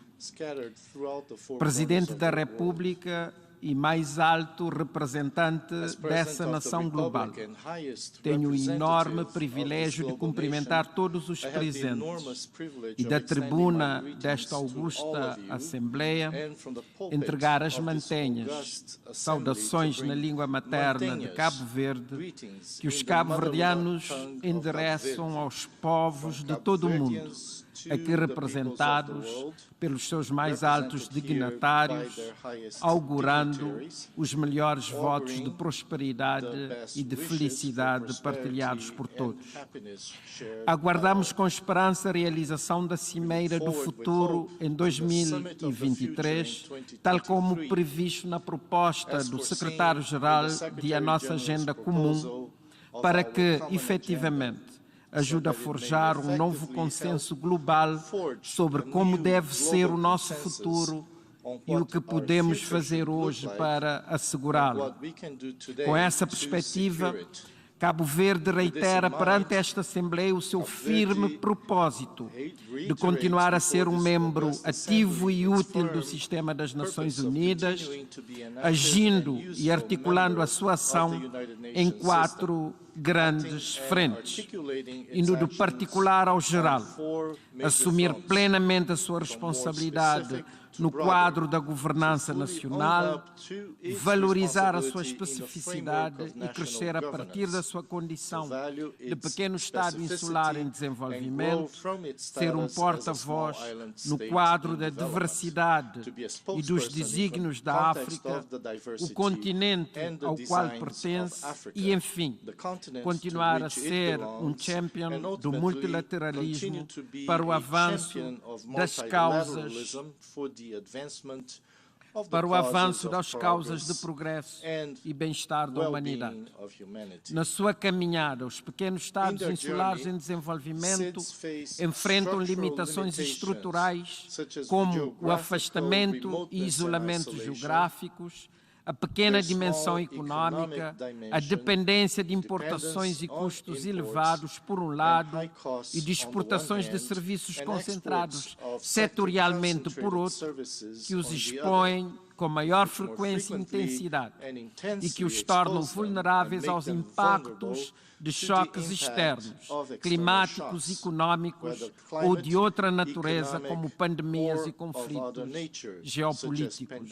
O meu país, Cabo Verde, por exemplo, nos últimos 15 anos, entre 2007 e 2022, sofreu o impacto econômico e social de múltiplas crises. A crise econômica e financeira de 2007 e 2008, no preciso momento da nossa graduação do grupo dos PMA, a pandemia da Covid-19, que provocou uma recessão em 2020 de 14,6%,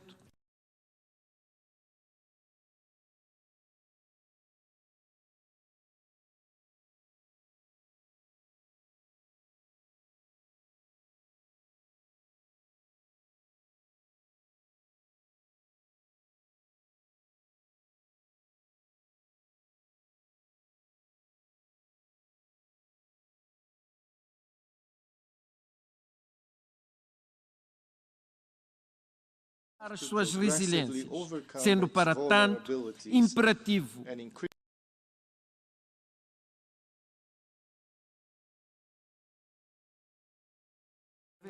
sempre num processo e numa lógica de diminuição paulatina da necessidade de apoio externo. Não sendo nova esta narrativa, é, porém, urgente que possa ser implementada, pois que a menos de 8 anos da meta da Agenda 2030, todos os ponteiros mostram que os indicadores não estão no ritmo desejável para a realização, nessa data, dos Objetivos de Desenvolvimento Sustentável. Ela é também premente, porque a menos de 2 anos da realização em 2024 da 4ª Conferência dos Pequenos Estados Insulares em Desenvolvimento, é de todo legítimo e expectável que esta possa tomar uma decisão transformadora sobre os melhores indicadores de avaliação e sobre as modalidades de políticas que melhor apoiarão os pequenos Estados insulares em desenvolvimento a cumprir as metas do Samoa Pathway. Cabo Verde já apresentou a sua candidatura para acolher em 2023 a reunião preparatória da região dos pequenos estados insulares dos oceanos Atlântico e Índico e do sul do Mar da China, a que pertence, assim como está preparado para acompanhar e apoiar todo o processo até a conclusão da Conferência Geral em 2024. É, pois, nesse contexto de emergência, que saudamos a recomendação do Secretário-Geral e a decisão do Presidente da Assembleia Geral em instituir um painel de peritos de alto nível das Nações Unidas para conduzir os trabalhos, incluindo a finalização e uso de um índice multidimensional de vulnerabilidade, e auguramos uma conclusão satisfatória dos trabalhos desse painel e, sobretudo, que a Assembleia Geral possa adotar a sua proposta de índice multidimensional de vulnerabilidade e que este seja aceito e utilizado de forma consensual, tanto dentro como fora das Nações Unidas. Afinal, nós, os pequenos Estados insulares em desenvolvimento, queremos também libertar-nos da dependência do apoio externo, que passará necessariamente pela redução das nossas vulnerabilidades, ao mesmo tempo que estamos conscientes do dever de fazer o nosso trabalho de casa, de ser competitivos e resilientes e de conseguir um crescimento inclusivo e ambientalmente sustentável. Desde 2015, o património cultural e natural, material e imaterial de África tem sido celebrado em todo o mundo para conscientizar e sensibilizar sobre a importância da sua preservação. Foi assim que a União Africana propôs como tema para o ano 2021 Artes, Cultura e Património, alavanca para construir a África que queremos.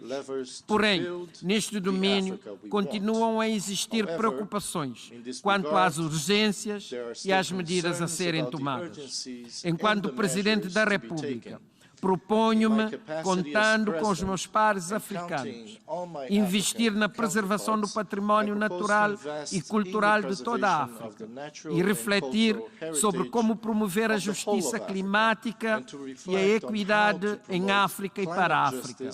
Trata-se de procurar chegar a um consenso sobre uma noção mais flexível e menos abstrata de equidade climática, que coloca no centro do debate público e global as responsabilidades comuns, mas diferenciadas, e criar uma plataforma comum para a África com vista à transferência de responsabilidades numa base intergeracional.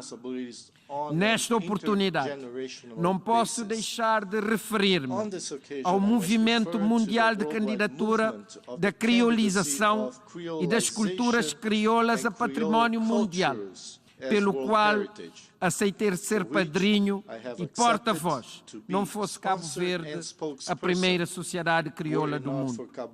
Esta é uma iniciativa liderada pela sociedade civil, que pretende que os países crioulos possam se posicionar a uma só voz sobre o seu património imaterial, promovendo a paz, a amizade entre os povos e a cooperação para o desenvolvimento, com base nos valores que a criolização trouxe para a civilização. Um novo ethos assente na tolerância, na diversidade e na fusão de culturas. Assim, apelamos a um forte apoio e engajamento político de personalidades de países crioulos e dos respectivos chefes de Estado. A adoção da Agenda 2030 e dos seus Objetivos de Desenvolvimento Sustentável foi um momento alto do multilateralismo, sendo que a sua implementação e realização progressivas deveriam continuar a beneficiar do impulso de um multilateralismo cada vez mais renovado, revigorado e ancorado no sistema das Nações Unidas.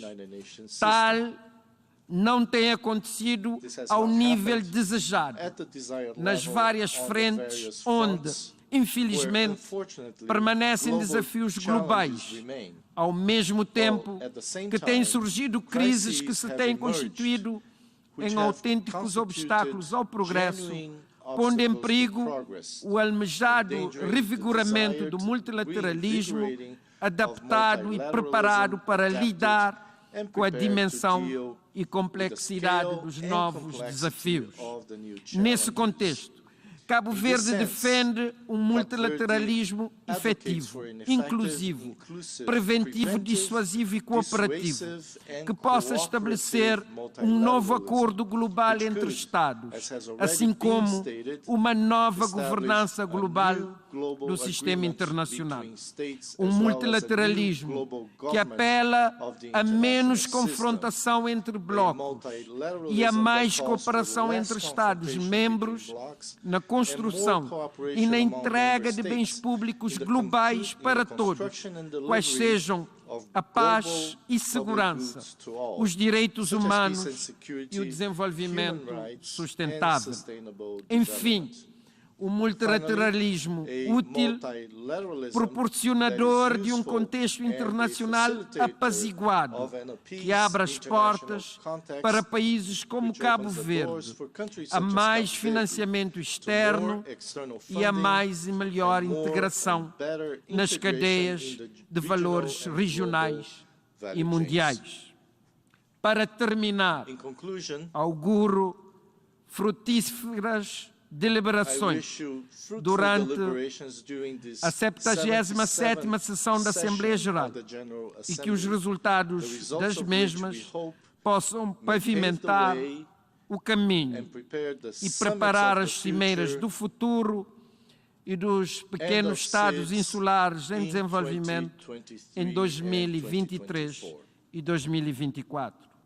O futuro reside em cada dia que temos à nossa frente, mas também nas soluções que tomamos e que tornamos possíveis em cada um desses dias. Bem-ajam as Nações Unidas e muito obrigado.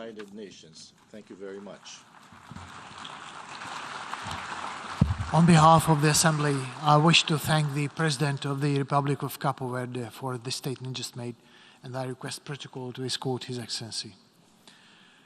The Assembly will hear now an address by His Majesty King Mswati III, Head of the State of the Kingdom of Eswatini. I request protocol to escort His Majesty.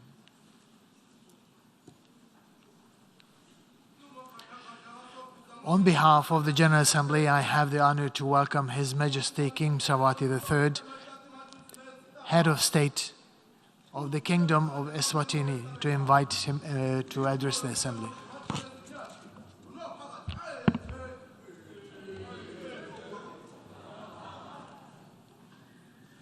Mr. President, Your Excellency, Heads of State and Government, UN Secretary General, distinguished delegates, ladies and gentlemen. It is a great honor for me to address this distinguished 77th United Nations General Assembly, where we have once again come together as a community of nations to renew our commitment to implementing the 2030 Sustainable Development Goals agenda. We are meeting at a time when we have just passed through a stage of tragedies brought about by the COVID-19 pandemic, which has claimed lives all over the world. We thank God that this period is subsiding. We must praise the countries of the world for uniting to fight this pandemic up to this stage where it is on the verge of being eradicated. The development and supply of COVID-19 vaccines has proven to be very useful, especially with regard to the prevention interventions. We also applaud the UN for being instrumental in working under extremely difficult conditions. It remained resolute in assisting countries, and it is safe to say we are where we are today because of their efforts.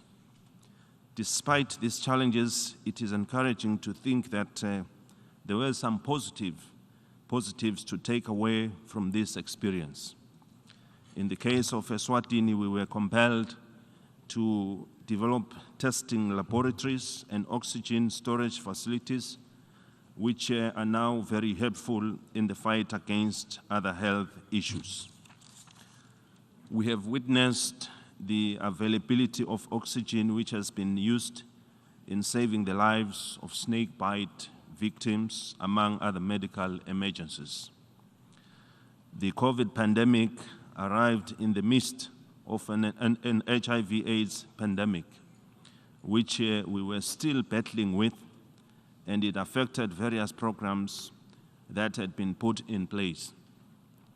Eswatini has made great strides in the fight against HIV and AIDS. The country became a shining example for the continent and the world at large after it attained the 95 UN AIDS treatment cascade targets in 2020. We are now focused on ending the AIDS pandemic as a global health threat by 2030. This milestone would never have been possible without the support of the development partners who have been with the country since 1986, when the first AIDS case was announced. Mr. President, it is unfortunate that even after COVID, when we were beginning to say that there is hope, we are now confronted with the conflicts that are taking place all over the world. Their consequences include, among other things, the loss of life. These conflicts and tensions have also contributed significantly to the rise in food prices globally. They are not unique to a certain area, as they persist in Africa, Europe, Asia, and the Middle East. We hope to see an end to these clashes through peaceful resolutions. We must applaud the UN for its effort to prevent these conflicts from escalating. Hopefully, there will be long-lasting, fruitful results emerging from these UN interventions. As we gather here at the UN, we're all reminded of the main purpose of establishing the organization, which was to reduce tensions that led to conflict around the world. We hope the aspirations of our forefathers will guide us in using the organization to bring us together so that we can resolve our differences where they exist and find lasting solutions. This will no doubt be of great help to all mankind. These problems are a setback to the Sustainable Development Goals, SDGs, which are ongoing given that COVID has had a negative impact, while the conflicts are also taking their own toll on these programs. During the pandemic, we witnessed the collapse of many economies, the shutdowns of industries, and the disruption of poverty alleviation projects that could not be implemented properly due to all the prevention measures, which meant there was no movement of people and goods. Nevertheless, now that COVID is subsiding, it is high time for all of us to once again renew our focus on the SDGs and implement them, as they will play a crucial role in helping our countries develop. We also note the importance of the role that needs to be played by financial institutions in assisting countries in the recovery process, as most countries really suffered a lot, economical and financial, which means they face challenges in raising resources to fund this process. We hope and urge our financial institutions to remain open and receiving countries that need support to revive their developmental programs, to welcome their request with sympathy to the plight of the challenges that they faced during the troubling COVID and HIV/AIDS challenges. We do appreciate that in recent days, we have seen the financial multilateral organizations become more welcoming towards countries in need of budget support. We trust the world will continue to come together to resolve these challenges, as countries have a great strain on their resources, a situation that will be felt for some time to come. We hope the world will come together to contribute to resolving some of these problems. Our theme for this 77th session of the General Assembly is a watershed moment, transformative solutions to interlocking challenges. The theme fits very well with the several issues we are facing in the world today. The Kingdom of Eswatini, like all other member states, has not been immune to these encounters that have a heightened pressure on our already stressed economies. They have served to derail us from our pursuit of the United Nations Sustainable Development Goals Agenda 2030 and the African Union Aspirations 2063, the Africa we want. The theme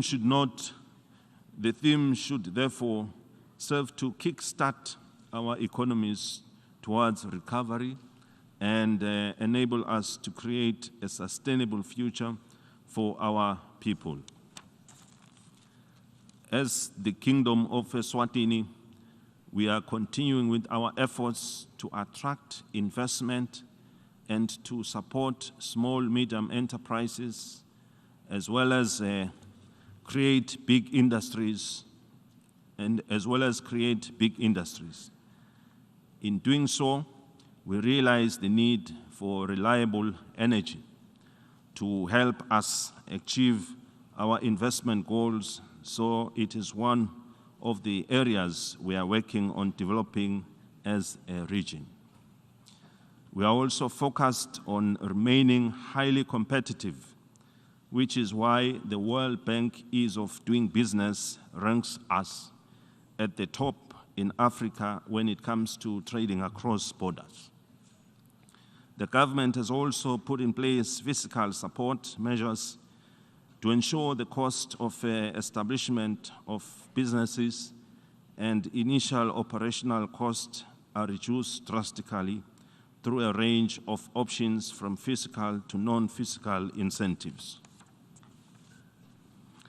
The creation of special economic zones has placed us at an advantage to leverage our export potential through attracting export-oriented manufacturing projects. Eswatini is also well positioned as a launch pad to the African Continental Free Trade Area, which seeks to boost intra-Africa trade with a market of 1.2 billion people and a combined GDP of $2.2 trillion. The country is also engaged in creating opportunities for our youth to address the issue of unemployment and poverty. There are opportunities to be explored in areas of ICT, agriculture, and the informal sector, to name but a few. Mr. President, the Kingdom of Eswatini welcomes the new program by the UNDP to support our youth in Africa who want to engage in entrepreneurship to mitigate the issues of poverty. This is a noble idea, and we are ready to embrace it. Food security and ending hunger remain a priority for the government of the Kingdom of Eswatini. We are deploying a double-pronged strategy to address this challenge by providing social safety nets for the most vulnerable groups. We have increased budget allocations, engaged in emergency food aid distribution, providing cash transfers to the elderly and vulnerable school feeding programs, and other support services for disadvantaged populations. With regard to agriculture growth and development, the key projects driven by this public investment include the acceleration of water harvesting and irrigation development, where an average of 1,000 hectares is developed with irrigation every year. We are also creating market-linked agriculture growth opportunities for small and emerging farmers to produce and generate income to enhance their livelihoods. The negative effects of climate change are compelling the Kingdom, the government, to build more dams throughout the Kingdom for irrigation. Other initiatives include the rollout of input subsidies for staple food crops. The combination of these programs has also increased the production of maize, our staple food, by 30% for 2021-2022 farming season, only 9% short of our national target. With the global stability at stake, Africans have recognized the need to guard against opportunists who seek to take advantage of the fragile economies to advance their agendas. Ours is a history littered with problems of the past and ongoing attempts to infiltrate our countries through covert and overt means. Eswatini is of the ardent belief that Africa must have a permanent representation in the United Nations Security Council, a call made in Eswatini consensus in 2005. Our position emanates from the fact that every democracy has its exceptionality, and that societies are founded according to different cultural norms and values. We will not tire of the consideration and belated adoption of this call by the UN to bring in the proper perspective on the African polity. When the world faced the COVID pandemic, it must be noted that no country was spared, which means we all needed to come together to find solutions. Unfortunately, Taiwan was unable to access some of the World Health Organization's WHO programs and thus implement the remedies that required their approval. We continue to appeal for Taiwan to be considered for full participation in the UN agencies. We are confident that the global village would benefit substantially from Taiwan's meaningful participation in the UN system. The Kingdom of Eswatini calls upon the United Nations to make the necessary arrangements for Taiwan to significantly participate in relevant UN specialized agencies and mechanisms. Mr. President, as I conclude, Eswatini remains confident in the global body's capability to confront and overcome the challenges we face, because most of them are man-made. We can achieve this through our full commitment to the ideals of the United Nations Charter.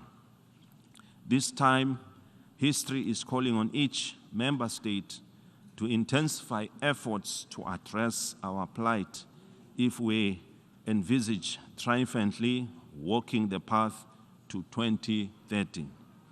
However, and most importantly, we must remain certain about one important thing. Our success hinges on unity and respect for one another, which is key to all the outcomes of this 77th session of the United Nations General Assembly. Despite our diversity, we are one big happy family. We need to give the world and our people hope and confidence that the United Nations has the entire mandate to play its role in all global issues that affect mankind. I thank you. May Almighty God bless us all. On behalf of the Assembly, I wish to thank the Head of State of the Kingdom of Eswatini for the statement just made, and I request protocol to escort His Majesty.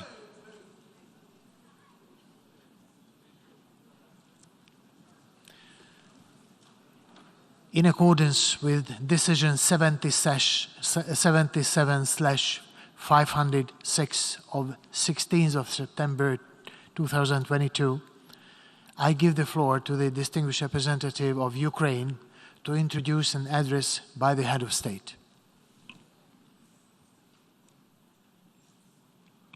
Mr. President, I have the honor to introduce the pre-recorded statement by His Excellency Mr. Volodymyr Zelensky, President of Ukraine.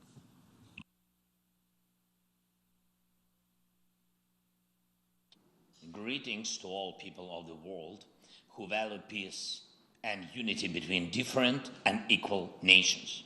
I wish you all peace. I thank you that we are united in our striving to restore peace and to guarantee peace for any nation that has become a victim of the armed aggression. A crime has been committed against Ukraine, and we demand just punishment. The crime was committed against our state borders. The crime was committed against the lives of our people. The crime was committed against the dignity of our women and men. The crime was committed against the values that make you and me a community of the United Nations. And Ukraine demands punishment for trying to steal our territory, punishment for the murders of thousands of people, punishment for tortures and humiliations of women and men, punishment for the catastrophic turbulence that Russia provoked with its illegal war, and not only for us, Ukrainians, but for the whole world, for every nation that is represented in this hall of the UN General Assembly. I'm speaking on behalf of the state which is forced to defend itself but has the formula for peace. I'm speaking to everyone who wants to hear how to achieve peace. I will present a formula that can work, not only for us, but for everyone who may find themselves in similar circumstances as we did. It's a formula that punishes crime, protects life, restores security and territorial integrity, guarantees security, and provides determination. There are 5 preconditions for peace. Dear Mr. President of the General Assembly, dear Secretary General of the United Nations, dear heads of states and governments, dear journalists, nations of the world, Ukraine wants peace. Europe wants peace. The world wants peace. And we have seen who is the only one who wants war. There is only one entity among all UN member states who would say now, if he could interrupt my speech, that he's happy with this war, with his war. But we will not let this entity prevail over us, even though it's the largest state in the world. Ukraine showed strength on the battlefield, using its right to self-defense in accordance with Article 51 of the UN Charter, and no one will reproach us now or in the future with weakness or inability to fight for ourselves, for our independence. We are achieving a result in this fight, and we see what the end of this war will be and what will be the guarantees of a stable peace. The UN Charter proclaims the equality of nations, and we proved that Ukraine is equal among the equals. The UN Charter protects the inviolability of borders, and we conform our state borderline by expelling the occupiers outside. The UN Charter stipulates the value of human rights, dignity, and life, and we also stipulate them with every Ukrainian city freed from Russian occupation. We didn't provoke this war.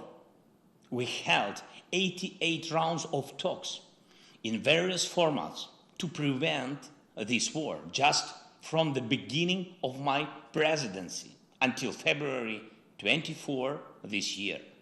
But Russia, instead of stopping the crime of aggression, which it started back in 2014, turned it into a full-scale invasion. And we have no choice but to defend ourselves. We do it.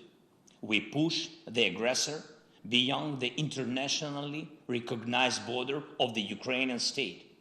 And this is the first item of our peace formula. Comprehensive item. Punishment. Punishment for the crime of aggression.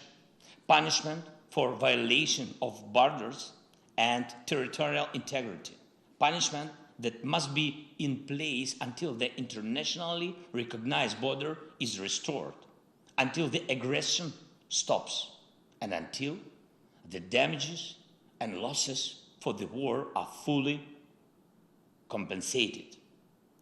Therefore, sanctions against the aggressor are part of the peace formula. Blocking the trade and relations with the aggressor is a part of the peace formula. All this is a punishment.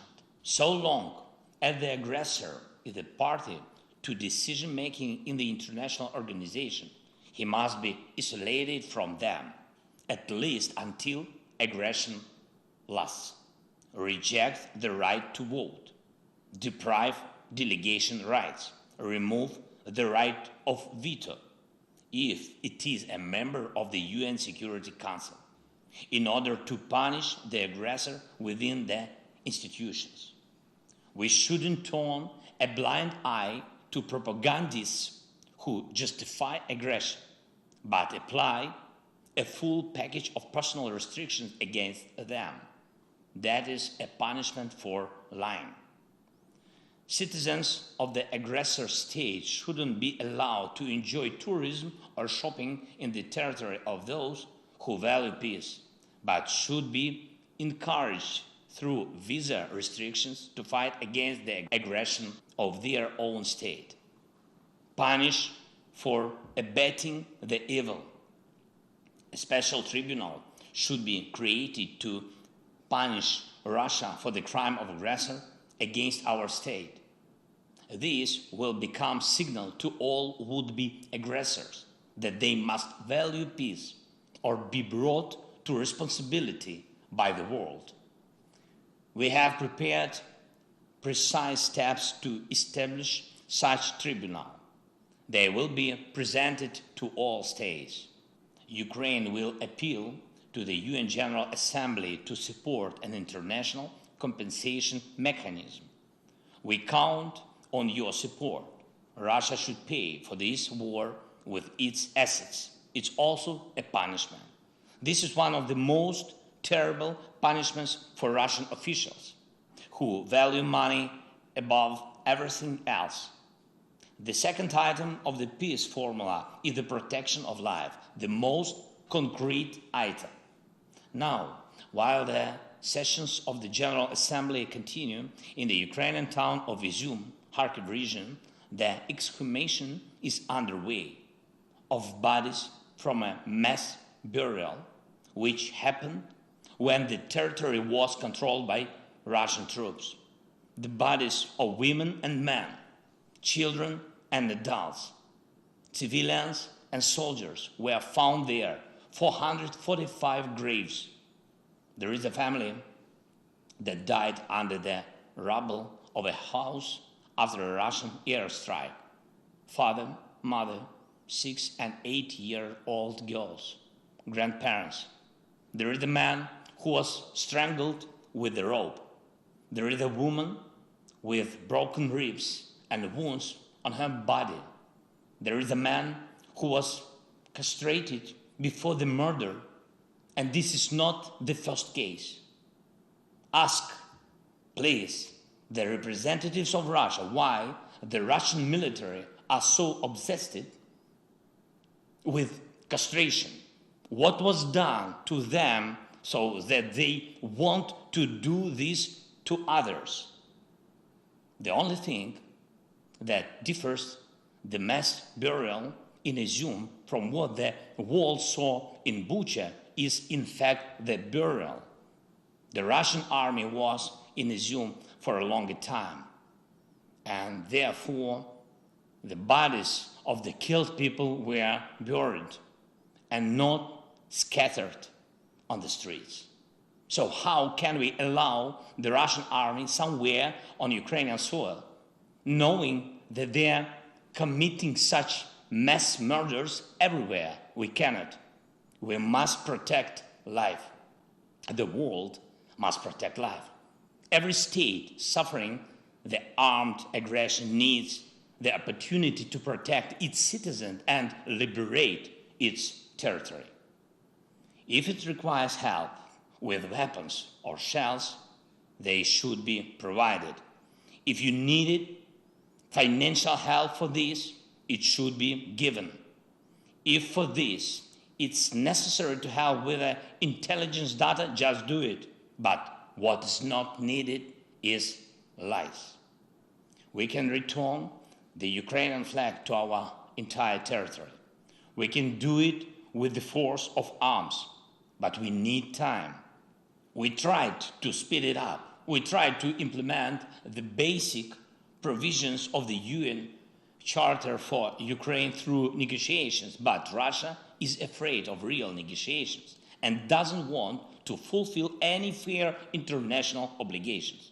It lies to everyone, as it's typical for aggressors, for terrorists. Even now, when Russia talks about negotiations, it only wants to slow down its retreat. Russia wants to spend the winter on the occupied territory of Ukraine and prepare forces to attempt a new offensive, new Buchas, new Izums, or at least it wants to prepare fortifications on occupied land and carry out military mobilization at home. We cannot agree to a delayed war because it will be even hotter than the war now. For us, this is a war for life. That is why we need defense support, weapons, military equipment, and shells. Offensive weapons and long-range one is enough to liberate our land, and defensive systems, above all air defense.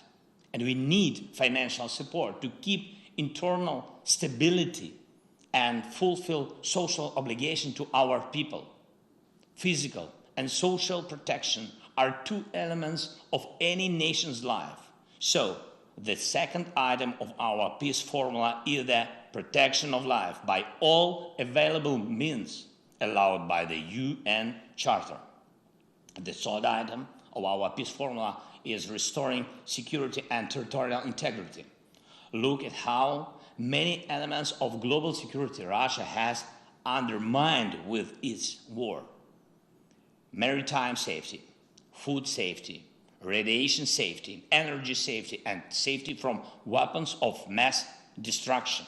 We are already restoring maritime safety and food security, and I thank Mr. Antonio Guterres for his personal involvement.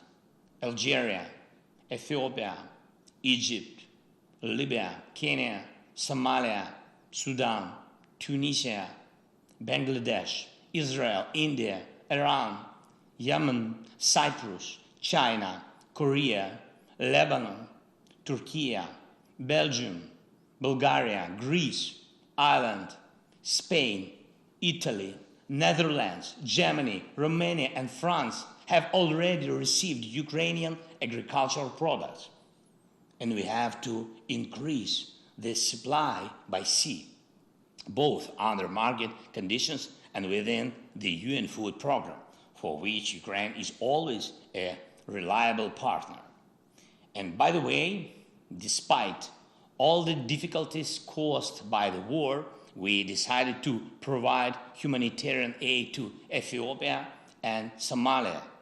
So we will send them an additional amount of our wheat, but it's more difficult with other security elements. On the eve of the General Assembly meeting, Russia fired missiles at the South Ukraine nuclear power plant. The explosion hit the station buildings. Windows were broken. Walls were damaged. The rockets exploded only 300 meters from the walls of the reactors. And this is after the IAEA's clear appeal to Russia to stop any hostile activity against any nuclear facilities of Ukraine, and in particular against the Zaporizhzhia nuclear power station, the largest one in Europe, which Russia has turned into a target. And that makes all of you a target. Russian radiation blackmailing is something that should concern each and every one of you, because none of you will find a vaccine against radiation sickness. The cost of living crisis continues in dozens of countries. It roots in the destabilization of the energy market. It's necessary to remove the main factor of global price turbulence, namely Russian energy blackmailing. It's necessary to cap the prices at which Russia exports its energy resources. It's necessary to make Russian oil and gas just ordinary goods again. Currently, oil and gas are Russia's energy weapons. And that is why it manipulates the markets so that electricity, gas, petrol, and diesel become the privilege of few instead of being a common goods available to all.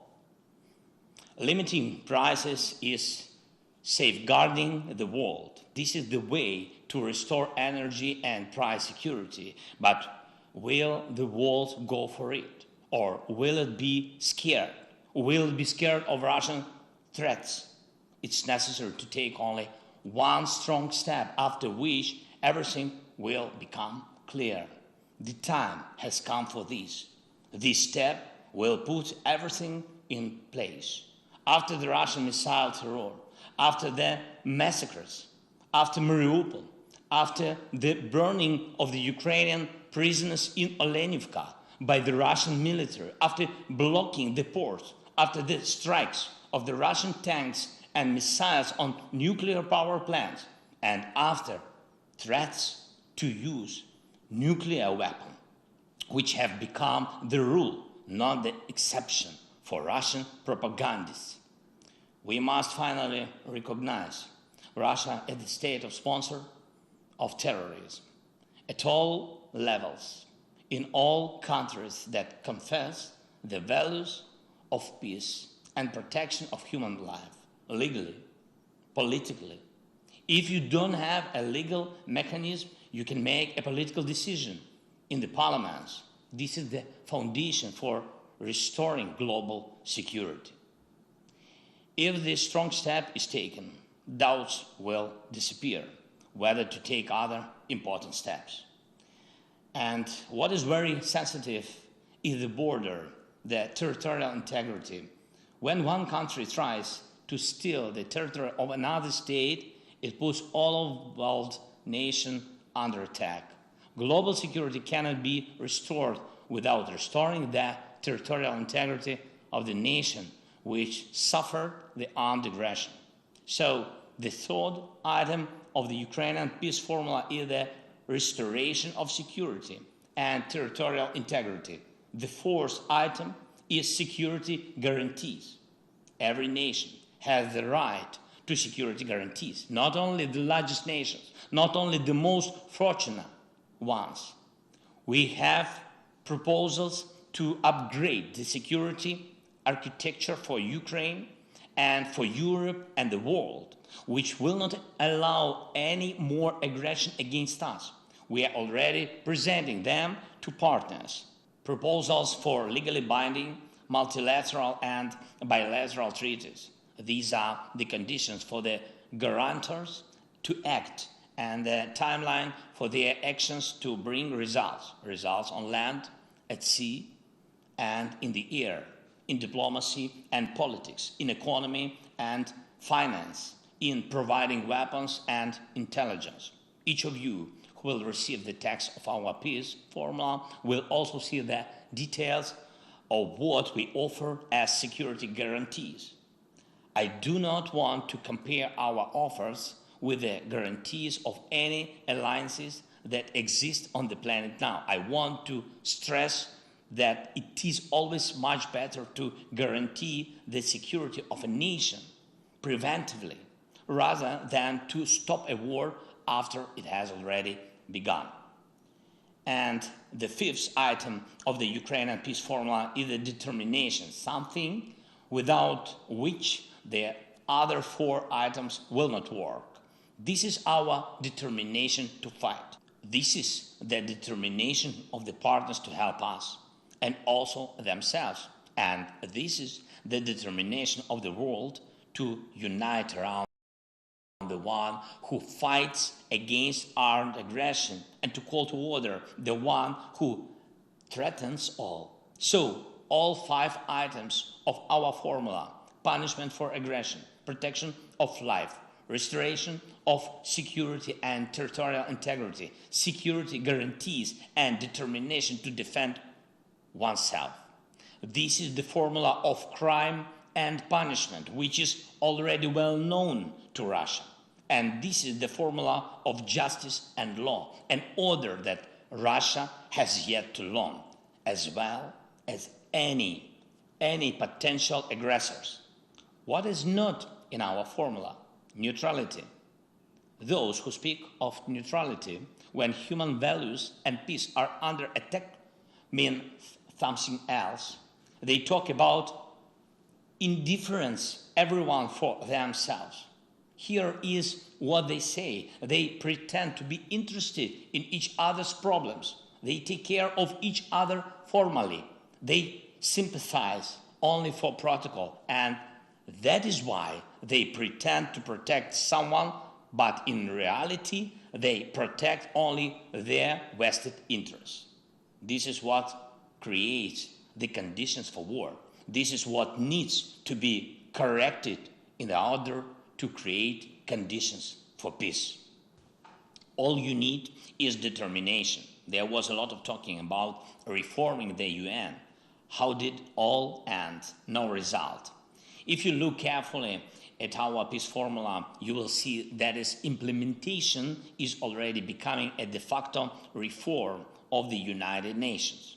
Our formula is universal and unites the North and the South of the world. It calls for the world's majority and encourages to expand the representation of those who remain unheard. This is an imbalance when Africa, Latin America, most of Asia, Central and Eastern Europe comply with the right of veto that they themselves never had. And this is what Ukraine is talking about. And have you ever heard such words from Russia? But it's a permanent member of the Security Council. For some reason. For what reason? No Japan or Brazil, no Turkey or India, no Germany or Ukraine. The day will come when this will be resolved. As for the talks between Ukraine and Russia, probably you have happened to hear different words from Russia about the talks, as if they were ready for them. But they talk about the talks but announce military mobilization. They talk about the talks but announce pseudo-referendums in the occupied territories of Ukraine. What is true then? The military mobilization in Russia is true. Sham referendums are also true. Russia wants war, it's true, but Russia will not be able to stop the course of history. Mankind and the international law are stronger than one terrorist state. Russia will be forced to end this war. The war, it has started. I rule out that the settlement can happen on a different basis than the Ukrainian peace formula. The further the Russian terror reaches, the less likely it's that anyone in the world will agree to sit at one table with them. And if my words will be followed by new Russian missiles and acts of terrorism, it will only prove their weakness. Russia's weakness, its inability to prevail over us, its inability to prevail over the world. It will only prove that 5 items of the Ukrainian peace formula must be implemented as soon as possible. We are ready for peace, but true, honest, and fair peace. That's why the world is on our side. And finally, I want to thank 101 countries that voted for my video address to take place. It was a vote not only about the format, it was the vote about principles. Only 7 countries voted against: Belarus, Cuba, North Korea, Eritrea, Nicaragua, Russia, and Syria. 7 who are afraid of the video address. 7 who respond to principles with a red button. Only 7.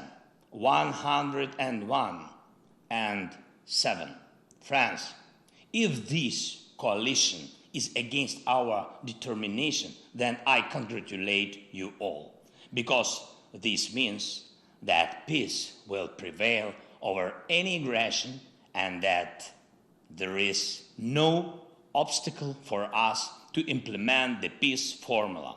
I thank you for your attention. Once again, I wish you all peace. Slava Ukraini!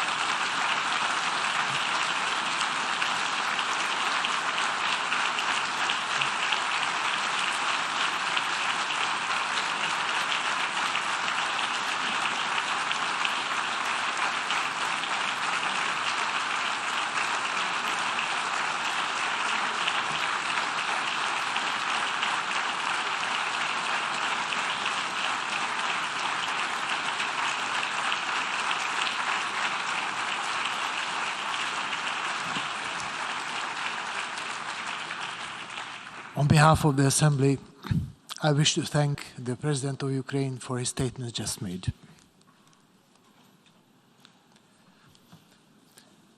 The Assembly will hear an address by His Excellency Alexander Vučić, President of the Republic of Serbia, and I request protocol to escort His Excellency.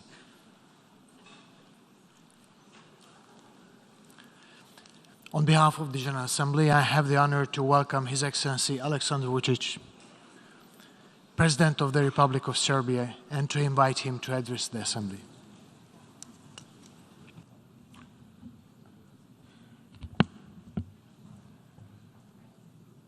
Esteemed President of the General Assembly, distinguished Secretary General, Excellencies, ladies and gentlemen, it gives me a great honor to address you on behalf of the Republic of Serbia. Due to limited time, please do not mind if I skip the burden of formality, courtesy words, greetings of those who are present in this room or absent, and instead speak directly about the essence of what we gather here. I've been so many times in these premises. The seriousness of the present moment obliges me to share difficult but true words with you. Everything we are doing here today seems at least relatively impotent and vague. Our words make hollow and empty echo comparing to the reality we are facing. And that reality is such that no one is listening to anyone here, no one strives towards real agreements and to resolving problems, and almost everyone takes care only of their own interests, breaching often along the way the basic principles of international law, throwing away the UN Charter and other documents this organization is founded on. It is neither fault of Antonio Guterres nor of anyone from UN, but of those powers who take care of nothing else but of meeting their own political, economic, and unfortunately, military goals. We are witnesses that the age we live in is featured by complexity of global geopolitical situation. Our general debate is being held in terms of undermined world peace to the extent that has not been seen ever since the World War II and since the time the United Nations had been founded. Global challenges we are facing are threatening to radically change international security architecture and jeopardize established international legal order. Such complex times demand a lot of wisdom and unity in order to preserve peace as the absolutely most important heritage woven into the foundations of the United Nations organization. That is why I would like to speak clearly and accurately before you about 5 key challenges we are facing today. Point 1, returning to peace and preservation of global stability. Point 2, preservation of territorial integrity and sovereignty of internationally recognized states, members of this organization, as a key principle of international public law and relations between the countries. Point 3, energy security in terms of global crisis. Point 4, financial safety of the poor and developing countries. And point 5, food supply in terms of global supply chains interrupted by war. Current global developments remind us more and more often that the principle of peaceful resolution of disputes has no alternative. This principle is outstanding today more than ever before, and it is best described in the UN Charter Preamble, which reads as follows: to practice tolerance and live together in peace with one another as good neighbors. Denial of use of force and peaceful resolution of disputes are the pillars of world stability, but they must be accompanied by principles such as non-selective observance of the UN Charter, implementation of mandatory UN Security Council resolutions, and basic principles of the applicable international public law. Point 2, preservation of territorial integrity and sovereignty of internationally recognized states, members of this organization. Serbia supports territorial integrity of all UN member states, including, of course, territorial integrity of Ukraine. In such a way, we behaved responsibly and seriously in this renowned institution. Nevertheless, we could hear from many speakers the stories about aggression and violation of territorial integrity of Ukraine. Many say that this was the first conflict on the European soil after the World War II. But the truth that the territorial integrity of a country in Europe, Serbia, as a matter of fact, which did not attack any other sovereign country, was violated, is constantly unspoken. We ask for a clear answer to the question I've been asking my interlocutors, leaders of many countries for years.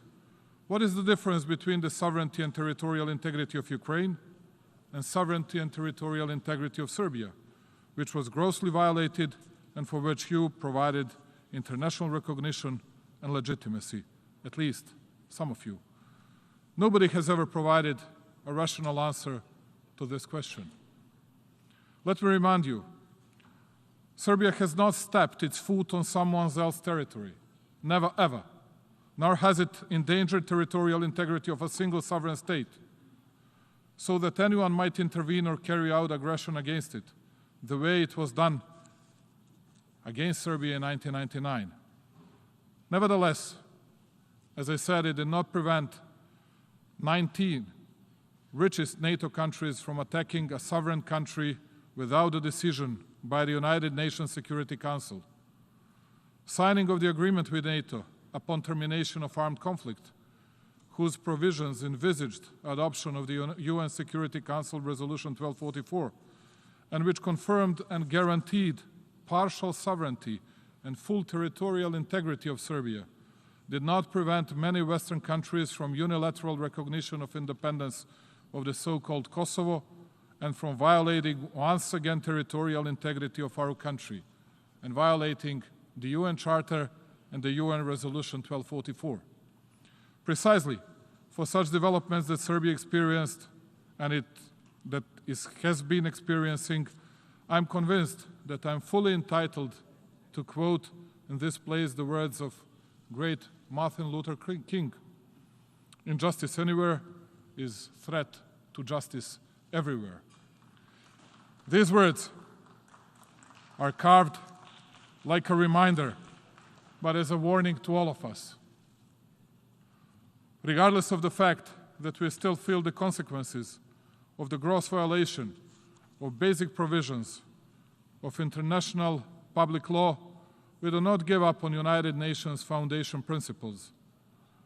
We shall keep advocating consistent observance of the principle of inviolability of borders, respect for sovereignty and integrity of all other UN member states. Despite such position of ours, many in this room have issues with respecting territorial integrity of Serbia. You wonder why? Because they have the power in their hands, and in their eyes, we are small and weak. However, as you could hear and as you could see, we do have the strength to tell the truth, even here. Your Excellencies, we owe special gratitude to all those UN member states, and they currently constitute majority at this Assembly, who support territorial integrity of the Republic of Serbia, particularly in the space and territory of Kosovo and Metohija. It is additionally encouraging that number of countries who support Serbia's position increased in period between two sessions, which is a trend that must continue because it is of utmost importance to remain loyal to basic principles embedded into the UN Charter, such as the principle of inviolability of borders. The Republic of Serbia and I, as its president, search very patiently and with a lot of good will for compromise regarding Kosovo and Metohija under the auspices of the European Union and within Belgrade-Pristina dialogue. It is a difficult process. It has been lasting for more than 10 years, but we see no alternative to it. It is better to negotiate for 100 years than to wage war for a single day.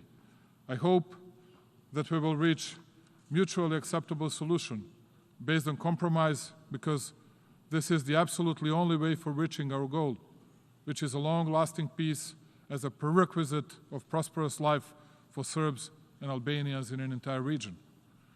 We have exhausted all other options, and speaking for Serbia at least, we do not even dream about going back to the paths of conflicts and bloodshed. The Balkan region could not stand another conflict.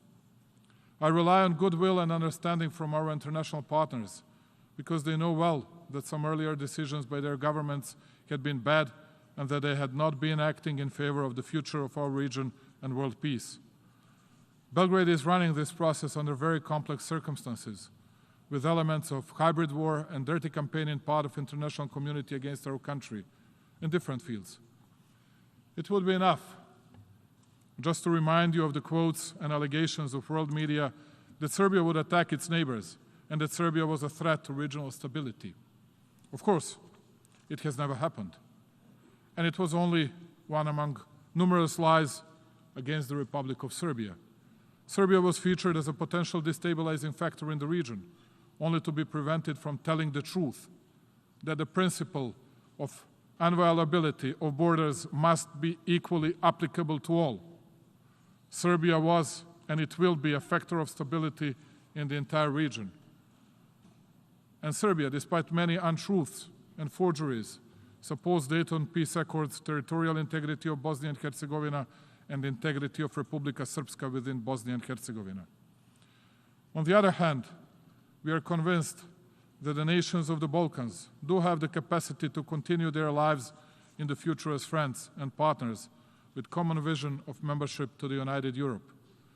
I know this well because we have already surpassed many barriers that had been standing between our nations for years and that had costed us thousands of lives and wasted future. Serbia and Albania, for example, today have the closest and the friendliest relationship in the entire several centuries long common history in the space of the Balkan Peninsula. It took only clear-headed and pragmatic discussions about our future, not about our past, to talk about how to resolve problems that were bothering our people, our companies, workers, students, and entrepreneurs. We had discussed a lot and reached by ourselves numerous solutions that have already cancelled barriers that existed between us for no rational reasons. First of all, in economy, trade, and flow of people and capital. Serbia, Albania, and North Macedonia have been implementing for 3 years Open Balkan Initiative, which has a clear vision to open the region for the people, goods, services, capital, and companies, in order to create a space which would be permanently liberated from tensions and conflicts. In addition to unquestionable common economic benefit that this initiative brings, it has a broader dimension. First of all, in connecting people with different cultures and in promoting diversity, which by all means contributes to general development of society in this part of Europe. In this way, Serbia actually continues contributing to peace, stability and reconciliation process in the region, whereby it certainly gives significant contribution to global security. We found the inspiration for the respective in words of one of the greatest diplomats in history and the great UN Secretary General Dag Hammarskjöld, that this organization was not created to take mankind into paradise, but rather to save humanity from hell. Ladies and gentlemen, the moment we curbed the global pandemic, we have already faced new, unprecedented challenges for this century. While we, as a mankind, take one step at a time in accelerated technological development, there are existential problems ahead of us, such as energy security, financial safety of the developing countries, but also distortions in the supply chains of the basic food provisions. Solidarity, which can be necessary in fighting pandemic, is needed to a far greater extent today when people's basic necessities for food and energy are endangered. The Republic of Serbia thinks of its energy security as of the inseparable part of the national security and as the key prerequisite for the continuation of economic development and progress of our country. We strive to provide a continuity of energy supply, but we share the concern for current geopolitical challenges that undermine the energy stability in the world and Europe. We remain committed to finding solutions that might have the transformational strength in attempts to reach regional and European energy safety. I would like to underline that the Republic of Serbia managed to preserve continuity in energy supply during the ongoing crisis. Nevertheless, we remain vitally interested in diversifying supply sources in additional investment in energy infrastructure, but also in faster and more efficient development of capacities based on renewables. It is precisely at the United Nations where we named the ongoing decade the decade of more sustainable and resilient future, action and transformation. It has to remain like that, but at a bit faster pace. Unequal development, but also financial perils in the developing countries cause additional social layering and inevitably bring new antagonisms. Equal development must neither be limited, not conditioned either geographically or politically, but it must be provided to all people regardless of ethnic, racial, cultural, or religious affiliation. There is another very important challenge ahead, which we must overcome together, and it is finding the most efficient way to avoid consequences of the current international crisis inflicted on global food supply security. Developments are highly alarming, and the reality is such that all of us, with no exceptions, are struck by them. Growing prices of food and its availability have become an additional problem. The task for all of us is to find operational and efficient solutions that will leave no one behind. It is up to us, states, as the most important international subjects, to involve individually in coordination of measures, first of all by contributing to this noble task at national levels in order to preserve the most valuable things, human lives and their dignity. The topic of this year's general debate warns us to the problems of a moment and relatedness of international challenges. Crises we are facing remind us of the importance of open communication. It does not take much wisdom to conclude that challenges can be successfully overpowered only if their causes are properly observed. Serbia believes that it is imperative that current challenges must not deepen world divisions in any way, and that already obvious and intentional polarization at global level should make room to principles of multilateralism. I would like to underline that the Republic of Serbia take part in collective efforts for reaching sustainable development goals and implementation of the 2030 agenda. Serbia shares Secretary General's vision in future of global cooperation in a way envisaged by our common agenda, and it strongly supports inclusive, networked and efficient multilateralism as the best tool for responding to the most urgent challenges for the mankind. Ladies and gentlemen, multilateralism, collective actions and common responsibility are irreplaceable elements of our discussion so far. But allow me to underline that starting point for each such constructive engagement is solidarity. Finally, I would like to reiterate that the Republic of Serbia will continue being a reliable partner in achieving common goals defined within the UN framework, firmly believing that it is the best path to create a world for us and generations to come. But we must not forget that the United Nations are as strong as we respect commonly harmonized decisions and documents of these organizations. Once again, I would quote something that we heard 23 times since now. This is the sentence: the only standard we must follow is UN Charter. That's what we heard from everybody.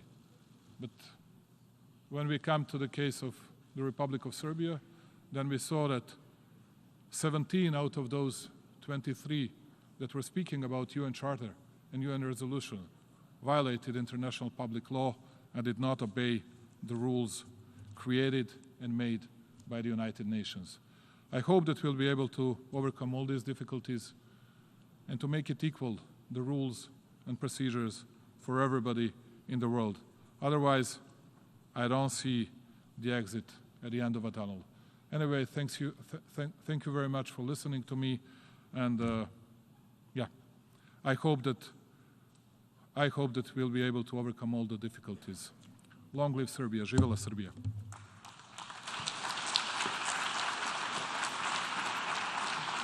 On behalf of the Assembly, I wish to thank the President of the Republic of Serbia for the statement just made, and I request protocol to escort His Excellency. The Assembly will hear an address by His Serene Highness, Prince Albert II, Sovereign Prince of the Principality of Monaco. I request protocol to escort His Serene Highness.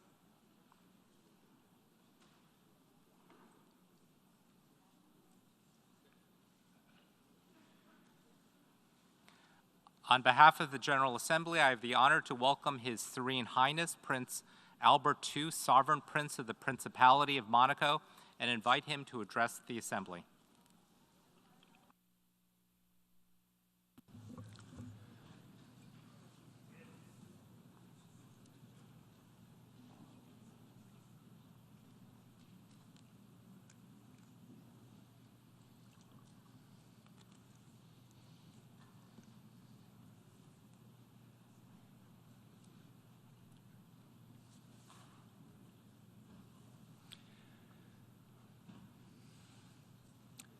Monsieur le Président de l'Assemblée générale, President of the General Assembly, Secrétaire général, Secretary General, Mesdames et Messieurs les chefs d'État Heads et of de State and gouvernement, Government, Excellences, Excellencies, Mesdames et Messieurs, ladies and gentlemen. permettez-moi de vous dire Allow combien il me est to agréable say d'être how ici parmi pleased vous I alors am que to plus be de 2 années here se with sont you, écoulées because depuis le début at de a la time when pandémie de 2 la years have COVID-19. passed since the start of the COVID-19 Cette crise pandemic, sanitaire sans this précédent a unprecedented révélé nos health failles dans la crisis coordination et la revealed our fault coopération lines in multilatérale. multilateral cooperation Nous a coordination. contraints à It prendre des forced mesures us to économiques et take sociales extraordinaires, extraordinary social tant pour economic protéger nos measures, populations both to que pour protect our mobiliser le people and also système to monétaire mobilize international. international monetary system. Notre rythme Our effréné du frenetic quotidien nous day-to-day fait oublier que existence chaque année, means that we dans forget l'hémisphère nord, that in the Northern le jour du Hemisphere, dépassement, the qui arrive de overshoot plus en plus day tôt, arrives nous alerte sur ce que earlier nous every imposons à la year, and it planète, should dont alert nous us to the épuisons fact that inexorablement what we are les imposing on ressources. the planet, whose Alors oui, Monsieur le resources Président, we le are thème que vous avez choisi inexorably pour ce débat exhausting. général Yes, indeed, rappelle President, bien que the nous theme sommes that à you've un chosen for tournant this general décisif debate today reminds qui us that we impose are des indeed at a solutions watershed moment that transformatrices requires pour transformative affronter les solutions défis to interdépendants address qui nous menacent. interlocking challenges before us.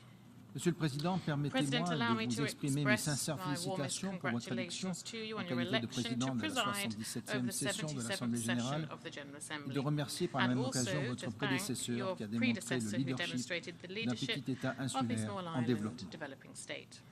Nous partageons votre We share your conviction quant à la conviction regarding nécessité the need d'atteindre to les objectifs de développement achieve the durable SDGs que nous avons collectivement that we définis en 2015 defined collectively et ainsi in préserver 2015, notre and also environnement preserve et in assurer so la survie doing de our l'humanité. environment and ensure the survival of humanity. Cette 77e Assemblée générale marque une année décisive pour la mise en marks a œuvre de decisive l'agenda year for the implementation 2030. of the 2030 agenda. Soyez assurés du Rest plein assured of full soutien de la support of the Principauté de Principality of Monaco Monaco dans la in préparation the des preparation importantes for échéances à venir. important upcoming deadlines. Je pense I'm plus thinking particulièrement à la particularly about conférence the sur l'eau, conference on water, au sommet sur the les ODD SDG et au sommet summit, du futur and the en summit of the 2024. future in 2024. Monsieur le Président, il y a 100 ans exactement, exactly 100 years ago, disparaissait le prince Prince Albert Ier, Albert mon trisailleur. I,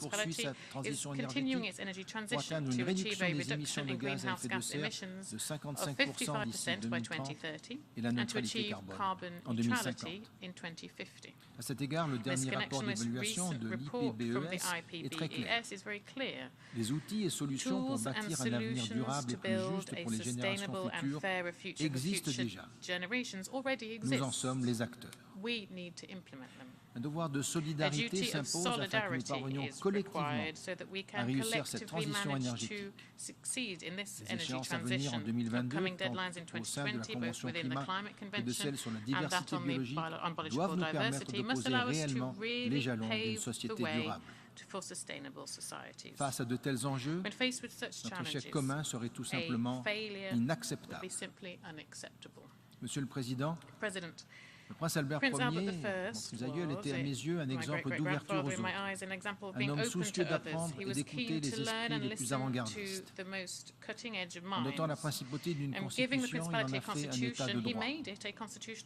Alors que la Première Guerre mondiale approchait, il n'a eu de cesse d'essayer de convaincre les futurs belligérants de trouver une solution pacifique à leurs différends. Aujourd'hui, alors que de nombreux conflits continuent à semer terreur, misère et désarroi dans le monde, sans que nous y parvenions à mettre fin, la guerre est revenue, malheureusement, sur le continent européen. L'agression militaire contre l'Ukraine méconnaît de façon flagrante le droit international et les principes de la Charte des Nations Unies, en portant atteinte à la sécurité et la stabilité de l'Europe et du monde. Elle inflige en outre à la population ukrainienne des souffrances indicibles qui nous renvoient aux heures les plus sombres de notre histoire. Enfin, je salue la conclusion d'un accord sous l'égide des Nations Unies permettant l'exportation des céréales ukrainiennes par la mer Noire et exhorte l'ensemble des parties prenantes à en respecter les termes. La sécurité alimentaire mondiale, déjà précaire, en dépend. N'oublions pas non plus que les femmes et les enfants restent les premières victimes des pénuries alimentaires, exacerbant le cercle vicieux et intergénérationnel de la pauvreté. Monaco a fait de cette problématique l'une de ses priorités de coopération et y consacre près d'un tiers de son aide publique au développement. Nous sommes résolument engagés sur le long terme pour lutter contre la malnutrition, soutenir les petits producteurs locaux, les cantines scolaires et développer des filières agricoles durables.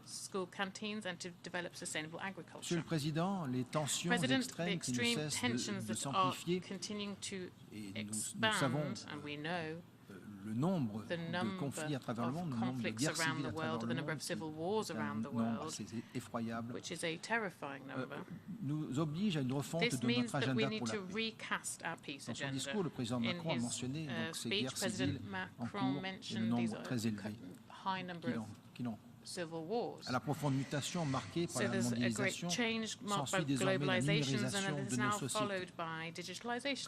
S'il est un domaine où le secteur privé a le leadership, c'est bien celui des technologies de l'information et des communications. À cet égard, nous devons concilier le développement de ces technologies avec la protection des droits de l'homme et des données personnelles.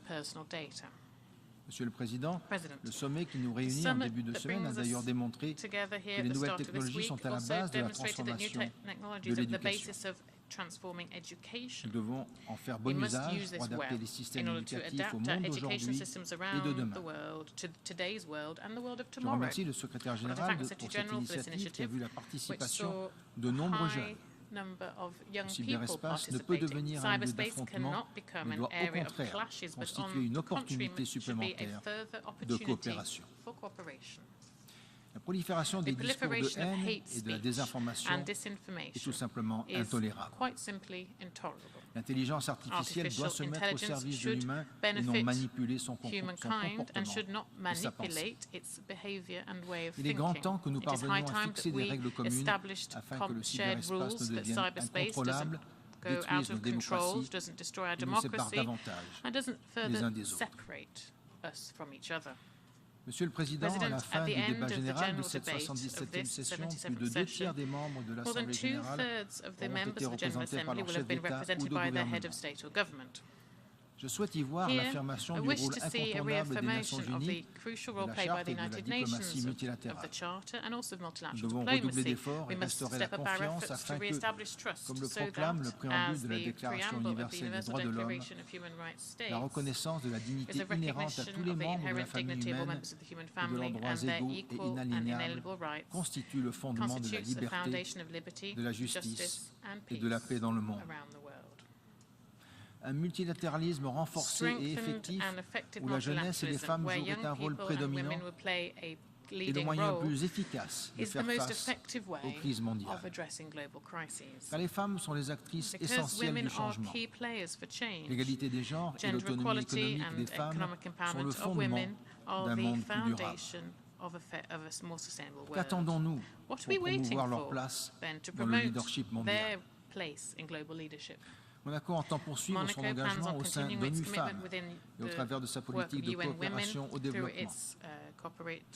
Ma délégation entend contribuer pleinement aux travaux de notre organisation pour bâtir ensemble un multilatéralisme plus efficient et plus inclusif, œuvrant pour le bien-être de l'humanité et de la planète. Je vous remercie de votre attention.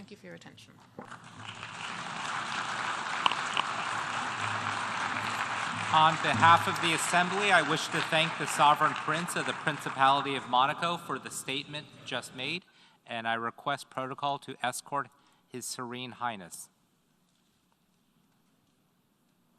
The Assembly will hear an address by His Excellency Charles Angelo Savarin, President of the Commonwealth of Dominica.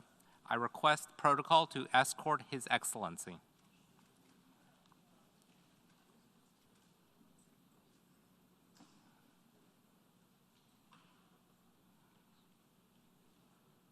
On behalf of the General Assembly, I have the honor to welcome His Excellency Charles Angelo Savarin, President of the Commonwealth of Dominica, and invite him to address the Assembly. Mr. President, Mr. General Secretary, Your Excellencies, Heads of State and Government, distinguished delegates, ladies and gentlemen, warmest greetings and a very pleasant good afternoon to you all. Mr. President, my delegation, and by extension the government and people of the Commonwealth of Dominica, congratulate you on your election to the presidency of the 77th session of the United Nations General Assembly and wish you every success during your tenure. We also express appreciation and gratitude to your predecessor, His Excellency Abdullah Shahid, for the able manner in which he presided over the 76th session. Mr. President, permit me to express my deepest condolences to His Majesty King Charles III, to the royal family, and to the government and people of the United Kingdom on the passing of Her Majesty Queen Elizabeth II. Her Majesty was a symbol of stability and continuity, not only to the United Kingdom, but to the Commonwealth and the world at large. Mr. President, this 77th session of the United Nations General Assembly is being convened at a time when we are faced with innumerable challenges which have both current and long-term implications. These include climate change, degradation of our ecosystem and loss of biodiversity, poverty, inequality, and a growing challenge of chronic, non-communicable diseases. All of these have occupied the attention of this august body over the years, with only marginal progress in finding solutions for resolving these major challenges.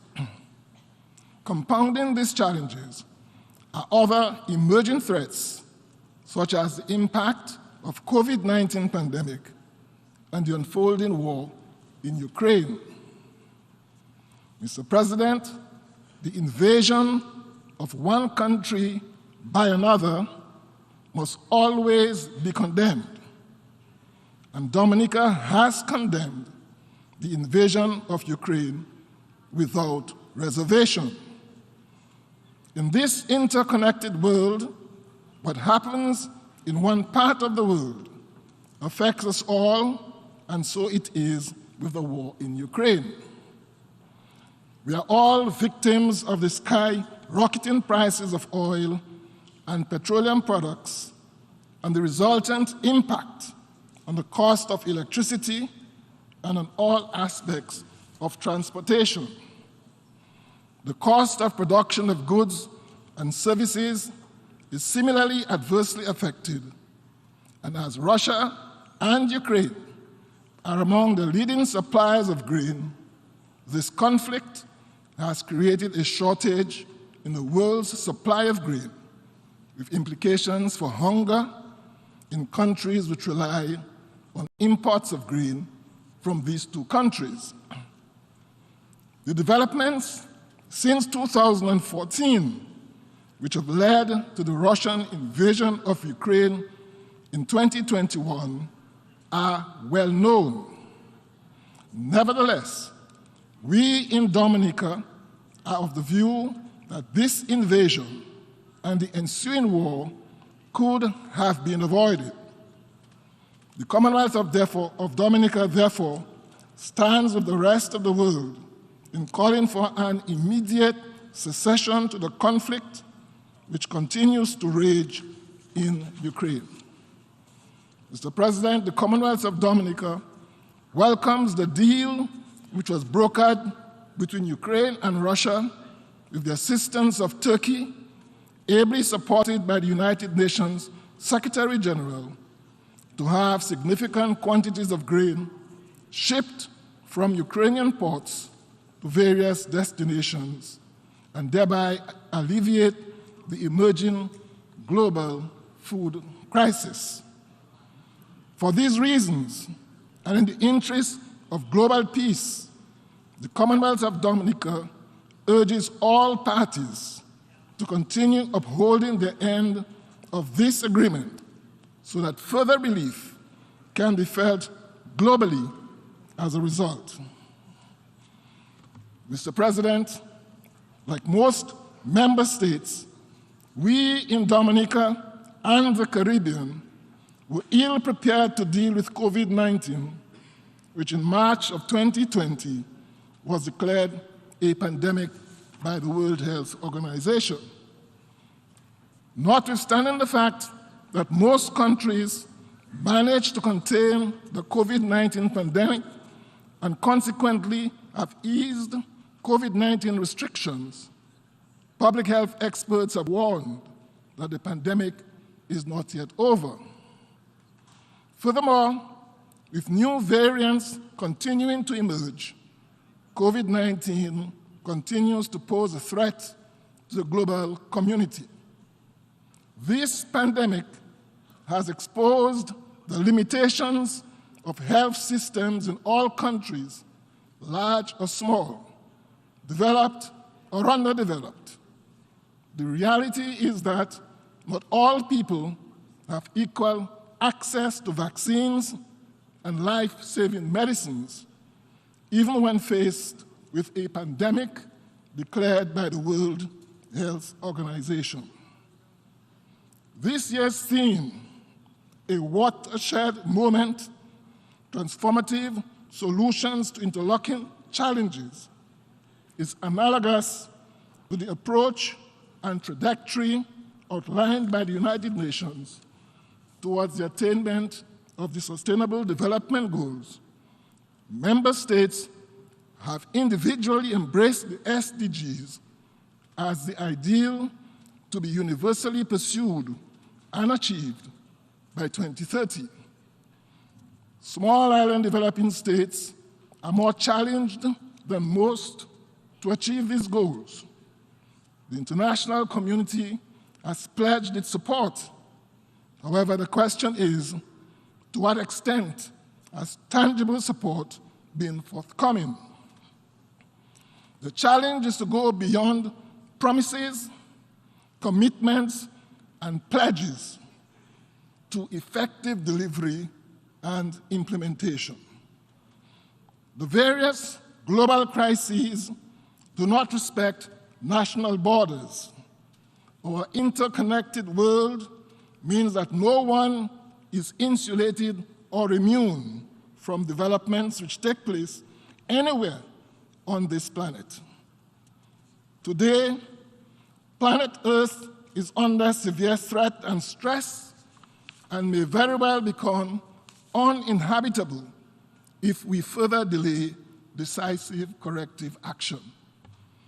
We need to talk less and start taking those concrete and sustainable actions needed in order to reduce carbon emissions into the atmosphere. In addition to tropical storms and hurricanes, we are facing the prospect of drought, warming seas, and rising sea levels, all of which will affect lives and livelihoods. For this very reason, we continue to champion the call for collective global action to build the resilience of our small island states to natural disasters which are triggered and exacerbated by our changing climate. We must lay a path for development that is sustainable and people-focused.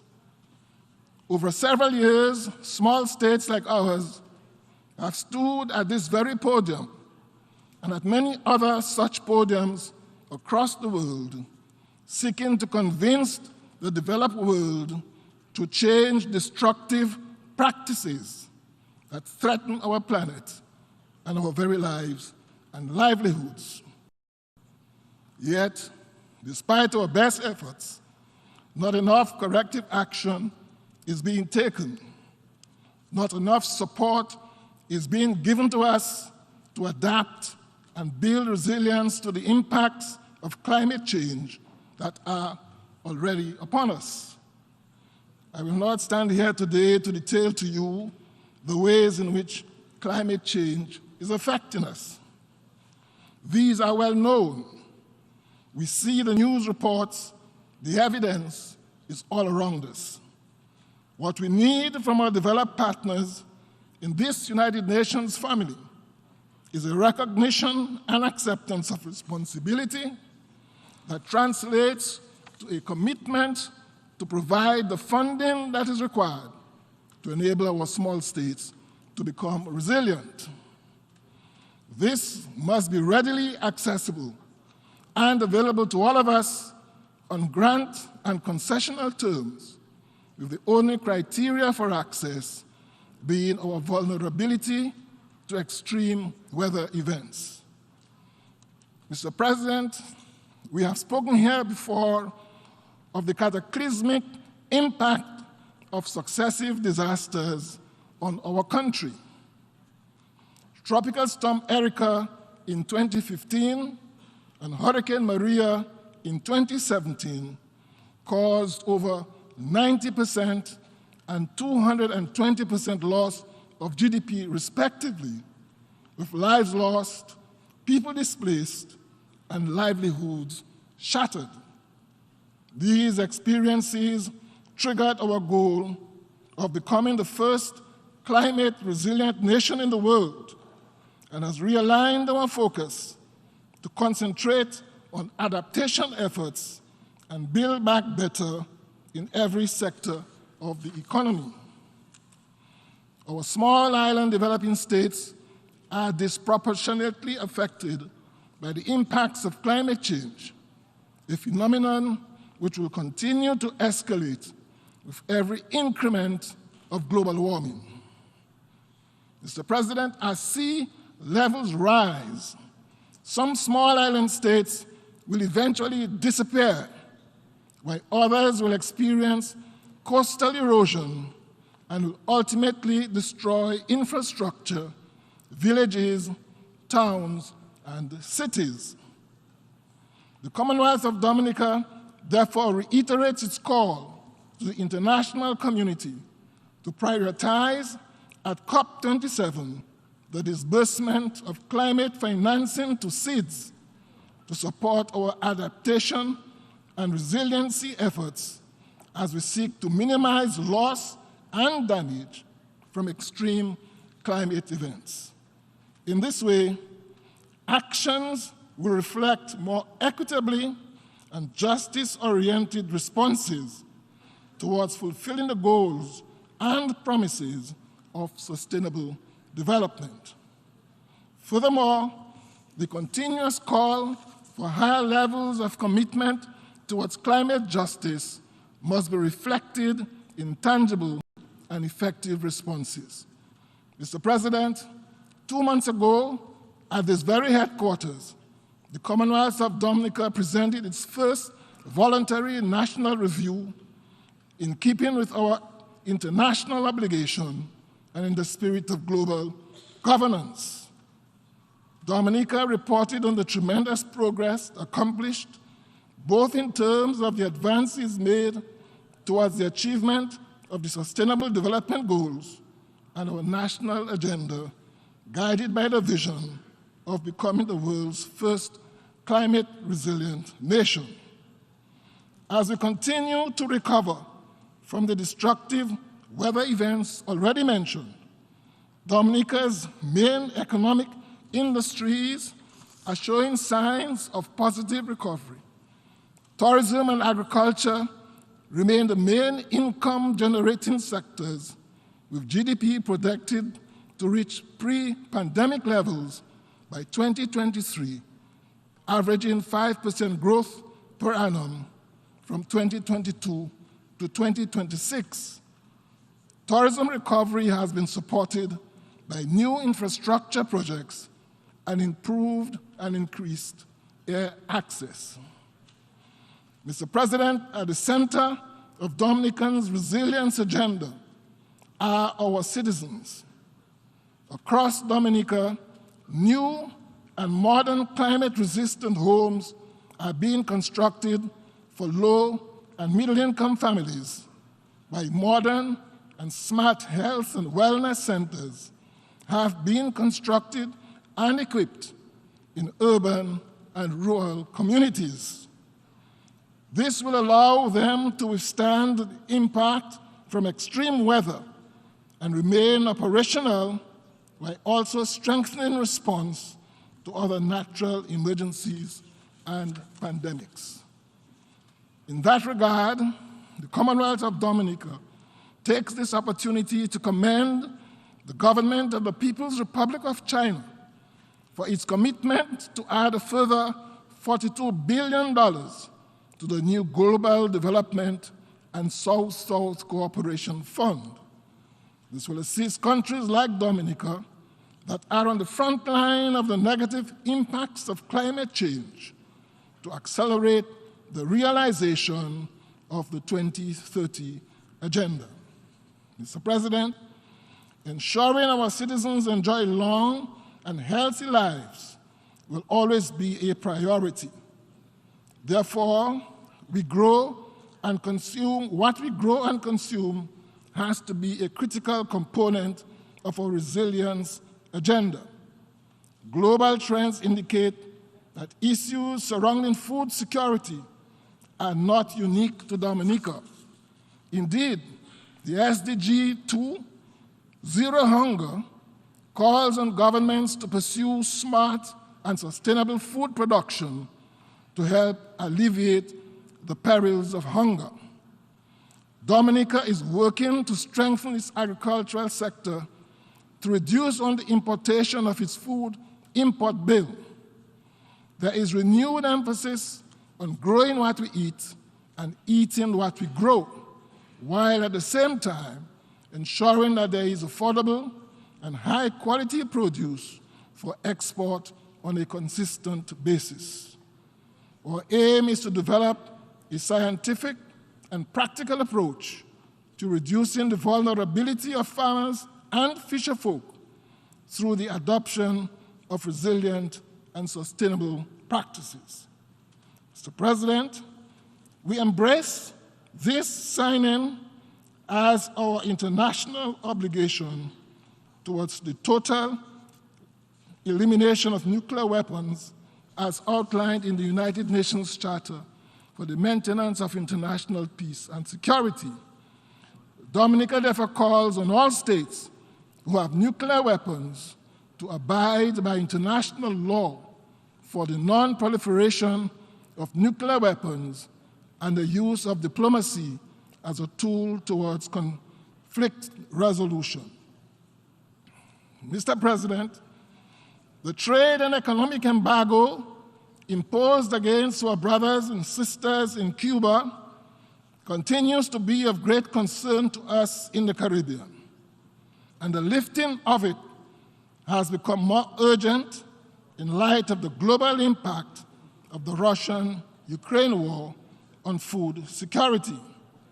The Commonwealth of Dominica continues to join its voice with the voices of the overwhelming majority of members of this global organization to call for the immediate lifting of the unjustified trade restrictions and export bans imposed on the good people of Cuba. It has long been established that whatever the objectives were 60 years ago, when this embargo was instituted, it can no longer be justified if it ever was. The government of Dominica therefore strongly urges the few states who continue to support these sanctions to heed the call of the overwhelming majority of us gathered here and lift this archaic and unfair embargo against Cuba, and let us all support the full integration of the Cuban people into the global financial and trading systems. For decades, Cuba has been training medical doctors, nurses, engineers, and other professionals, as well as providing technical assistance to developing countries as part of its South cooperation. Cuba also offers professional training in various disciplines to thousands of students from all over the developing world. Additionally, Cuba continues to add its voice to the fight against terrorism and drug trafficking in the Caribbean and the rest of the world. We therefore join all other member states who have called for the removal of Cuba from the list of countries that sponsor terrorism, and we ask instead that we redirect our efforts to combating the real threats to global peace and security in the region. In March of 2015, Mr. President, the United States of America declared Venezuela as posing an unusual and extraordinary threat to the national security and foreign policy of the United States and imposed sanctions on that country. The United States has been followed by a number of countries in imposing sanctions, and since then, the good people of Venezuela have been enduring severe hardships and sufferings from the imposition of numerous financial and economic sanctions. The consequences of these sanctions prevent millions of Venezuelans from meeting the most basic needs, made even worse by the COVID-19 pandemic and the war in Ukraine, further impacting Venezuela's contracted economy and an already weakened health system. The Commonwealth of Dominica again joins with the voices of many other members of this global organization to call for the immediate lifting of the unjustified oil embargo and other general sanctions imposed on the people of Venezuela. The political, economic, social, and humanitarian crisis in Venezuela demands immediate attention. It is further incumbent upon all of us to provide short and long-term solutions and opportunities for Venezuela to resolve its challenges and quickly improve the lives of ordinary Venezuelans. Mr. President, the current situation in Haiti continues to be of great concern to us and demands greater international attention. An editorial in the Washington Post on the 6th of August 2020 called for muscular international intervention. This was followed on the 8th of August 2022 by a statement from the Secretary General of the Organization of American States reproaching the international community for its failure over the years in assisting Haiti and leaving the country in chaos. Mr. President, Haiti is a country which was once the wealthiest colony in the Americas. It is now the poorest country in the Western Hemisphere. The magnitude 7.0 earthquake of 2010 left the country totally devastated. It claimed some 250,000 lives and over 300,000 injured and laid waste the capital of Port-au-Prince and most of southern Haiti. There was an estimated cost of US $8 billion in damage and a reconstruction cost of approximately US $14 billion.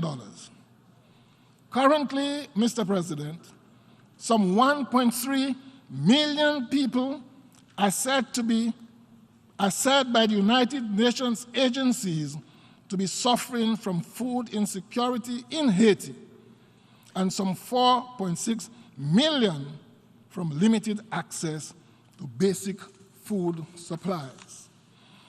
While I am pleased to acknowledge the recent meeting of lead heads of governments of CARICOM that took place in Trinidad and Tobago to specifically find solutions to the many crises which beset Haiti, the international community needs to respond as if Haiti was under invasion, as is the case with Ukraine, or as it did in the post-war reconstruction situation, as was the case with Europe after World War II, requiring a so-called Marshall Plan.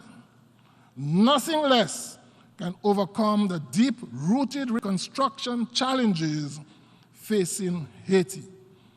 We therefore urge the United Nations family to forge an effective, unified response that brings to bear the necessary resources, financial, technical, human, and otherwise, to alleviate the sufferings of the Haitian people. Mr. President, the severe and voluminous impacts of the various challenges that we have been experiencing in recent times highlights the importance of multilateralism. As we raise the various issues confronting our individual states and share our hopes, fears, and expectations, let us seek also to offer solutions to our various problems as a united international community, eager to realize a sustainable, transformative, and fairer future for all.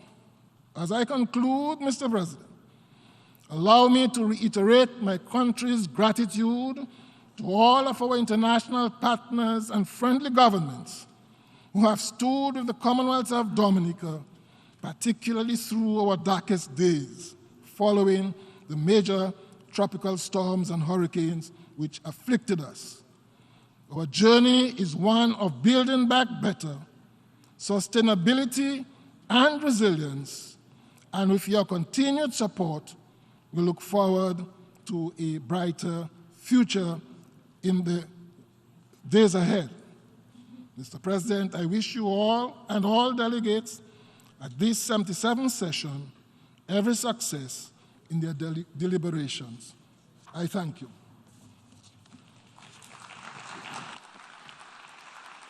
On behalf of the Assembly, I wish to thank the President of the Commonwealth of Dominica for the statement just made, and I request protocol to escort His Excellency. We shall now continue the general debate. The Assembly will hear an address by His Excellency Mohamed Najib Azmi Mikati, President of the Council of Ministers of the Lebanese Republic. I request protocol to escort His Excellency.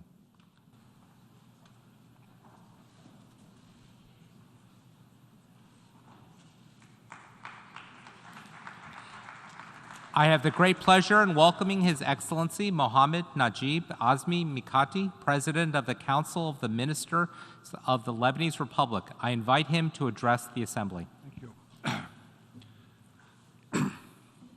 السيد رئيس الدورة السابعة والسبعين Mr. President of the 77th session of the United Nations General Assembly, Your Excellency, the Secretary General of the United Nations, Mr. Antonio Guterres, heads of state, government, and delegations, ladies and gentlemen, I would like to extend to you, Mr. President, my warmest congratulations on your assumption of the presidency of the General Assembly at its 77th session.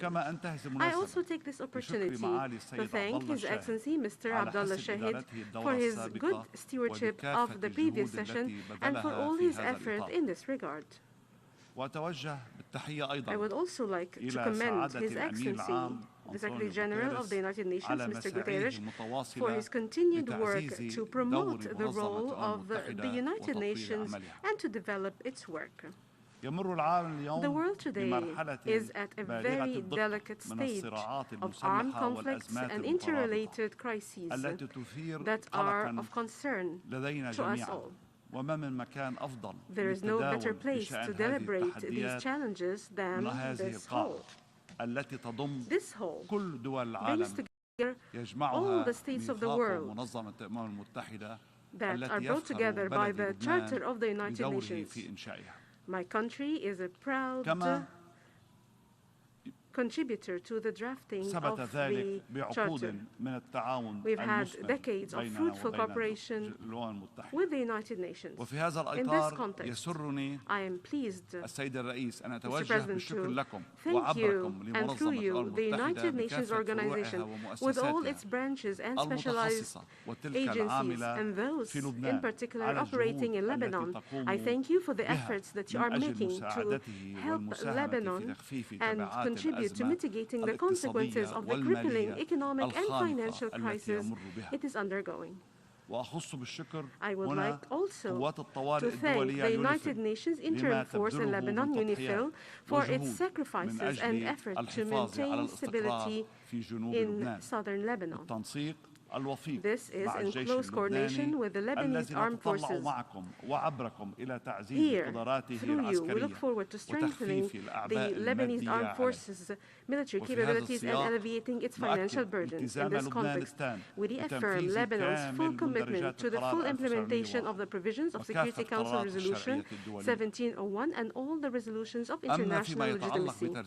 With regard to the demarcation of our maritime borders, under the auspices of the United Nations and with the commendable American mediation. Here, I would like to reaffirm Lebanon's absolute commitment to its sovereignty, rights, and wealth in its territorial waters and its exclusive economic zone. We reiterate our sincere desire to reach a negotiated solution that is long overdue. I am pleased to inform you that we have made significant progress and hope that we will soon reach the desired outcome. Lebanon is determined to protect its national interests and the well-being of its people, its wealth, and to invest its national resources. We are fully aware of the importance of the promising energy market in the Eastern Mediterranean for the prosperity of the economies of the countries in the region and to meet the needs of importing countries. Mr. President, Lebanon believes in the leading role played by the United Nations. We reaffirm our commitment to the 2030 Agenda for Sustainable Development and the Paris Climate Agreement. We also believe in international frameworks that address disarmament issues in their various forms. We also welcome the work aimed at establishing an international understanding to rid the Middle East of weapons of mass destruction in implementation of General Assembly Resolution 73/546.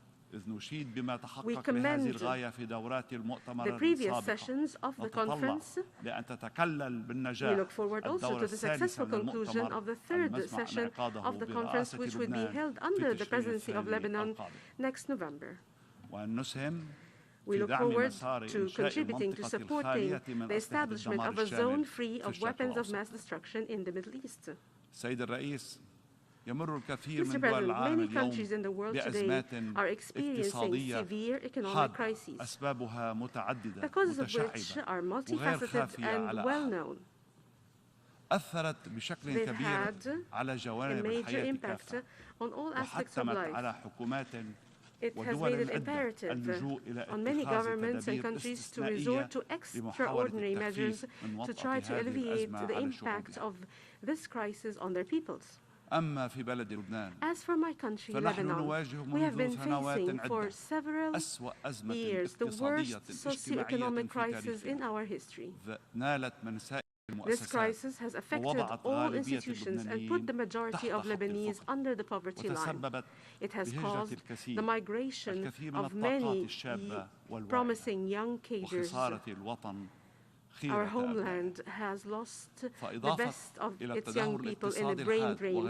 In addition to the unprecedented and severe economic deterioration, the collapse of the exchange rate of the national currency to its lowest historical levels, and the closure imposed by the COVID-19 pandemic, in addition to the catastrophe of the Beirut pool explosion. In this connection, we are in pursuit of the truth. This in addition to the consequences of the Syrian crisis and the burden of the displaced. In the midst of all of this, we found ourselves facing an unprecedented political crisis, which has made it necessary to tread very slowly and carefully in a political and economic minefield to remedy the situation and establish the appropriate grounds to contribute to getting out of the crisis. Mr. President, our government has succeeded in achieving many of its goals. The most prominent of these goals include holding parliamentary elections on time, despite the difficult circumstance in the country. But the road ahead of Lebanon is still arduous, long, and full of difficulties before we get out of this crisis. We are working with all our might and determination to overcome it successfully. In this context, our government has signed a preliminary agreement with the International Monetary Fund. From this rostrum, we pledge to proceed with all the legislative and administrative reforms necessary to overcome our present crisis. In this context, we always count on the assistance of Lebanon's international friends, led by the brotherly Arab states.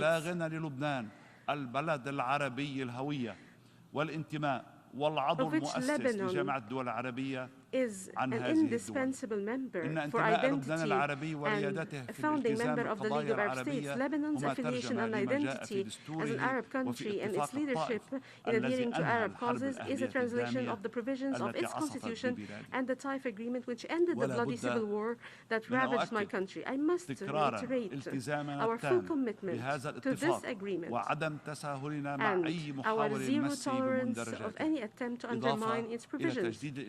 We also reaffirm our commitment to the principle of this association, which we have pursued since our previous government. This is an effort to keep our country as far away as possible from what it cannot sustain. The government of Lebanon also relies on the United Nations and its member states, which through their commendable assistance to Lebanon have always emphasized that a capable and a prosperous Lebanese state is an urgent need for peace and security in the region and the world. In the context of efforts to address the economic crisis, our government is also working on a financial and economic recovery plan that complements our cooperation with the International Monetary Fund, and we are also working on a package of comprehensive structural and sectoral reforms that meet the requirements of the Lebanese people economic collapse. At the same time, we are working to relaunch the economy and to unlock its potential, especially for young people that we are responsible for. They are the beacon for hope for the success of a Lebanese economic model that is open to the world with pioneering opportunities. In this context, we appeal to brotherly and friendly countries to stand by Lebanon in its crisis, in its current ordeal, and to support it in order to get out of it and to address its serious repercussions on the Lebanese people, as well as its repercussions on the structure of the state. We look forward to reconvening of the Friends of Lebanon Conference, which has long been hosted by France in cooperation with the friends and brothers and sisters of Lebanon. The existence of a sovereign and independent Lebanese state that is strong and capable, that protects the parliamentary democratic system and public and private freedoms, that believes in tolerance, fraternity, and convergence, and adopts a policy of dissociation and shuns away the policy of exease.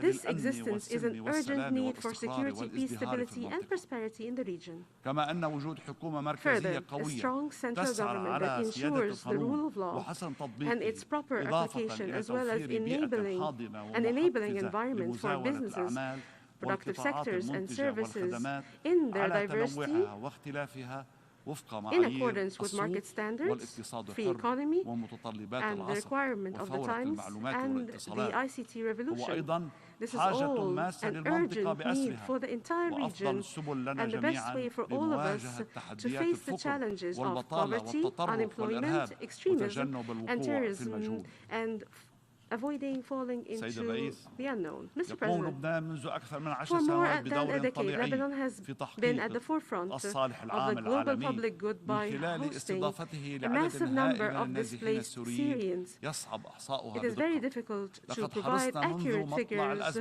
of those displaced Syrians in Lebanon. Since the beginning of the Syrian crisis, we have adopted an open border policy out of our belief in humanitarian considerations. However, today, the displacement crisis is beyond our ability. It is also important to reaffirm that the Lebanese constitution and the consensus of all Lebanese prevent any integration or settlement naturalization on its territory. The only realistic, sustainable solution is to achieve safe and dignified return for Syrians to their country within a roadmap that we should start working on as soon as possible with the cooperation of all parties. There should be also additional qualitative assistance provided to the Lebanese state and its different departments and infrastructure. The infrastructure is overstretched by the large influx of displaced persons for more than 10 years. Mr. President, the question of Palestine remains the main issue impeding the attainment of peace and stability in the Middle East. The injustice against the Palestinian people must be lifted. The sovereign and independent Palestinian state, with Al-Quds al-Sharif as its capital, must be realized, and the relevant international legitimacy resolutions must be implemented, including the decision and resolutions for the return of refugees. In the context of the debate on the Palestine refugees, allow me to emphasize the central role played by UNRWA in serving the goals and purposes of the UN by contributing to mitigating the suffering of the Palestine refugees and helping achieve a measure of regional development and stability. In this context, we express our deep concern at the agency's critical financial situation and the accumulated budget deficit. This jeopardizes the delivery of its services. We also reiterate Lebanon's welcome and support for all international efforts to bridge the deficit, as the biggest challenge remains finding a sustainable solution in the financing gap. To the financing gap. Mr. President, Lebanon has a long history of culture. Lebanon has always promoted a message of peace, tolerance, and dialogue. While my country is undergoing a difficult period, the difficulties will not deter Lebanon and its Lebanese from moving forward to re-establish their prosperity and strengthen the pioneering role they have always played internationally. We want Lebanon to be a form of convergence, not a form of division. We want Lebanon to be a space for dialogue, not competition. We want it to be a spiritual custodian that brings together the values of the divine religions and the values of truth and justice in this world. I'm confident that with the unity of its people and the help of its brothers and friends, we can achieve the aspired goal. In conclusion, I reiterate my thanks to the United Nations for its continued cooperation with Lebanon and its continued partnership with all member states that love and support Lebanon. And I reiterate my call to everyone to neutralize, to not involve Lebanon in all the conflicts in the region. The greater the challenges, the more we are willing to work together for the good of all our peoples. The recent successive crises have demonstrated the importance of international cooperation in addressing crises that are, on the whole, are transboundary in their nature. And I conclude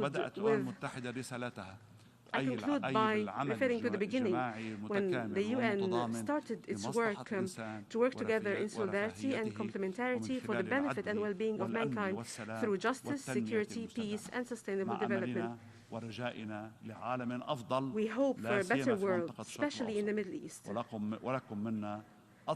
My best greetings to all of you. Thank you. On behalf of the Assembly, I wish to thank the President of the Council of Ministers of the Lebanese Republic for the statement just made, and I request protocol to escort His Excellency.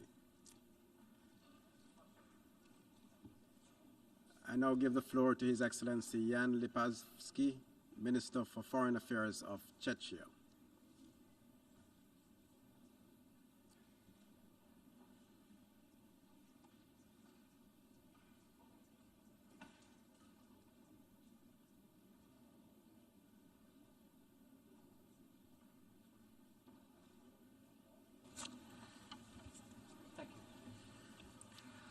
Mr. President, Excellencies, ladies and gentlemen. This United Nations, its principles, which we established after the Second World War, is in grave danger. One of the presumed gatekeepers of the UN Charter, one of the permanent members of the UN Security Council, Russia, is attacking a sovereign neighboring democracy and wreaking havoc in Eastern Europe and the entire world. If we continue to allow a new colonial war, then why are we here? Why do we keep this United Nations alive? Do we care, or are we indifferent? Czech government's foreign policy is guided by the legacy of our former President Václav Havel, a globally respected human rights defender and a renowned politician who once said, "Our indifference towards others can after all result in only one thing, the indifference of others toward us." The fact that representatives of all UN member states are meeting here to address major global challenges manifest that we are not only indifferent to the suffering of others, it shows that we care. The circumstances have changed dramatically since our last meeting, though. The Russian invasion in Ukraine has fundamentally shaken the international order. On February 24, not only Europe, but the whole world entered a new era. Russia tries to dismantle the security architecture of the European continent, launching a colonial war of conquest. Ironically, President Putin declares partial mobilization and threatens the world with use of nuclear and mass killings of civilians with the argument that the world has to fear Russia. Russia must immediately cease its military actions and withdraw all its troops from the entire territory of Ukraine. Russia's complete disregard for the resolutions adopted by the UN General Assembly is appalling. Czechia resolutely supports Ukraine's right to defend its territorial integrity and population in accordance with Article 51 of the UN Charter. Czechia fully supports sovereignty, unity, and independence of Ukraine within its internationally recognized borders. we will never recognize the illegal annexation of Crimea. We condemn in the strongest possible terms the upcoming sham referenda in parts of the Ukraine territory. We resolutely reject any attempts to create spheres of influence instead of equal partnerships. The time of establishing colonies and acquiring new territories by sheer force of arm is over. Today, it is Ukraine. Tomorrow, it could be any of us. We refuse this world of Russian colonial appetite. We are horrified by the atrocities committed by the Russian invader. We condemn the existence of filtration camps run by Russia and the horrors in Mariupol, Bucha, Irpin, Izium, and many other places in Ukraine, as well as the apocalyptic shelling of civilian infrastructure. Hundreds of thousands of Ukrainian citizens were deported to Russia, including children. Children forcibly taken away from their parents. It reminds us of the worst practices of the Soviet Union and Nazi Germany in the first half of the 20th century. All these reports on Russian military conduct must be independently investigated. Russia must respect its obligation under the international humanitarian law. There is Russia's international responsibility for the aggression, but there is also an individual crime responsibility for the crimes committed on such a large scale by Russian troops. We will hold all war criminals accountable. Czechia supported the referral to the ICC prosecutor to open an investigation of the situation on the ground in Ukraine. We also strongly support Ukraine's application instituting the proceeding against the Russian Federation under the Genocide Convention before the International Court of Justice. And we call for establishment of a special international tribunal that will prosecute the crime of aggression committed by Putin's Russia. Apart from that, we support Ukraine comprehensively. Czechia hosts the highest number of Ukrainian refugees per capita, over 400,000 in a 10 million country. We provide volumes of humanitarian aid. We support stabilization, recovery and reconstruction efforts of the Ukrainian government, not only with words, but with action. Mr. President, Russia's aggression against Ukraine has only strengthened my country's resolve to continue supporting independent media, civil society, and human rights defenders. Inside Russia, unfortunately, the human rights situation of any freedom-loving citizens has worsened enormously. We successfully ran for the Human Rights Council seat vacated by Russia in May. I would like to thank for the broad support which we received from many of you. We warmly welcome the appointment of Mr. Volker Türk as a new High Commissioner for Human Rights. And I wish to thank former High Commissioner Michelle Bachelet for her dedicated work during her terms in office. The latest report on China documented by her office shed light on the alarming human rights violation against Muslim groups, including Uyghurs. Unfortunately, the human rights situation in countries such as Afghanistan, Cuba, Ethiopia, Iran, Myanmar, or Venezuela also continue to worsen. We wish for Myanmar to work towards a peaceful resolution of the current crisis. We follow with horror the atrocious manner in which the Iranian authorities handle the rightful protest of women. In Belarus, the regime uses brutal violence against its opponents. In the past 2 years, tens of thousands of Belarusians have been detained, all independent media and civil society organizations destroyed. We are concerned that anti-Semitism and the Holocaust denial are on the rise. This year marks 80 years since the infamous Wannsee Conference, with the so-called final solution to the Jewish question, which resulted in the murder of nearly 6 million Jews. Czechia reiterates Israel's right to protect its citizens against any terrorist activities, including rocket attacks which deliberately target Israeli civilians. Mr. President, Czechia currently holds the presidency of the European Union. Our priorities, such as defending Ukraine, ensuring energy security and promoting democracy and human rights, are not only regional, they are global in nature. The Russian aggression has only multiplied the already existing global challenges. The progress on the Sustainable Development Goals and the global recovery from the COVID-19 pandemic has slowed down. Prices of agricultural commodities are growing globally. For us, working with youth, listening to their concern is the driving force to get the progress on SDGs back on track. Climate change, pollution, and biodiversity loss are major global challenges. We need a comprehensive humanitarian development peace-based response to crises, including pandemics and sustainable food systems and climate resilience.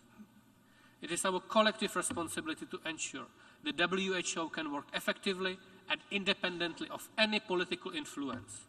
No one should be left behind. We firmly support the global efforts for equal access to vaccines and treatments. Stakes are high at the next UN climate conference, COP27, in Egypt, which is approaching. It has been said many times before, but I will reiterate once again. If we do not act now, it might be soon too late. The development of relations between the EU and Africa is among the priorities of the Czech EU presidency. Africa is facing food shortages and negative impacts of climate change and the COVID-19 pandemic. Russian aggression against Ukraine has blocked export of agricultural products.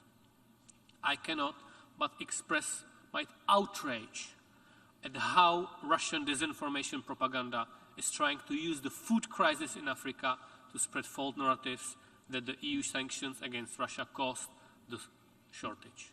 Obviously, if Russia had not invaded Ukraine, we would not have had to deal with this issue at all.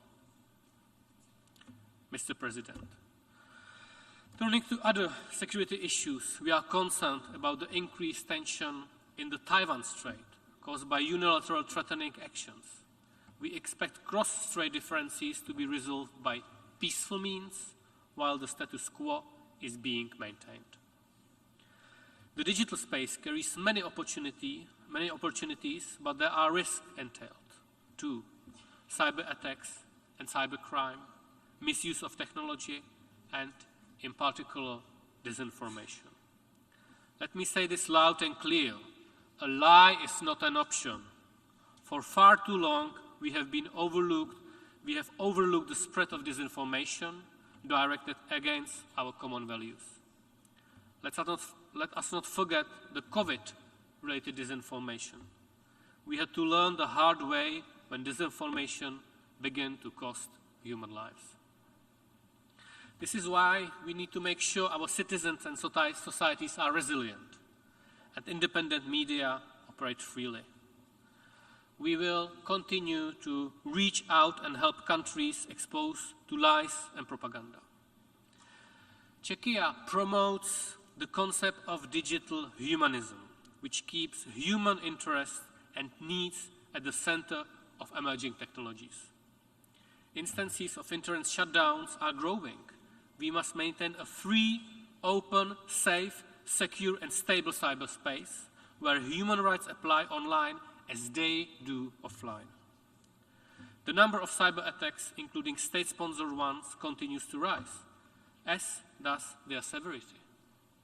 New potential of terrorist threat has appeared with the escalation of Russia's aggressive policies.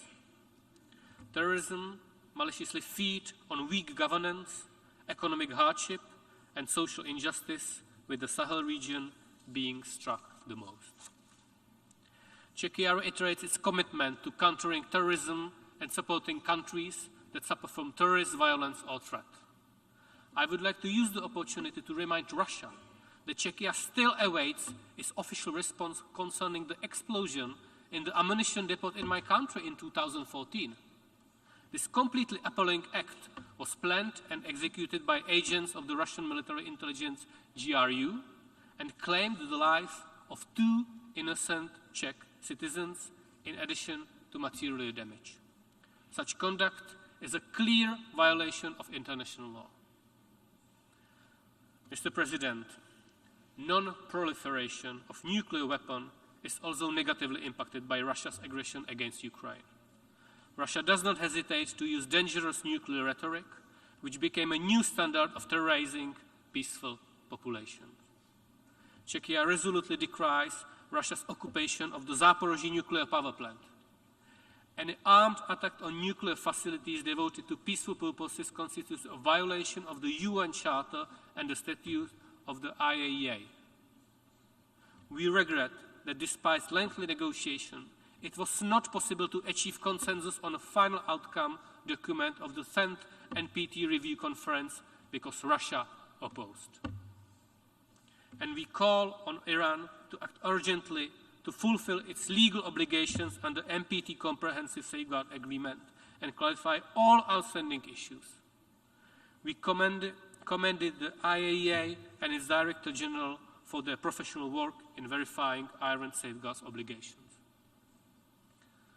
Mr. President, this United Nations, this universal organization has a duty to help us better react to existing and emerging global challenges. But in these dark and stormy times, it has the duty to firmly defend the principles it was founded on: the UN Charter, human rights, and rules-based international order. Thank you very much.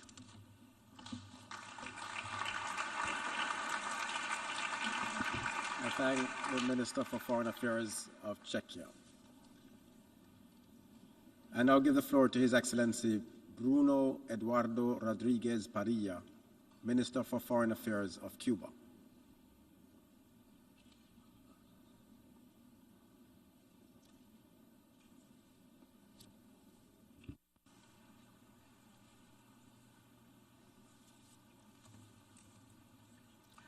Señor Presidente, Mr. President, señores delegados, delegates, el impacto de la pandemia de COVID-19 ha puesto al descubierto, como nunca antes, la verdadera esencia del injusto e insostenible orden internacional prevaleciente. Jamás la humanidad tuvo este formidable potencial científico-técnico, ni esta extraordinaria capacidad de generación de riqueza y bienestar. Y sin embargo, nunca antes el mundo fue tan desigual y la inequidad tan profunda. 828 millones de personas, el 10% de la población mundial, padecen hambre. Y cerca de 50 millones de niños y niñas sufren de emaciación, la forma de malnutrición más mortífera. El desempleo afectará a 207 millones de personas en 2022, 21 millones más que en 2019. En plena cuarta revolución industrial, 773 millones de seres humanos no saben leer ni escribir. Cerca de 6,5 millones de personas han muerto debido a la pandemia de la COVID-19. Las vacunas para enfrentarla son inaccesibles para 1.000 millones de personas en países de bajos ingresos. En 2021, las transnacionales farmacéuticas ganaron 84.588 millones de dólares. La deuda externa ha sido varias veces pagada y sin embargo se multiplica. Paradójicamente, el gasto militar mundial crece de manera vertiginosa y supera por primera vez los 2 millones de dólares. Nada justifica que la humanidad siga estando amenazada por la existencia de casi 13.000 armas nucleares. Abogamos por la universalidad del tratado sobre la prohibición de las armas nucleares.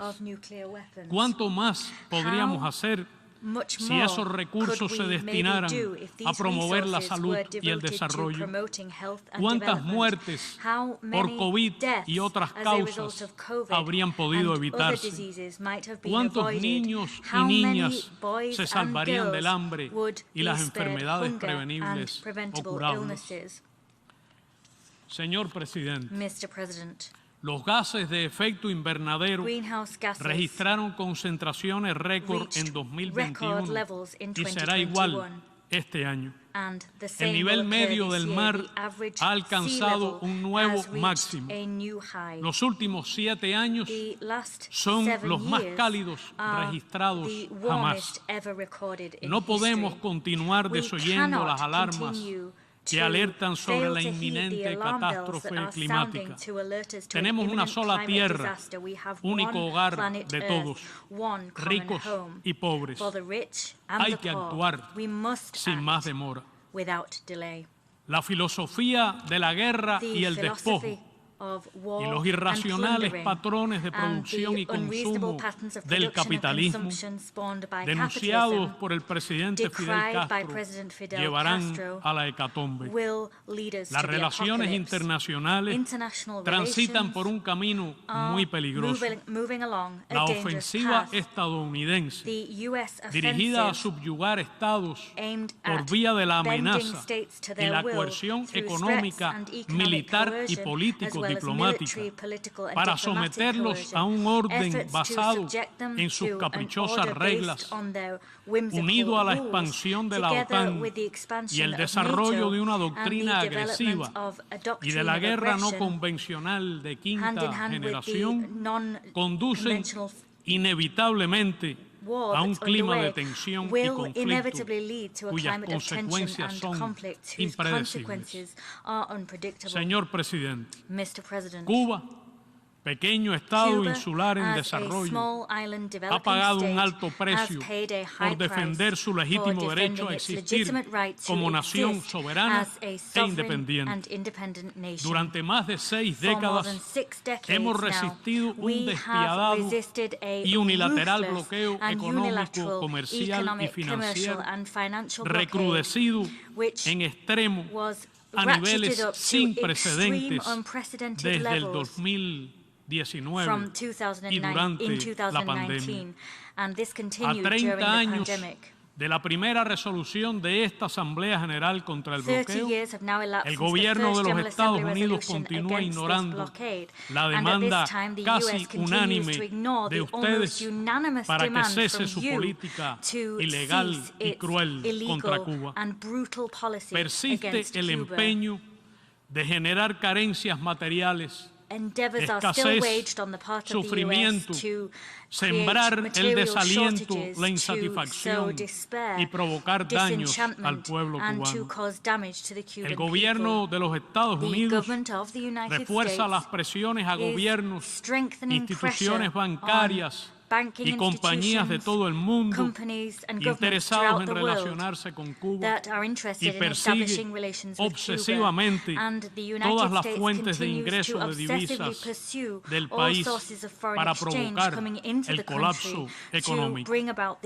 Como resultado, en efecto, la economía cubana ha experimentado presiones extraordinarias que se manifiestan en la industria, la prestación de servicios, having an impact on industry, service provision, are leading to a scarcity in food and medicines, and are leading to a decline in consumption and a decline in the general well-being of our people. The human damage caused by this policy and felt by all Cuban families is impossible to quantify, but is nevertheless vast, cruel, and immoral. The blockade is an act of economic war in times of peace. The current government of the United States keeps in force the most aggressive measures of pressure on our country. These were adopted by the government of Donald Trump and remain in force. This administration continues the unfair inclusion of Cuba on the arbitrary list produced by the State Department of countries that supposedly sponsor terrorism. This slanderous classification of our country as a sponsor of terrorism stigmatizes our financial bodies and institutions and makes it extremely difficult for us to conduct transactions or to pay payments or access credit. Cuba has been a victim of state terrorism and does not promote, nor will it ever promote, terrorism. On the contrary, we condemn terrorism in all its forms and manifestations. The government of the United States manipulates opportunistically highly delicate issues such as terrorism, religion, democracy, justice, corruption, and human rights. The double standards, the inconsistency, the selectivity, the manipulation, the political manipulation indeed, of which the United States are guilty, damage the cause of human rights.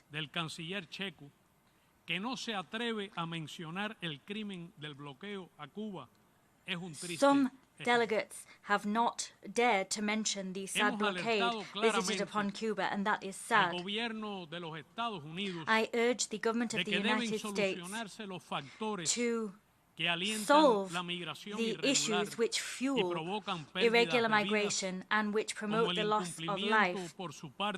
These factors include their failure since 2017 to uphold their obligation, according to bilateral agreements in force, to earmark no less than some 20,000 annual visas to migrants. There is the Cuban Adjustment Law, there is the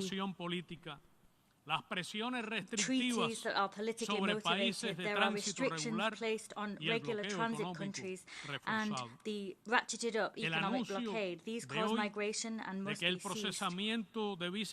We've heard today that the processing of migrant visas will return to the Embassy of the United States in Havana, and that is a positive step.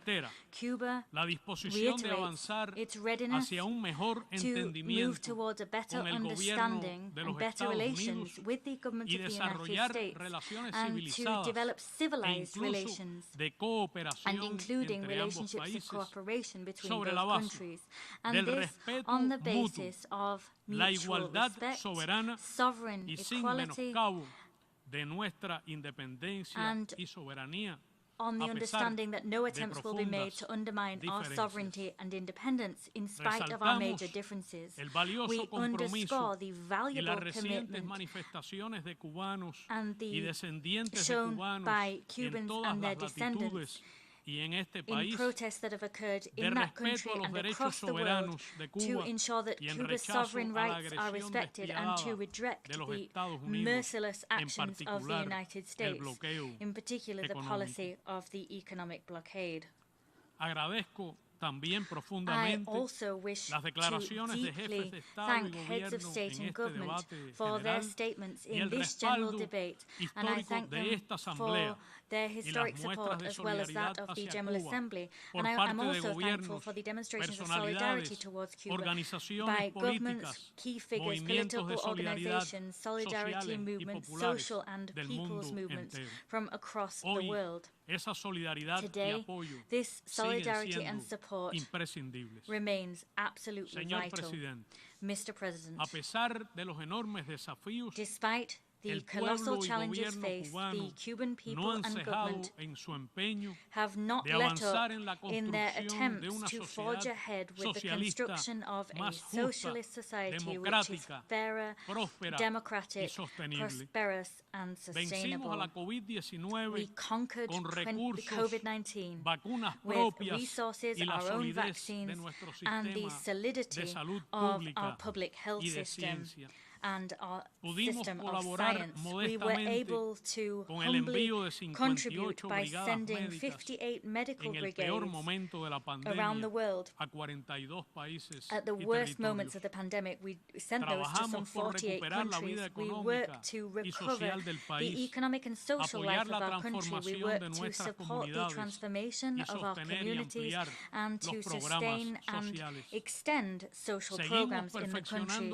We continue to hone our legal order, our state, and the legal order that is of our socialist state of social justice to guarantee the full and proper enjoyment of all human rights by all Cuban people. And we do this to ultimately enrich the system of social justice, which several generations have enjoyed. On the 25th of September, after a broad participatory process of popular consultation, we will hold the legislative referendum on an innovative family code. This vote will be a genuine exercise of direct democracy and of the effective power of the Cuban people.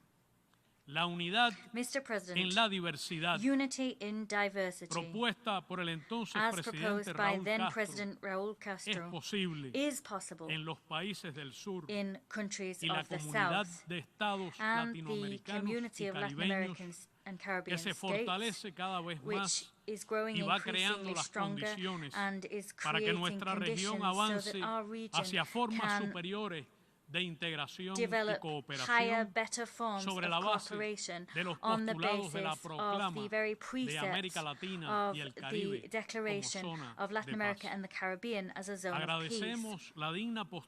We are grateful for the dignified stance adopted by several countries in the region on the arbitrary the fact that we've been arbitrarily excluded from various diplomatic fora in our hemisphere. We express our solidarity with the Bolivarian Republic of Venezuela and with its constitutional president, Nicolás Maduro Moros, and we stand shoulder to shoulder with the civic military union of its people as it attempts to withstand attempts made to subvert and destabilize the internal order of that brotherly country. We reject the implementation of unilateral coercive measures in and against Venezuela. We denounce the imperialist attempts made to destabilize the government of reconciliation and national unity of Nicaragua. We reiterate our staunch support for the brotherly Nicaraguan people and for their president, Daniel Ortega. We stand in full solidarity with the sisterly nations of the Caribbean, and we support their legitimate claims for reparations for the damaging effects of colonialism and slavery. These peoples need and deserve to receive just, special and differentiated treatment. We once again reaffirm our historic commitment to the self-determination and independence of the people of Puerto Rico. Haiti needs a special contribution to be made by the international community to its reconstruction and development. Humankind has a debt to settle with that republic. We support the legitimate claim of President Alberto Fernández and of the sovereign people of the Argentinian Republic over the Malvinas Islands, the South Sandwich Islands and South Georgia Islands and the surrounding maritime areas.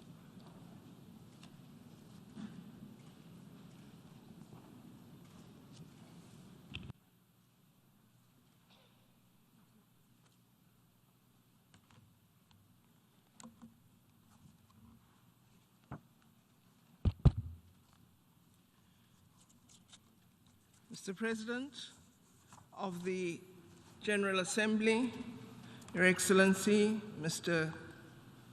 Kudosi, Secretary General Antonio Guterres, Excellencies, ladies and gentlemen, Mr. President, allow me to join all speakers before me in congratulating you on your election as President of the General Assembly and to wish you well in your role.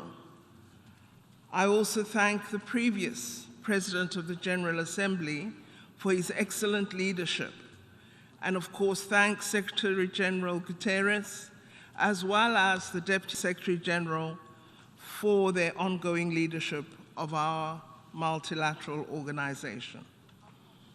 Mr. President, we meet at a time when the UN family is facing its greatest tests. Member states have to work with the United Nations to develop effective responses to the current challenges. As the theme of the General Assembly indicates, these challenges are diverse, immense, yet interconnected, and no country can respond alone. Some have referred to this moment as a key turning point in history. The COVID-19 pandemic and the Russia-Ukraine war strongly influence these attitudes today. However, for South Africa, the real inflection point will be a world attending fully to the needs of the marginalized and the forgotten. Our greatest global challenges are poverty, inequality, joblessness, and a feeling of being entirely ignored and excluded. Acting on the Common Agenda Vision 2021 of the UN Secretary General should become the major objective of this time, because addressing poverty and underdevelopment will, in our view, be the beginnings of the real inflection point in human history. The Charter of the United Nations, the Universal Declaration for Human Rights, and its human rights protocols all commit us to protecting all people without distinction of any kind. We must acknowledge that we face these crises today because we have not always upheld these foundational principles consistently and fairly. We believe international law matters when this one is affected, but doesn't matter when this other one is affected. That does not help to uphold international law. We have learned a great deal from the COVID-19 pandemic. It has provided us with a roadmap on what we should do as the global community and what we should not do to address global challenges. We need to use the lessons from the pandemic effectively. There were some noble initiatives, such as the Access to COVID-19 Tools Accelerator, which was co-chaired by President Ramaphosa of South Africa, the African Union champion for COVID-19 response, as well as the Prime Minister of Norway. This ACT initiative laid the basis for a fairer distribution of vaccines, therapeutics, and diagnostics. We would like today to thank all the countries that have acted on their financial commitments to the COVID-19 Tools Accelerator. Mr. President, global solidarity is also required to meet other pressing challenges such as energy and food insecurity, climate change, and the devastation caused by conflicts, including the existential threat of nuclear weapons. Up to now, instead of working collectively to address these challenges, we have grown further apart as geopolitical tensions and mistrust permeate our relations. We should, however, move forward in solidarity, united in efforts to address our common global challenges to ensure sustainable peace and development. One of the tasks, Mr. President, that we must successfully implement is to ensure that developing countries are not left behind when treatments are available. We must do this by creating and supporting research and innovation capacity in Africa and other parts of the world for vaccine production, by investing in strengthened public health systems, and by ensuring that we produce thousands more qualified professional health workers. All this requires sustainable investment in higher education research institutions and in global research cooperation. The mobilization of resources and capabilities to strengthen the pandemic response and the preparedness of all nations must be substantially increased. It will be a tragic indictment on all of us as leaders if future pandemics find the poorest countries as unprepared as many were for COVID-19. We need to strengthen global health architecture to ensure that we are better able to meet the challenges of new pandemics and other infectious diseases of concern. We are proud as South Africa to be part of the solutions to these problems through the recent establishment of the first mRNA global technology transfer hubs that will contribute to the security of supply of life-saving medication for African countries and other developing countries. Mr. President, my country, South Africa, like many other developing countries, faces huge development challenges, including in our energy sector. We need to together collectively address global energy shortages, including by deploying innovative solutions that are cheaper, cleaner, and more accessible. Working with international partners, South Africa is developing its Just Energy Transition Plan to significantly reduce harmful emissions in our country. We are working on an expanded green economy intervention that is gaining significant momentum in our country. I would like, Mr. President, to commend the Secretary General for focusing attention during this General Assembly on transforming education. Education remains one of the most important drivers to end poverty and inequality, and we will work toward increasing access to education that is affordable as a country and a continent. South Africa has no-fee schools at primary and secondary level to allow the most vulnerable learners to access compulsory education. We also have a state bursary scheme for poor students who qualify for tertiary education. These measures have over the years served to increase the enrollment of learners who were previously unable to access education. In the field of research and innovation, we believe we need more partnerships such as the Square Kilometre Array Science Infrastructure Project, hosted in South Africa and Australia. This is an international partnership that is one of the largest joint scientific endeavors in history. Partnerships of this nature must be encouraged to leverage scientific breakthroughs for development purposes. We also believe the multilateral trading system must be strengthened so that we genuinely create a conducive environment for fair trade, and one that also provides opportunities for developing economies. If actionable steps such as these are not taken, developing countries will remain subject to an imbalanced global financial and trading system. Let us, Mr. President, use this moment of renewal to reiterate our commitment to multilateralism as the only means of building a better world. The United Nations must, of course, itself be transformed so that it serves its role cognizant of current global dynamics. It is unacceptable that 77 years after its establishment, 5 nations wield disproportionate decision-making power in the United Nations system as a whole. Transformation of the UN must include more representative, transparent, and accountable organs of global governance.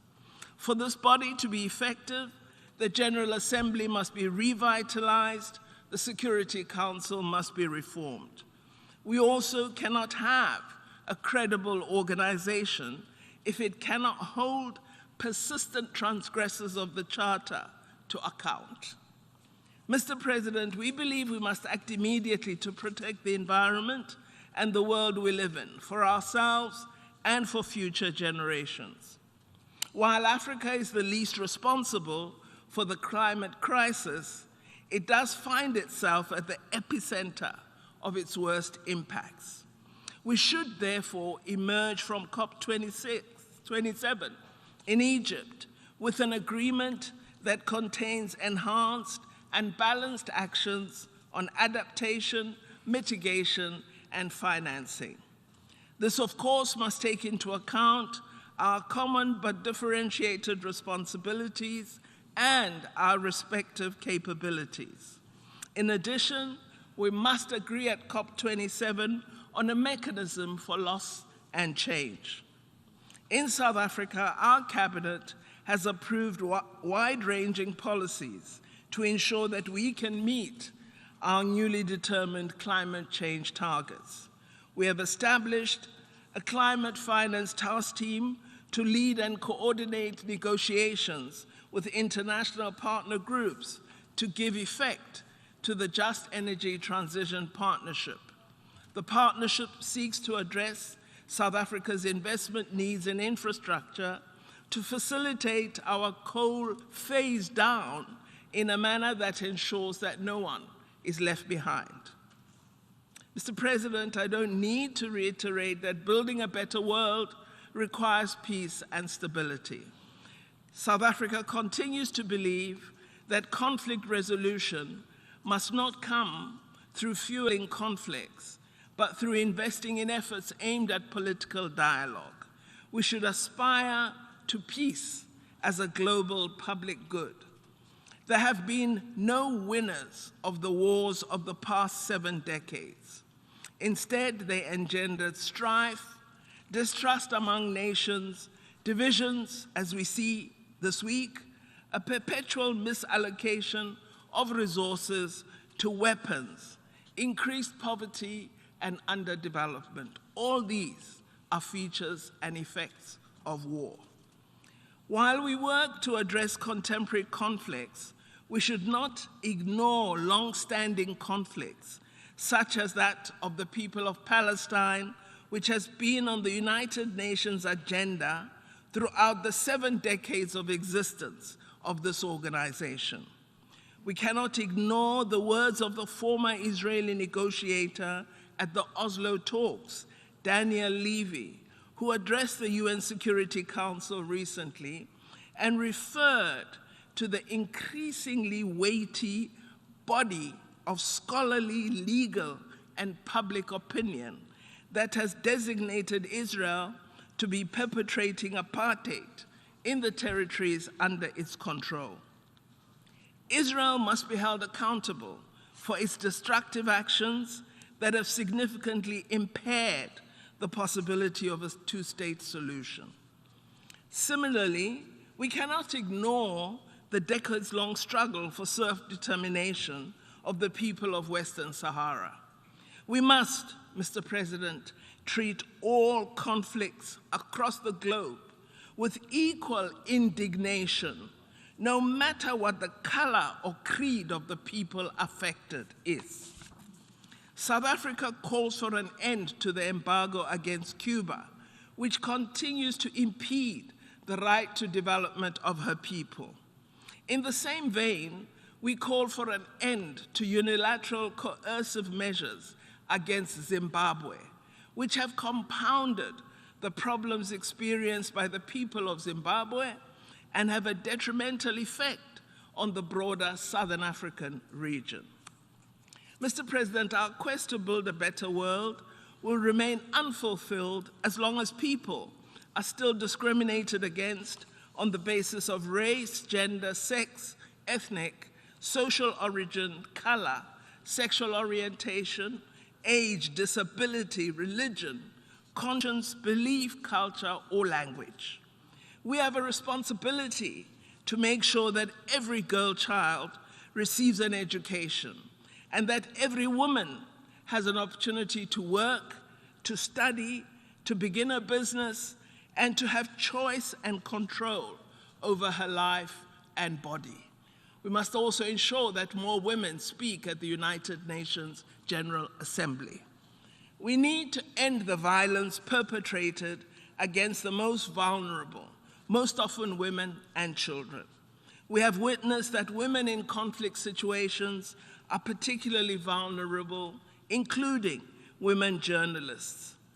The murder of Shireen Abu Akleh and other journalists is a stark reminder of the danger that women in conflict situations face. We must do all we can to protect them and exert all effort to hold those accountable for harming them. We must also strengthen the capacity and draw on the voices of the youth on the African continent. In this regard, we need to harness the demographic dividend by maximizing our investment in quality education as a means to address intergenerational poverty, together with inclusive economies. Mr. President, Africa is home to more than 1.3 billion people. It is fast emerging from centuries of colonialism, occupation, and exploitation, from willful neglect and underdevelopment. We now have an African Continental Free Trade Area agreement, and the countries of Africa are laying a firm foundation for a new era of trade, commerce, and productivity. Our countries are establishing the conditions for the seamless flow of goods and services between African markets, for the growth of industry, and for the construction of roads, bridges, railway lines, ports, and power stations that will support growth. As we continue our efforts to end war, conflict, and insurgency in several parts of our continent, and to prevent the unconstitutional seizure of power, we will continue to see greater alignment between our agenda and that of the United Nations and our body, the African Union. To overcome all these acutely global challenges, we must agree to a common path out of an increasingly polarized world, a rules-based international system predicated on international law and strict adherence to the provisions of the UN Charter is essential. Such a system should safeguard the interests of all and not only the powerful countries. We acknowledge the efforts of Secretary General Guterres in his vision, our common agenda, which we support very, very strongly. We believe he has provided us with options to put aside our differences, to build trust, and to forge a world where future generations will prosper and thrive. That should be the mandate we adopt, and not the mandate of division and conflict. I wish you well, Mr. President, and I thank you for this opportunity.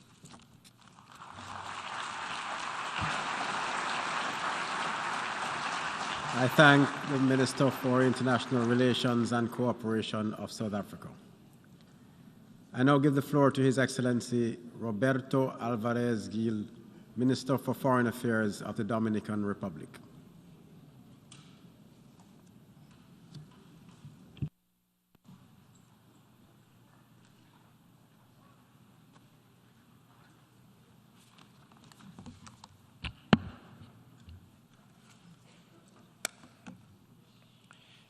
Excelentísimo señor Shaba Korosi, presidente de la 77 Asamblea General de las Naciones Unidas. Excelentísimo señor Antonio Guterres, secretario general de las Naciones Unidas. Excelentísimos señores jefes de Estado y de Gobierno. excelentísimos ministros de Relaciones Exteriores, jefes de delegación, señoras y señores. Inicio mi intervención expresando las excusas de nuestro presidente Luis Abinader, quien por razones inesperadas causadas por el huracán Fiona, que ha afectado severamente a varias provincias de nuestro país, se vio imposibilitado de poder participar en este importante debate general.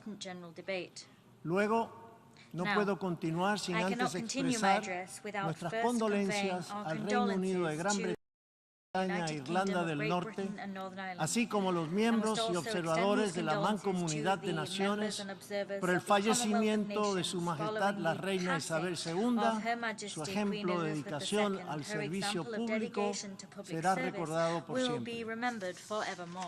Después de un doloroso intervalo que dejó como saldo millones de víctimas, de nuevo nos encontramos en este magno escenario, dado que, gracias a la ciencia, hemos logrado superar los peores efectos del COVID. Pero, ¿quién habría presagiado que en pleno siglo XXI el fantasma de la guerra asolaría de nuevo a Europa? Ha sido una prueba dura. Y ojalá que aprendamos las lecciones que nos preparen mejor para los desafíos del futuro. Se trata de situaciones evitables si hubiera la voluntad de trabajar de manera mancomunada para encontrar respuestas a los acuciantes problemas que enfrenta la humanidad.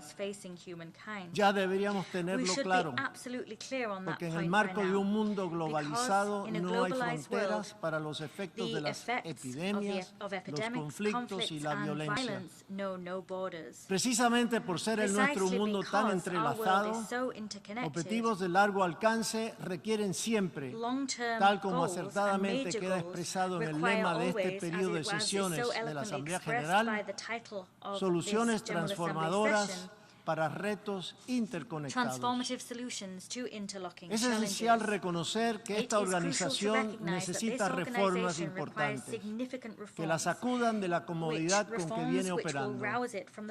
Hay que resaltar que lo importante para nuestros países es consolidar un multilateralismo renovado. Como parte de una reforma sustantiva, se debe otorgar mayor potestad y participación a la Asamblea General a fin de reducir los excesos en el uso del veto en el Consejo de Seguridad, especialmente cuando se trata de temas que involucran la violación de derechos humanos y el apoyo a la asistencia humanitaria. Otro tema apremiante es el cambio climático y sus devastadores efectos que plantean la necesidad de un principio activo de solidaridad con quien tienen menos posibilidades de enfrentarlo eficazmente. Dada la condición de isla, nuestro país está presto a hacer propuestas concretas en el contexto de la 27 Conferencia Anual de las Partes de la Convención Marco de las Naciones Unidas sobre el Cambio Climático COP27. Naturalmente, nuestras posiciones, inscritas en el marco de los pequeños estados insulares en desarrollo, exigen que los países que más contribuyen al calentamiento global deben mantener en sus agendas un necesario mecanismo de cooperación con los que más sufren los efectos del cambio climático. Y por esto aspiramos a un mayor compromiso con el financiamiento para la adaptación y mitigación ante esta crisis.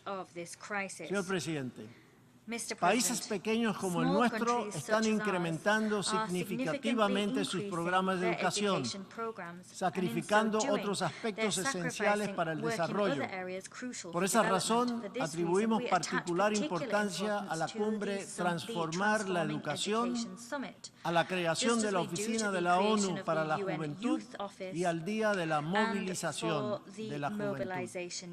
Nuestro país cuenta con una población joven que representa un 70%. Creemos en su participación significativa, plena e igualitaria en la toma de decisiones. Hoy, La humanidad Today, requiere resultados que favorezcan la paz y eviten nuevos conflictos, especialmente aquellos que impliquen un peligro para la existencia misma del planeta. Por eso, República Dominicana apoya la total eliminación de las armas nucleares y como prueba de ello estaremos depositando en el día de mañana el instrumento de ratificación del Tratado sobre Prohibición de las Armas Nucleares.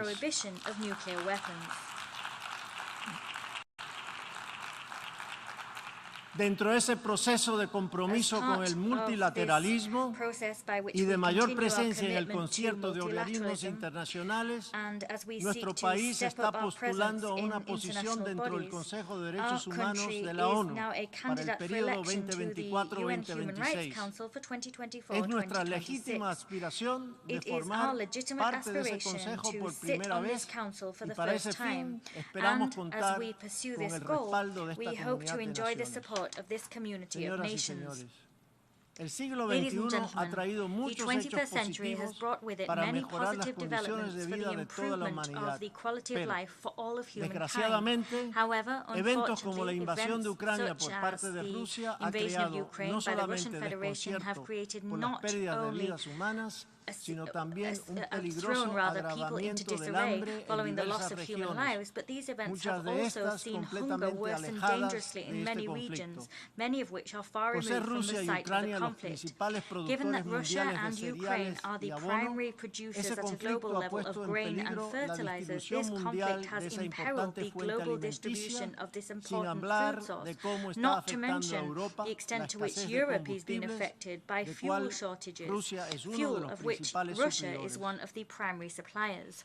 Señor Presidente, Mr. President, saludamos que el we Consejo de welcome the Seguridad fact that the Security extendiera el Council mandato extended the de la Oficina mandate Integrada of de the las UN Naciones Unidas Integrated en Office in Haiti hasta julio del until 2023 July y 2023. que And we incluyera welcome la the creación fact de una that división this para ocuparse de la office violencia sexual includes a y de unit género, to tackle una sexual de and las gender-based violence, manifestaciones más one of the aberrantes most en este aberrant entorno de products of this violencia. climate of violence. Los resultados esperados The de la outcomes MINUST están expected supeditados of a BINU lograr are que los conditional upon haitianos the alcancen Haitian un people acuerdo reaching a nacional national como agreement punto de as a partida starting point para to combatir y combat and neutralizar a ultimately las neutralize bandas gangs first y en of all, segunda and instancia then the asegurar Haitian people la must celebración hold de las elections elecciones tan as pronto como soon las as circunstancias lo circumstances permitan. allow.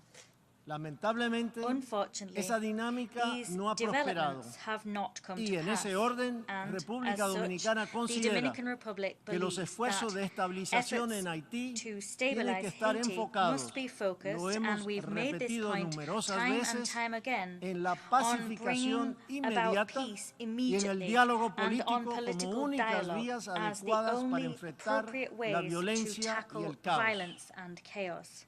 Así como lo ha expresado As la has been representante stated by especial the del special secretario general representative para of the Haití, Secretary General for Haiti, yo quiero I reiterar wish to que las reiterate bandas that criminales han criminal aumentado gangs su poder de have increased asfixia their power to en Puerto suffocate Príncipe the y people todo of indica que la Port-au-Prince, Policía and Nacional de everything Haití points to the no fact tiene that la the capacidad Haitian para National contenerlas. Police are not Es able responsabilidad de to las curb these autoridades gangs. haitianas It is incumbent controlar upon the y Haitian poner authorities to término a las control acciones de and las put an bandas end to que the están activities generando of crímenes gangs tan that atroces are que perpetrating podríamos crimes so calificarlos como atrocious de that lesa they could be humanidad. classified as crimes against humanity. Debemos quitarnos We la must venda remove the y blindfolds from admitir our que la eyes and policía admit haitiana that the por sí Haitian sola National Police no va a alone will desarrollar la not capacidad develop para sufficient garantizar capacity el to orden guarantee y order someter a las and pandillas. neutralize the gangs. Para implementar ese To necesario implement proceso, the la aforementioned resolución necessary process, 2645 Resolution del Consejo de 2645 Seguridad of the Security nos Council coloca a la puts us puerta in de a tomar position las to decisiones take más the decisions pertinentes most para evitar appropriate to que la avoid situación en the Haití situation in desborde por Haiti completo spiraling out of los all cauces normales. control. Los párrafos The operativos de dicha operative resolución paragraphs of that adquieren resolution vigencia become real particularly y relevant por eso quiero against this resaltar lo backdrop, and siguiente. consequently I wish to underscore Primero, the following points. la necesidad de One, prohibir there sin is a need tardanza to alguna prohibit without la any delay transferencia y el whatsoever the tráfico transfer and ilícito de illicit armas trafficking of pequeñas, small armas arms, ligeras light weapons y and municiones munitions a todo to aquel que any party participe who o apoye participates or actos de supports violencia de acts of gang bandas, violence, actividades criminal delictivas activity, o abusos de or los human derechos rights humanos abuses en Haití. in Haiti. Segundo, la importancia de adoptar las medidas apropiadas que incluyan la congelación de activos o la prohibición de viajar de quienes participan en la promoción del estado de violencia y terror imperante en Haití y que afecta a toda la región. Tercero, que se adopten con la urgencia que ameritan las acciones que debe presentar el secretario general para, tal como lo estipula el párrafo 10 de dicha resolución, mejorar el apoyo en materia de seguridad a los esfuerzos de la Policía Nacional Haitiana para combatir los altos niveles de violencia. Cuarto, es preciso que todas las partes interesadas lleguen a un acuerdo político urgente dirigido por los haitianos, con vistas a organizar elecciones legislativas y presidenciales con la participación plena de toda la población, en especial de las mujeres, la juventud y la sociedad civil. En ese sentido, consideramos importante respaldar firmemente lo expresado por el secretario general Antonio Guterres en su entrevista a la televisión francesa el pasado 18 de este mes, de que resulta imprescindible ocuparse de la seguridad en Haití y que, mientras se consolida la ayuda a la capacitación de su policía, es necesaria una fuerza robusta, capaz de recuperar la paz y poner fin a la violencia desatada por las bandas armadas infiltradas por el poder político y económico. Señoras y señores, en reiteradas ocasiones nos hemos hecho la siguiente pregunta: ¿cuál ha sido una catástrofe mayor para el pueblo haitiano? El terremoto de 2010 que devastó a Puerto Príncipe y que causó la muerte de unas 220,000 personas, incluyendo 102 funcionarios de las Naciones Unidas, o la situación actual, que como puede definirse como un conflicto de baja intensidad. La respuesta, no me cabe duda alguna, es que a pesar del horrible sufrimiento causado por el terremoto, la situación actual es más desesperante para el pueblo haitiano. En el 2010, ante el terremoto, toda la población haitiana se unificó y de manera solidaria se movilizó en apoyo y rescate de sus vecinos. Asimismo, el mundo entero se activó y acudió a socorrer a Haití. Por supuesto, el pueblo dominicano se hizo presente inmediatamente de forma masiva en socorro de nuestros hermanos haitianos. Pero no solamente frente a las catástrofes naturales, también en 1986 predominó el civismo y toda la población se unió para frenar la dictadura que perduró por más de 2 décadas. O sea, que el pueblo haitiano cuenta con experiencias históricas para unirse y afrontar las adversidades. Hoy, la situación es dramáticamente diferente. Ante la inhabilidad de las autoridades de establecer el orden y garantizar la seguridad ciudadana, la resiliente población haitiana se siente abandonada a su propia suerte por el miedo que paraliza a una gran parte de la población. La violencia ha creado una profunda fragmentación social que no permite la más elemental cohesión. Por su parte, los haitianos esperan con desesperanza la tardada ayuda de la comunidad internacional. Como dijo el presidente Abinader el año pasado frente a este auditorio, Haití no puede esperar más. Debemos actuar con responsabilidad y se debe actuar ahora. República Dominicana reitera su convicción de que la única respuesta duradera y sostenible a la crisis haitiana debe venir de los haitianos. A pesar de las dificultades para llegar a acuerdos, abogamos y deseamos que así sea y esperamos que se encaminen por el sendero requerido para que la sociedad haitiana logre el consenso necesario para superar tan grave situación.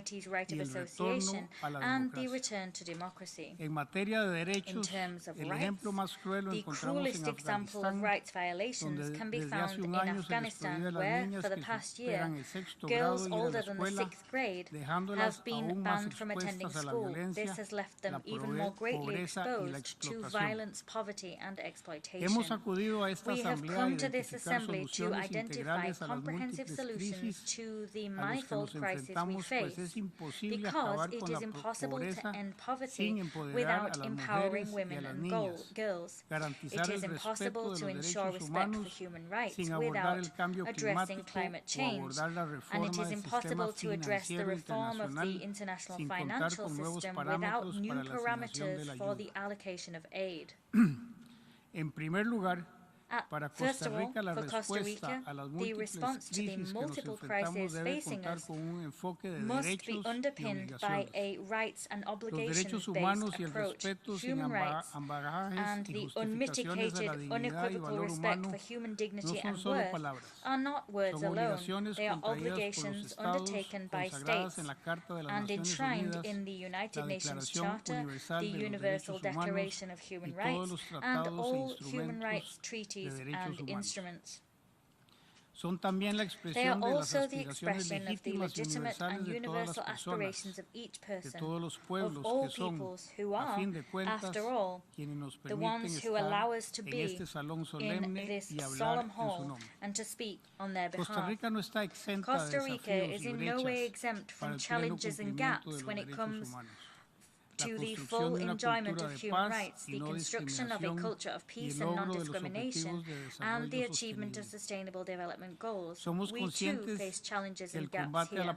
We are aware that the fight against poverty, inequality, and marginalization requires human rights. These human rights are not, nor should they be, a stumbling block. They are nothing less than the only way forward. Costa Rica has never closed its doors to migrants who see in our country a transit route or a destination and who come to integrate into our society. We are the 4th country in the world in terms of receiving our receipt of refugee applications per capita.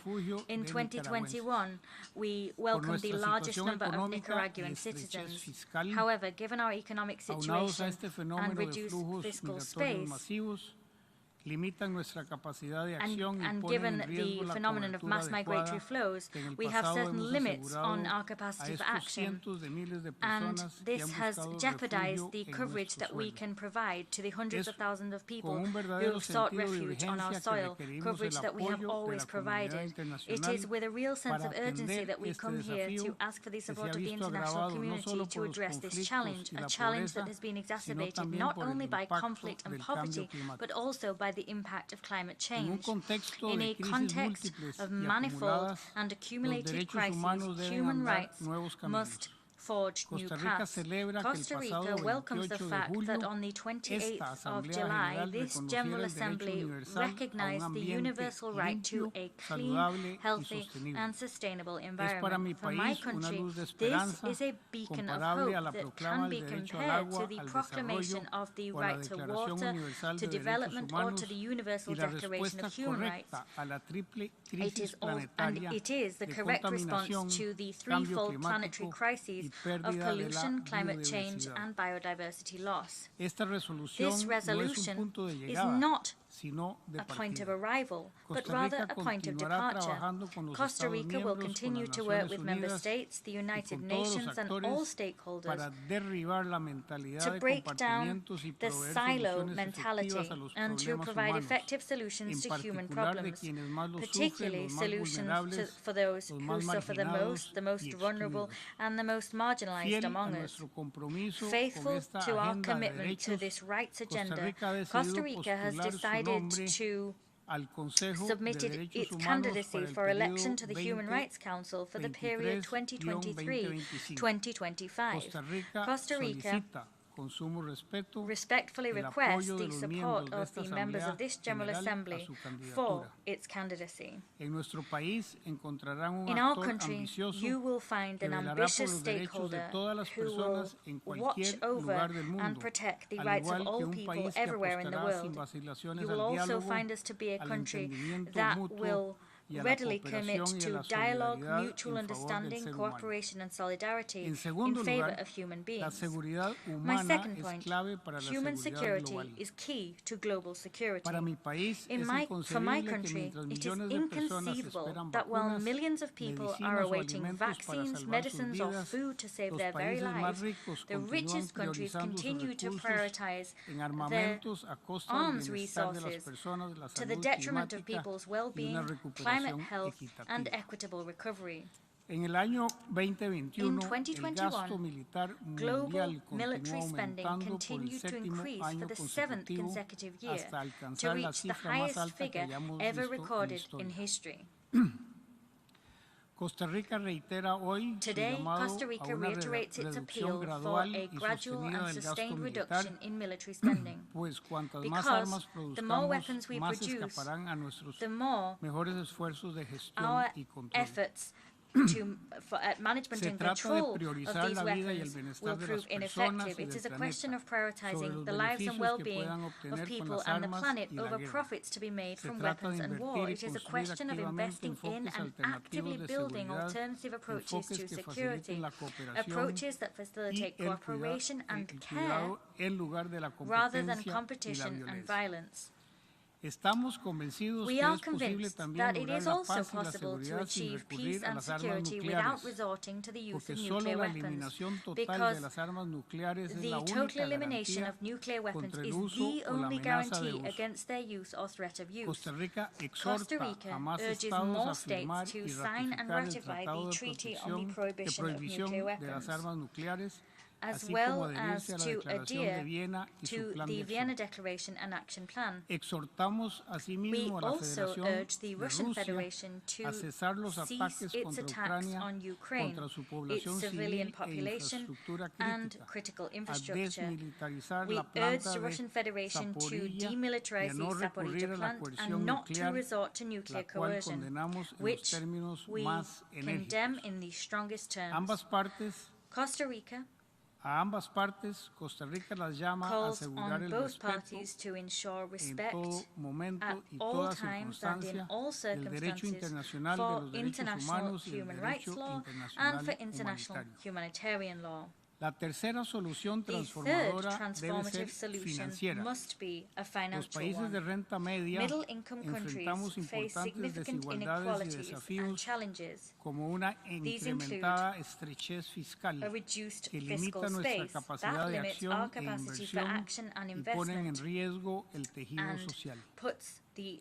Y aunque albergamos al mayor porcentaje de personas pobres y de migrantes en el mundo, nuestra categorización no nos permite acceder a la ayuda oficial al desarrollo ni income categorization does not allow us to access ODA or to obtain concessional financing on favorable and fair terms. Consequently, it is urgent to go beyond GDP per capita. We must have new parameters for the allocation of aid, investment and international cooperation. These parameters must take account of other aspects such as structural deficiencies, climate risks, market fluctuations, and fiscal stability.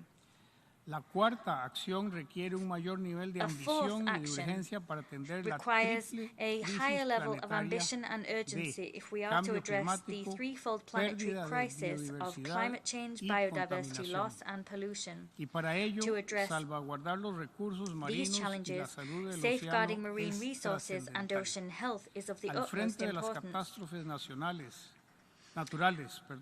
Weathering the worst effects of the natural disasters that lash our countries, droughts, heat waves, forest fires, floods never seen before, are the people themselves. With those people in mind, Costa Rica, together with France and the United Kingdom, is leading the High Ambition Coalition for Nature and the People. This seeks the conservation of 30% of the earth and 30% of the ocean by 2030. Costa Rica has successfully conserved 30% of waters under national jurisdiction 9 years ahead of schedule, invites other states to meet this common goal. Además, anunciamos con el señor presidente de Francia, alongside the French President Emmanuel Macron, we announced our interest in co-hosting the third United Nations Ocean Conference in 2025, as well as our interest in holding a meeting in mid-2024 in Costa Rica that will bring together the scientific community and civil society to create innovative solutions for ocean governance. El océano es un recurso inconmensurable y crítico para la continuidad de la vida en la Tierra. For the very continuity of life on Earth. Therefore, on the International Day of Peace, Costa Rica issues a vehement appeal for the adoption of a declaration of peace for the ocean. We cannot survive as a species without our ocean. We will not be able to fulfill our many obligations to the Sustainable Development Goals without a healthy ocean. Señor Presidente, Mr. President, apoyemos la iniciativa del Secretario General para una nueva agenda para la paz que refuerce nuestra capacidad colectiva para prevenir los conflictos y resolverlos existentes con soluciones sostenibles e impulsadas a nivel local. Renovemos el contrato social entre nuestros gobiernos y pueblos, anclando acuerdos de gobernanza en los derechos humanos, la confianza, la inclusión, la protección y la participación. Garanticemos la paridad de género y empoderemos a las mujeres y en particular a las niñas en todas las esferas de la vida. Busquemos nuevos métodos para medir el desarrollo que reflejen adecuadamente aspectos esenciales essential aspects such as environmental sustainability, inequalities, and structural gaps, as well as the quality of institutions and the prevalence of the rule of law. Construyamos un sistema multilateral y una organización de Naciones Unidas más resiliente, transparente e inclusiva, que abarque mejor las necesidades y perspectivas de todos, en especial dentro del Consejo de Seguridad. Hagamos más para allanar el camino para que las Naciones Unidas estén plenamente a la altura de las circunstancias, para que hagan todo lo que tienen la capacidad y determinación de hacer, para ayudarla y a nuestros propios países a cambiar el curso de nuestro destino común, mientras todavía haya un destino que cambiar. Actuemos con convicción y valentía, con determinación y con un verdadero sentido de urgencia. El momento es ahora. Muchas gracias. Thank you.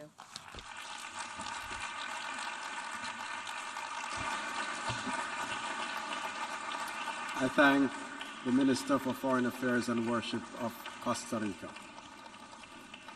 I now give the floor to His Excellency Gustavo Aitaro, Minister of State for Foreign Affairs of the Republic of Palau.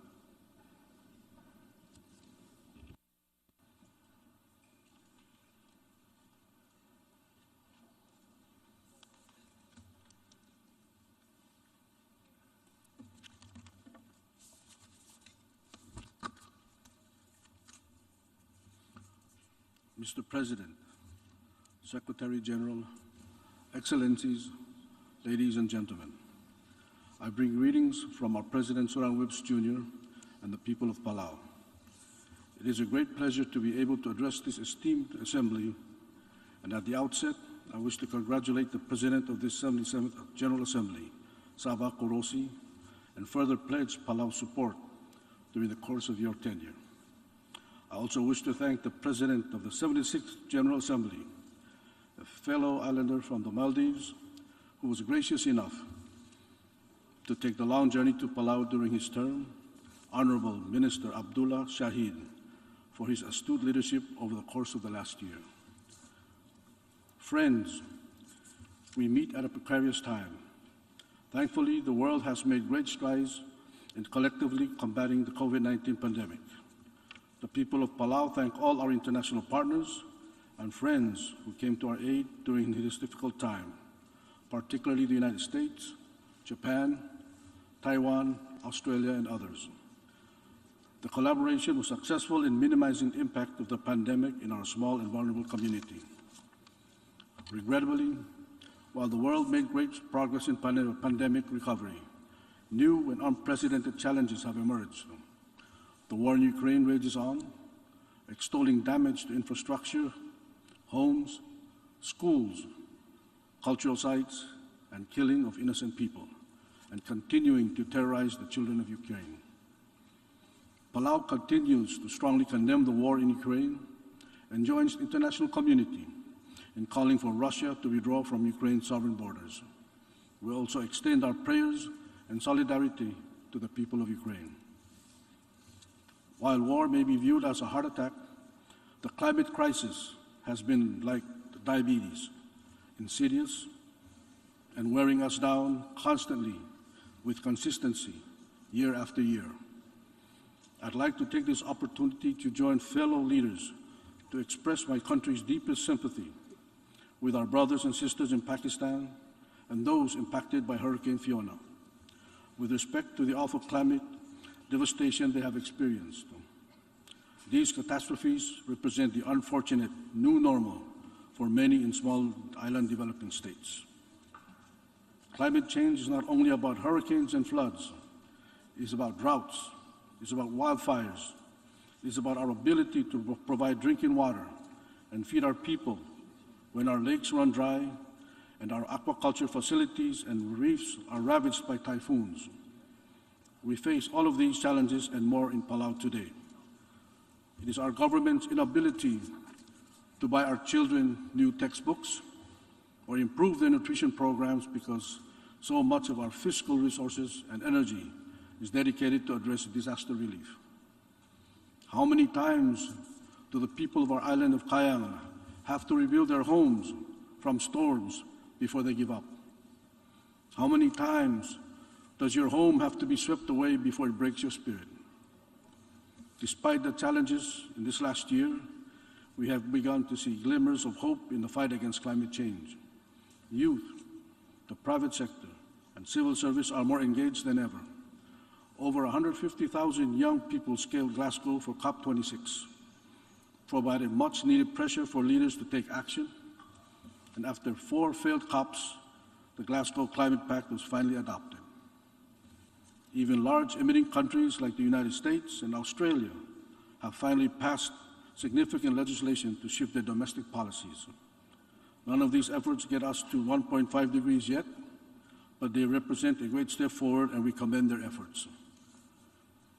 As the Russian-driven energy crisis has shown us, energy independence and renewable energy sources build resiliency into our economies. Palau felt the strain of skyrocketing energy costs, and this is fueling our ambition to achieve 100% transition to renewable energy. In Palau, we have a saying, "Selom tobo del morabuay, emisnek mesablim." Translated, it is like the English idiom, "Don't throw stones in glass houses." It means, before you criticize other people's actions, look at your own. It is in this spirit that our President Surang Whips Jr. has committed to Palau transitioning to 100% energy by 2032. The message we want to send is clear. Despite our small size, our remote location, our lack of access to finance and technology, and the unique vulnerabilities of being a SIDS country, we are committed to moving towards a net zero carbon world. We are committed because our planet and our children need us all to be committed. Palau extends our sincere thank you to the government of Japan, who has committed a grant to help us update our country's power grid to allow for this transition to renewables.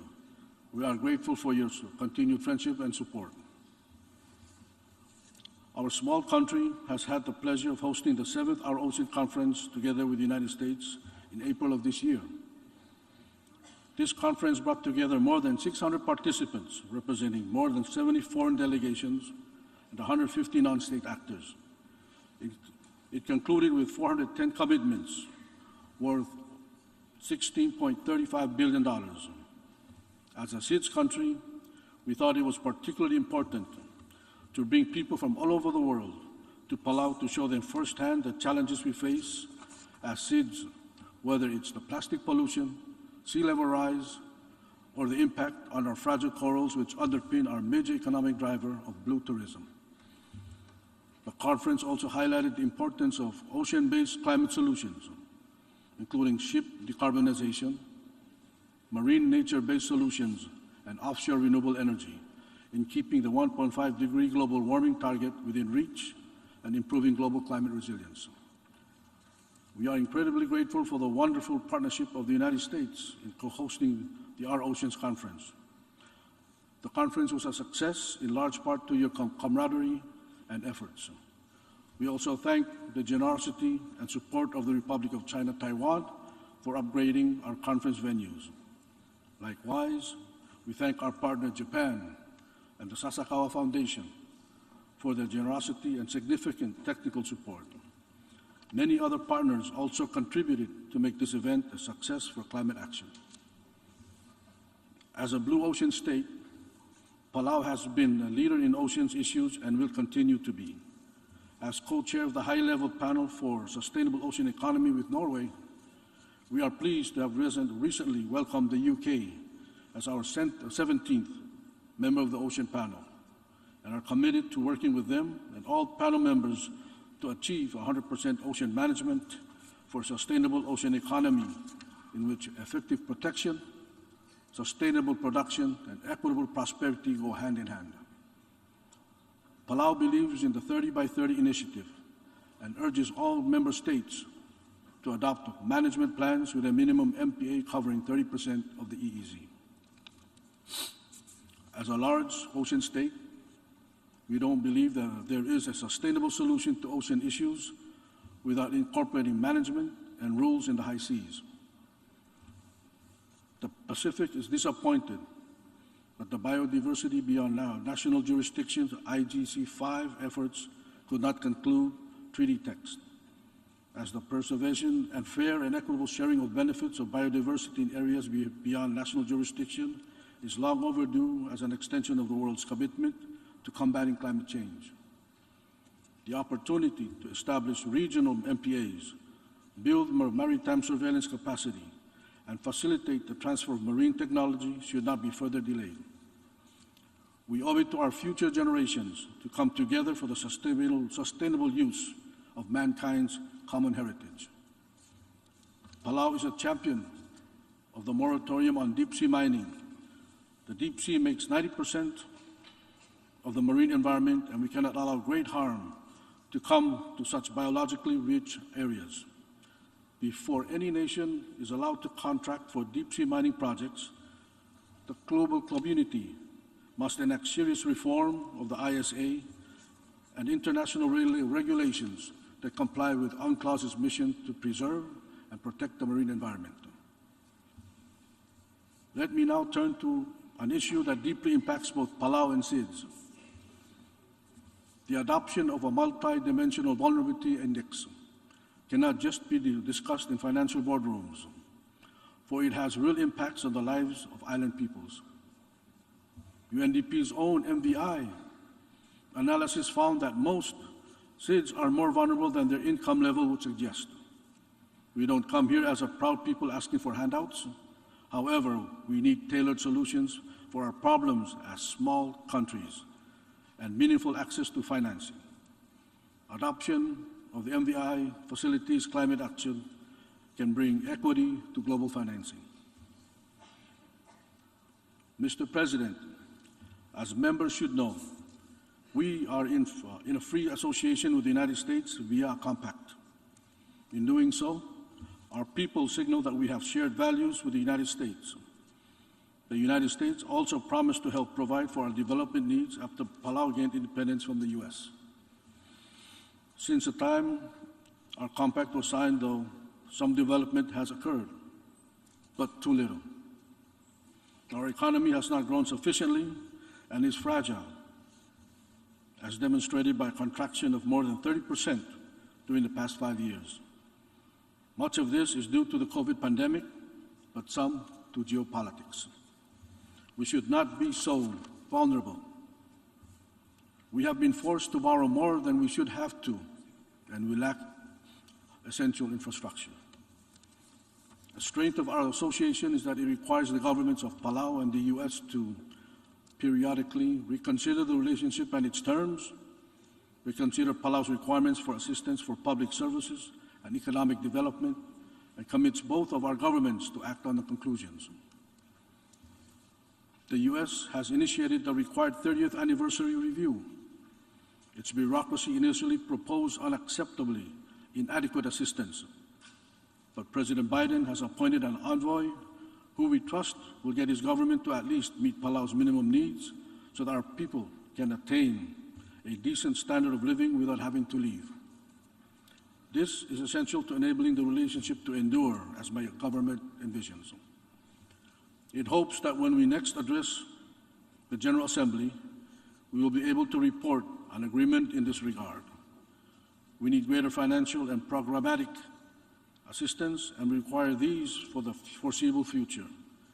And for as long as free association continues, but what we want most are government measures and public and private investment to grow our economy. We are deeply grateful for the assistance that the U.S. and other governments, such as Taiwan and Japan, have provided. But we need more now, just as we need measures to combat and adapt to climate change's rising seas. In our case, this includes concrete action to enable our people, right now, especially our hospital, to move from a land that now regularly floods to a higher elevation area. Mr. President, we continue to view the United Nations as an important mechanism for achieving international peace and security and sustainable development for all countries, but in particular for the voiceless and most vulnerable. I reiterate in the strongest terms that this body can demonstrate leadership through accepting Taiwan into the UN system as a valuable contributor to our collective efforts at promoting peace and collaborating on international matters. Most UN member states accept Taiwan passports, so too should the UN system recognize and incorporate the Taiwanese people and enrich this body with the benefits of their participation. Doing so is a realization of the core principles of the UN Charter. The Taiwanese people are a part of the global community and a valuable partner in combating climate change and the COVID-19 pandemic. With the many challenges facing our planet and people, we need every person, including the 23 million people of Taiwan, to be part of the solutions. When linguists studied our local Palau language, they discovered it was anchored in the word heart. Baltigareng translates into found heart, means love. We are a people and a culture who navigate with our hearts, and that is the message I'd like to leave you with today. Palau chooses love of self, love of neighbor, love of planet, love as our virtue. We believe that choosing love is our only way forward for a collective peace and prosperity. There is no profit sufficiently large to be worth the price of war or the destruction of our planet. Above all, the highs and lows of this year, I trust this institution will take away the importance of unity and the respect for the rule of law. We are capable of overcoming immense challenges of our time, but we must do so together. Masulang, and thank you very much.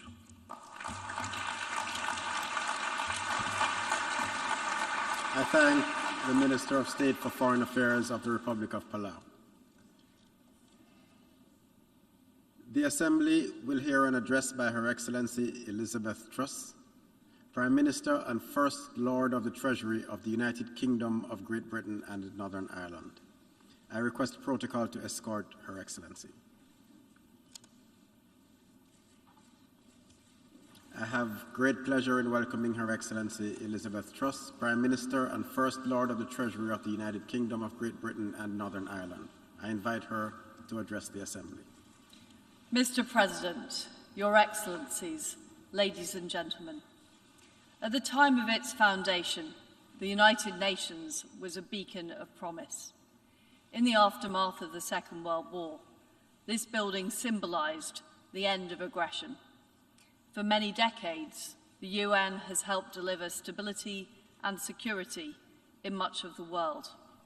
It's provided a place for nations to work together on shared challenges, and it has promoted the principles of sovereignty and self-determination, even through the Cold War and its aftermath. But today, those principles that have defined our lives since the dark days of the 1940s are fracturing.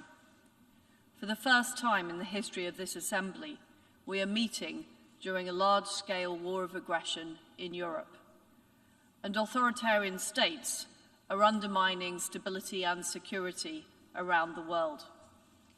Geopolitics is entering a new era, one that requires those who believe in the founding principles of the United Nations to stand up and be counted. In the United Kingdom, we are entering a new era too. I join you here just 2 days after Her late Majesty, Queen Elizabeth II, was laid to rest. We deeply mourn her passing, and we pay tribute to her service. She was the rock on which modern Britain was built, and she symbolised the post-war values on which this organisation was founded. Our constitutional monarchy, underpinned by a democratic society, has delivered stability and progress. Her late Majesty transcended difference and healed division. We saw this in her visits to post-apartheid South Africa and to the Republic of Ireland. When she addressed this General Assembly 65 years ago, she warned that it was vital not only to have strong ideals, but also to have the political will to deliver on them. Now we must show that will. We must fight to defend those ideals, and we must deliver on them for all of our people. As we say farewell to our late Queen, the UK opens a new chapter, a new Carolean age, under His Majesty, King Charles III. We want this era to be one of hope and progress, one in which we defend the values of individual liberty, self-determination, and equality before the law.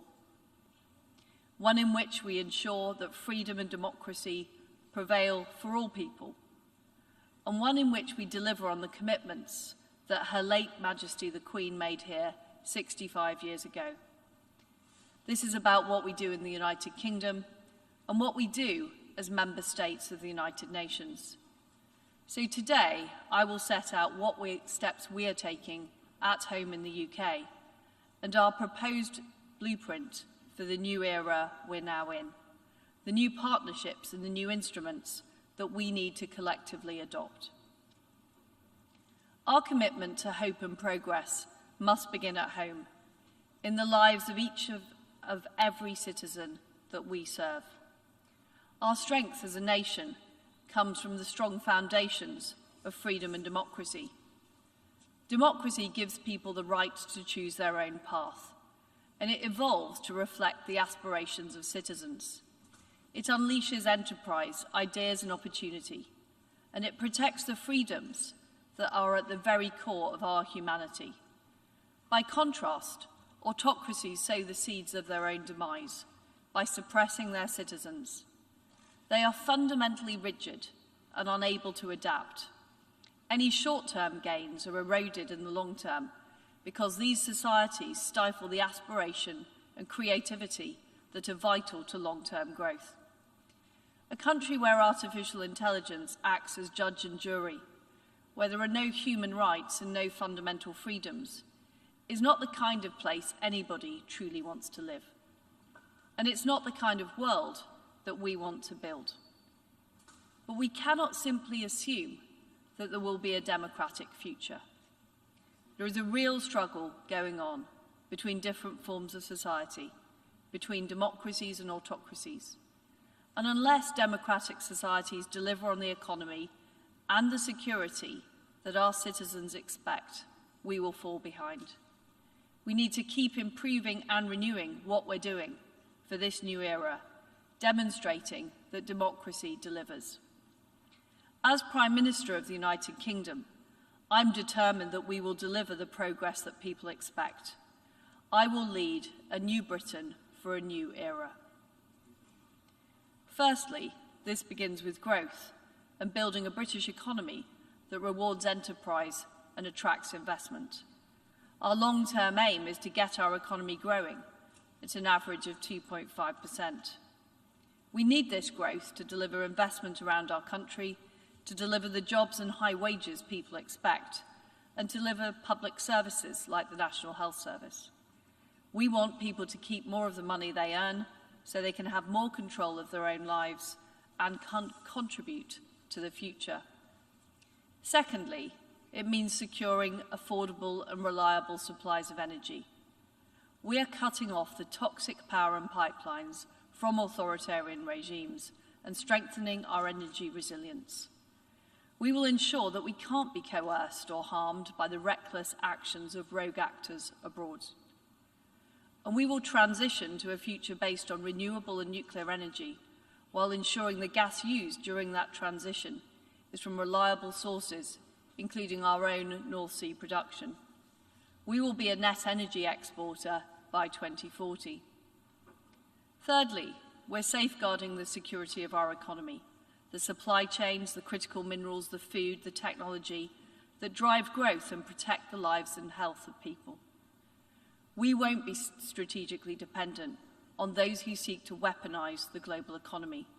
Instead, we're reforming our economy to get Britain moving, and we want to work with our allies so we can all move forward together. The free world needs this economic strength and resilience to push back against authoritarian aggression and win this new era of strategic competition. We must do this together. So we're building new partnerships around the world. We're fortifying our deep security alliances in Europe and beyond through NATO and the Joint Expeditionary Force. We're deepening our links with fellow democracies like India, Israel, Indonesia, and South Africa. We're building new security ties with friends in the Indo-Pacific and the Gulf. We've shown leadership on free and fair trade, striking trade agreements with Australia, New Zealand, and Japan, and many others, and we're in the process of acceding to the Trans-Pacific Partnership. Rather than exerting influence through debt, aggression, and taking control of critical infrastructure and minerals, we are building strategic ties based on mutual benefit and trust. And we're deepening partnerships like the G7 and the Commonwealth. We must also collectively extend the hand of friendship to those parts of the world that have too often been left behind and left vulnerable to global challenges. Whether it's the Pacific or Caribbean island states dealing with the impact of climate change, or the Western Balkans dealing with persistent threats to their stability. The UK is providing funding, using the might of the City of London and our security capabilities to provide better alternatives than those offered by malign regimes.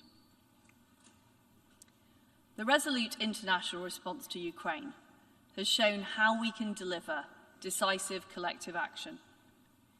The response has been built on partnerships and alliances, and also on being prepared to use new instruments, unprecedented sanctions, diplomatic action, and rapid military support. There's been a strength of collective purpose. We've met many times, spoken many times on the phone, and we've made things happen. Now we must use these instruments in a more systematic way to push back on the economic aggression of authoritarian regimes. The G7 and our like-minded partners should act as an economic NATO, collectively defending our prosperity. If the economy of a partner is being targeted by an aggressive regime, we should act to support them, all for one and one for all. Through the G7's $600 billion Partnership for Global Infrastructure and Investment, we are providing an honest, reliable alternative around the world, free from the debt with strings attached. And we have to go further to friendshore our supply chains and end strategic dependence.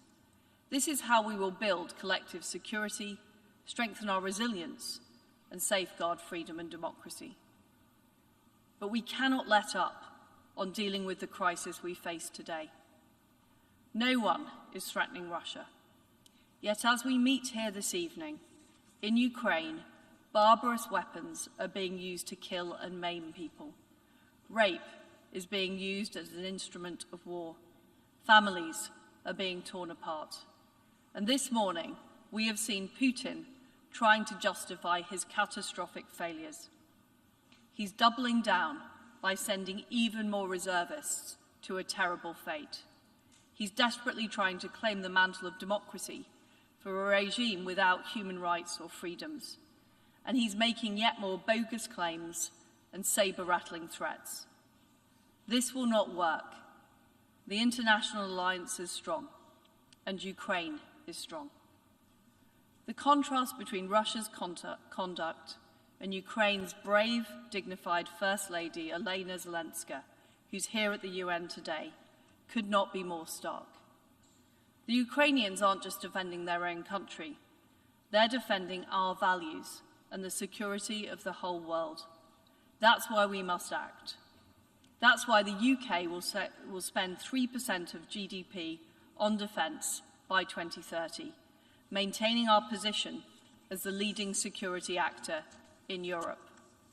And that's why, at this crucial moment in the conflict, I pledge that we will sustain or increase our military support to Ukraine for as long as it takes. New UK weapons are arriving in Ukraine as I speak, including more MRLS rockets. We will not rest until Ukraine prevails. In all of these areas, on all of the fronts, the time to act is now. This is a decisive moment in our history, in the history of this organisation and in the history of freedom. The story of 2022 could have been that of an authoritarian state rolling its tanks over the border of a peaceful neighbour and subjugating its people. Instead, it's a story of freedom fighting back. In the face of rising aggression, we've shown that we have the power to act and the resolve to see it through. But this can't be a one-off. This must be a new era where we commit to ourselves, to our citizens, and this institution that we will do whatever it takes to deliver for our people and defend our values. As we mourn our late Queen and remember her call to this Assembly, we must devote ourselves to this task.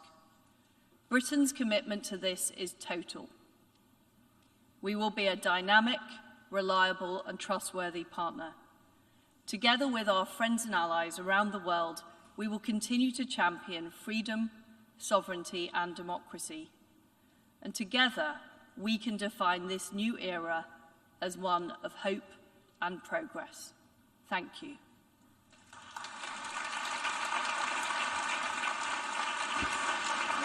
On behalf of the Assembly, I wish to thank the Prime Minister and First Lord of the Treasury of the United Kingdom of Great Britain and Northern Ireland for the statement just made, and I request protocol to escort Her Excellency. We have heard the last speaker in the general debate for this meeting. We will continue the general debate tomorrow at 9 a.m. in this hall.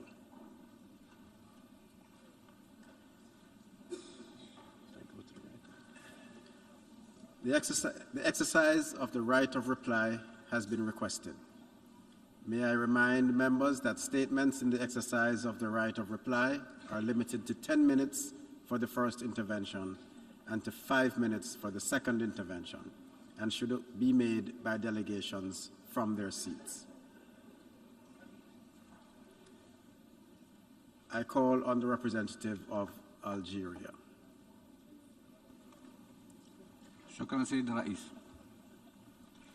سيد الرئيس، إن وفد بلادي طلب أخذ الكلمة لممارسة حقه في الرد على ما جاء على لسان ممثل المغرب لدحض ادعاءاته التضليلية الموسمية في محاولة يائسة لاستغلال كل مرة المنابر لنشر دعايته وأكاذيبه بخصوص النزاع في الصحراء الغربية. وفي هذا الصدد يود وفد بلادي التأكيد على ما يلي. أولاً، حول الطبيعة القانونية للنزاع في الصحراء الغربية.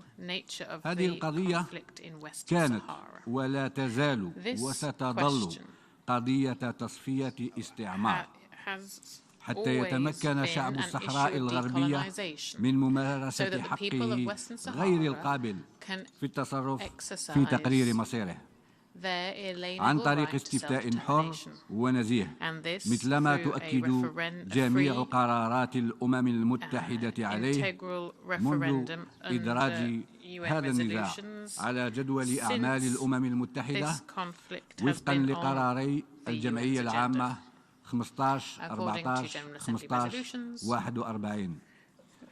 وإن هذه القرارات تحدد كذلك وبكل وضوح طرفا النزاع المغرب وجبهة البوليساريو المعترف بها أمميا كممثل شرعي ووحيد لشعب الصحراء الغربية. أما فيما يتعلق سيد الرئيس بالحل المزعوم الذي يتم تسويقه من خلال ما يسمى فرض الحكم الذاتي كحل وحيد، يمثل سابقة تهدد أسس الشرعية الدولية وميثاق الأمم المتحدة الذي علينا الدفاع عليه في هذا الصرح المحترم، وتتعارض أيضا مع عقيدة تصفية الاستعمار الراسخة والمعروفة لدى الأمم المتحدة. ثانيا، أما بخصوص آلية الموائد المستديرة، وعلى عادته استغل المغرب هذه الآلية من أجل التسويق لنهجه الاستعماري ومحاولة الالتفاف على الشرعية الدولية وتحويل طبيعة النزاع من قضية تصفية الاستعمار إلى نزاع ثنائي حسب أوهامه، مما جعل هذه الآلية غير فعالة وغير مجدية. ثالثاً، إن استقبال الجزائر للاجئين الصحراويين في مخيمات تندوف اعتباراً من 31 أكتوبر 1975 كان نتيجة للاحتلال غير الشرعي لإقليم الصحراء الغربية من قبل المغرب بعد رحيل القوة الاستعمارية السابقة. وتبقى الجزائر مؤمنة أن مسألة تعداد اللاجئين مسألة تقنية بحتة وتعد جزءاً لا يتجزأ من خطة سياسية شاملة ضمن خطة السلام التي اعتمدتها الأمم المتحدة عام 1990.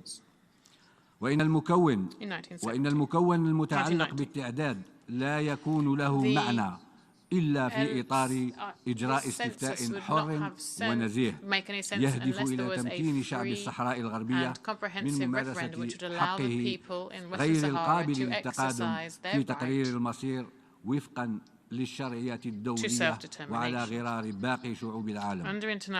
أما فيما يتعلق بالادعاءات الكاذبة والافتراءات التي يسوقها المغرب بعلاقات مزعومة للاجئين الصحراويين مع جماعات إرهابية، فما هي إلا حلقة جديدة في مسلسل بائس هدفه تشويه نظام شعب الصحراء الغربية الذي يتطلع إلى ممارسة حقه المشروع لتقرير مصيره كسائر شعوب العالم.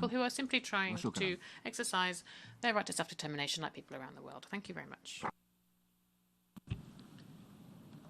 I call on the representative of the Islamic Republic of Iran. Mr. Chair, I'm taking the floor to exercise the right of reply in response to the statement made by delegation of Czechia Republic this evening, and as a brief react to some similar comments in the speeches that were delivered today and yesterday. Czechia's delegation made baseless allegations against some other countries, including mine, which we categorically rejected. In this regard, my delegation wishes to reiterate once again the government's eternal commitment to the promotion and protection of human rights of the of all our people, particularly women and girls. It's obvious that double standards are taken into account against the delegation that spare no effort to preserve the rights and dignity of their women and girls. As we heard, this delegation in its statement is supporting the nutritious regime with systematically undermining the rights of Palestinian peoples. We seriously advise that delegation to avoid politicization of human rights issues. Advocacy of human rights should not interfere with the legal and legitimate sovereign rights of states, as well as the principle of non-interference in internal affairs of other countries. We invite this delegation to respect the UN Charter and international law and to avoid any interference in the internal affairs of other member states. As we reiterated earlier in our statement under this agenda item, and as one of the original signatories of the Non-Proliferation Treaty, the Islamic Republic of Iran has been and continue to be a staunch supporter of Non-Proliferation Treaty and has been in full compliance with its commitment under this treaty, and will continue working with the agency with the IAEA. I thank you, Mr. Chair. The meeting is adjourned.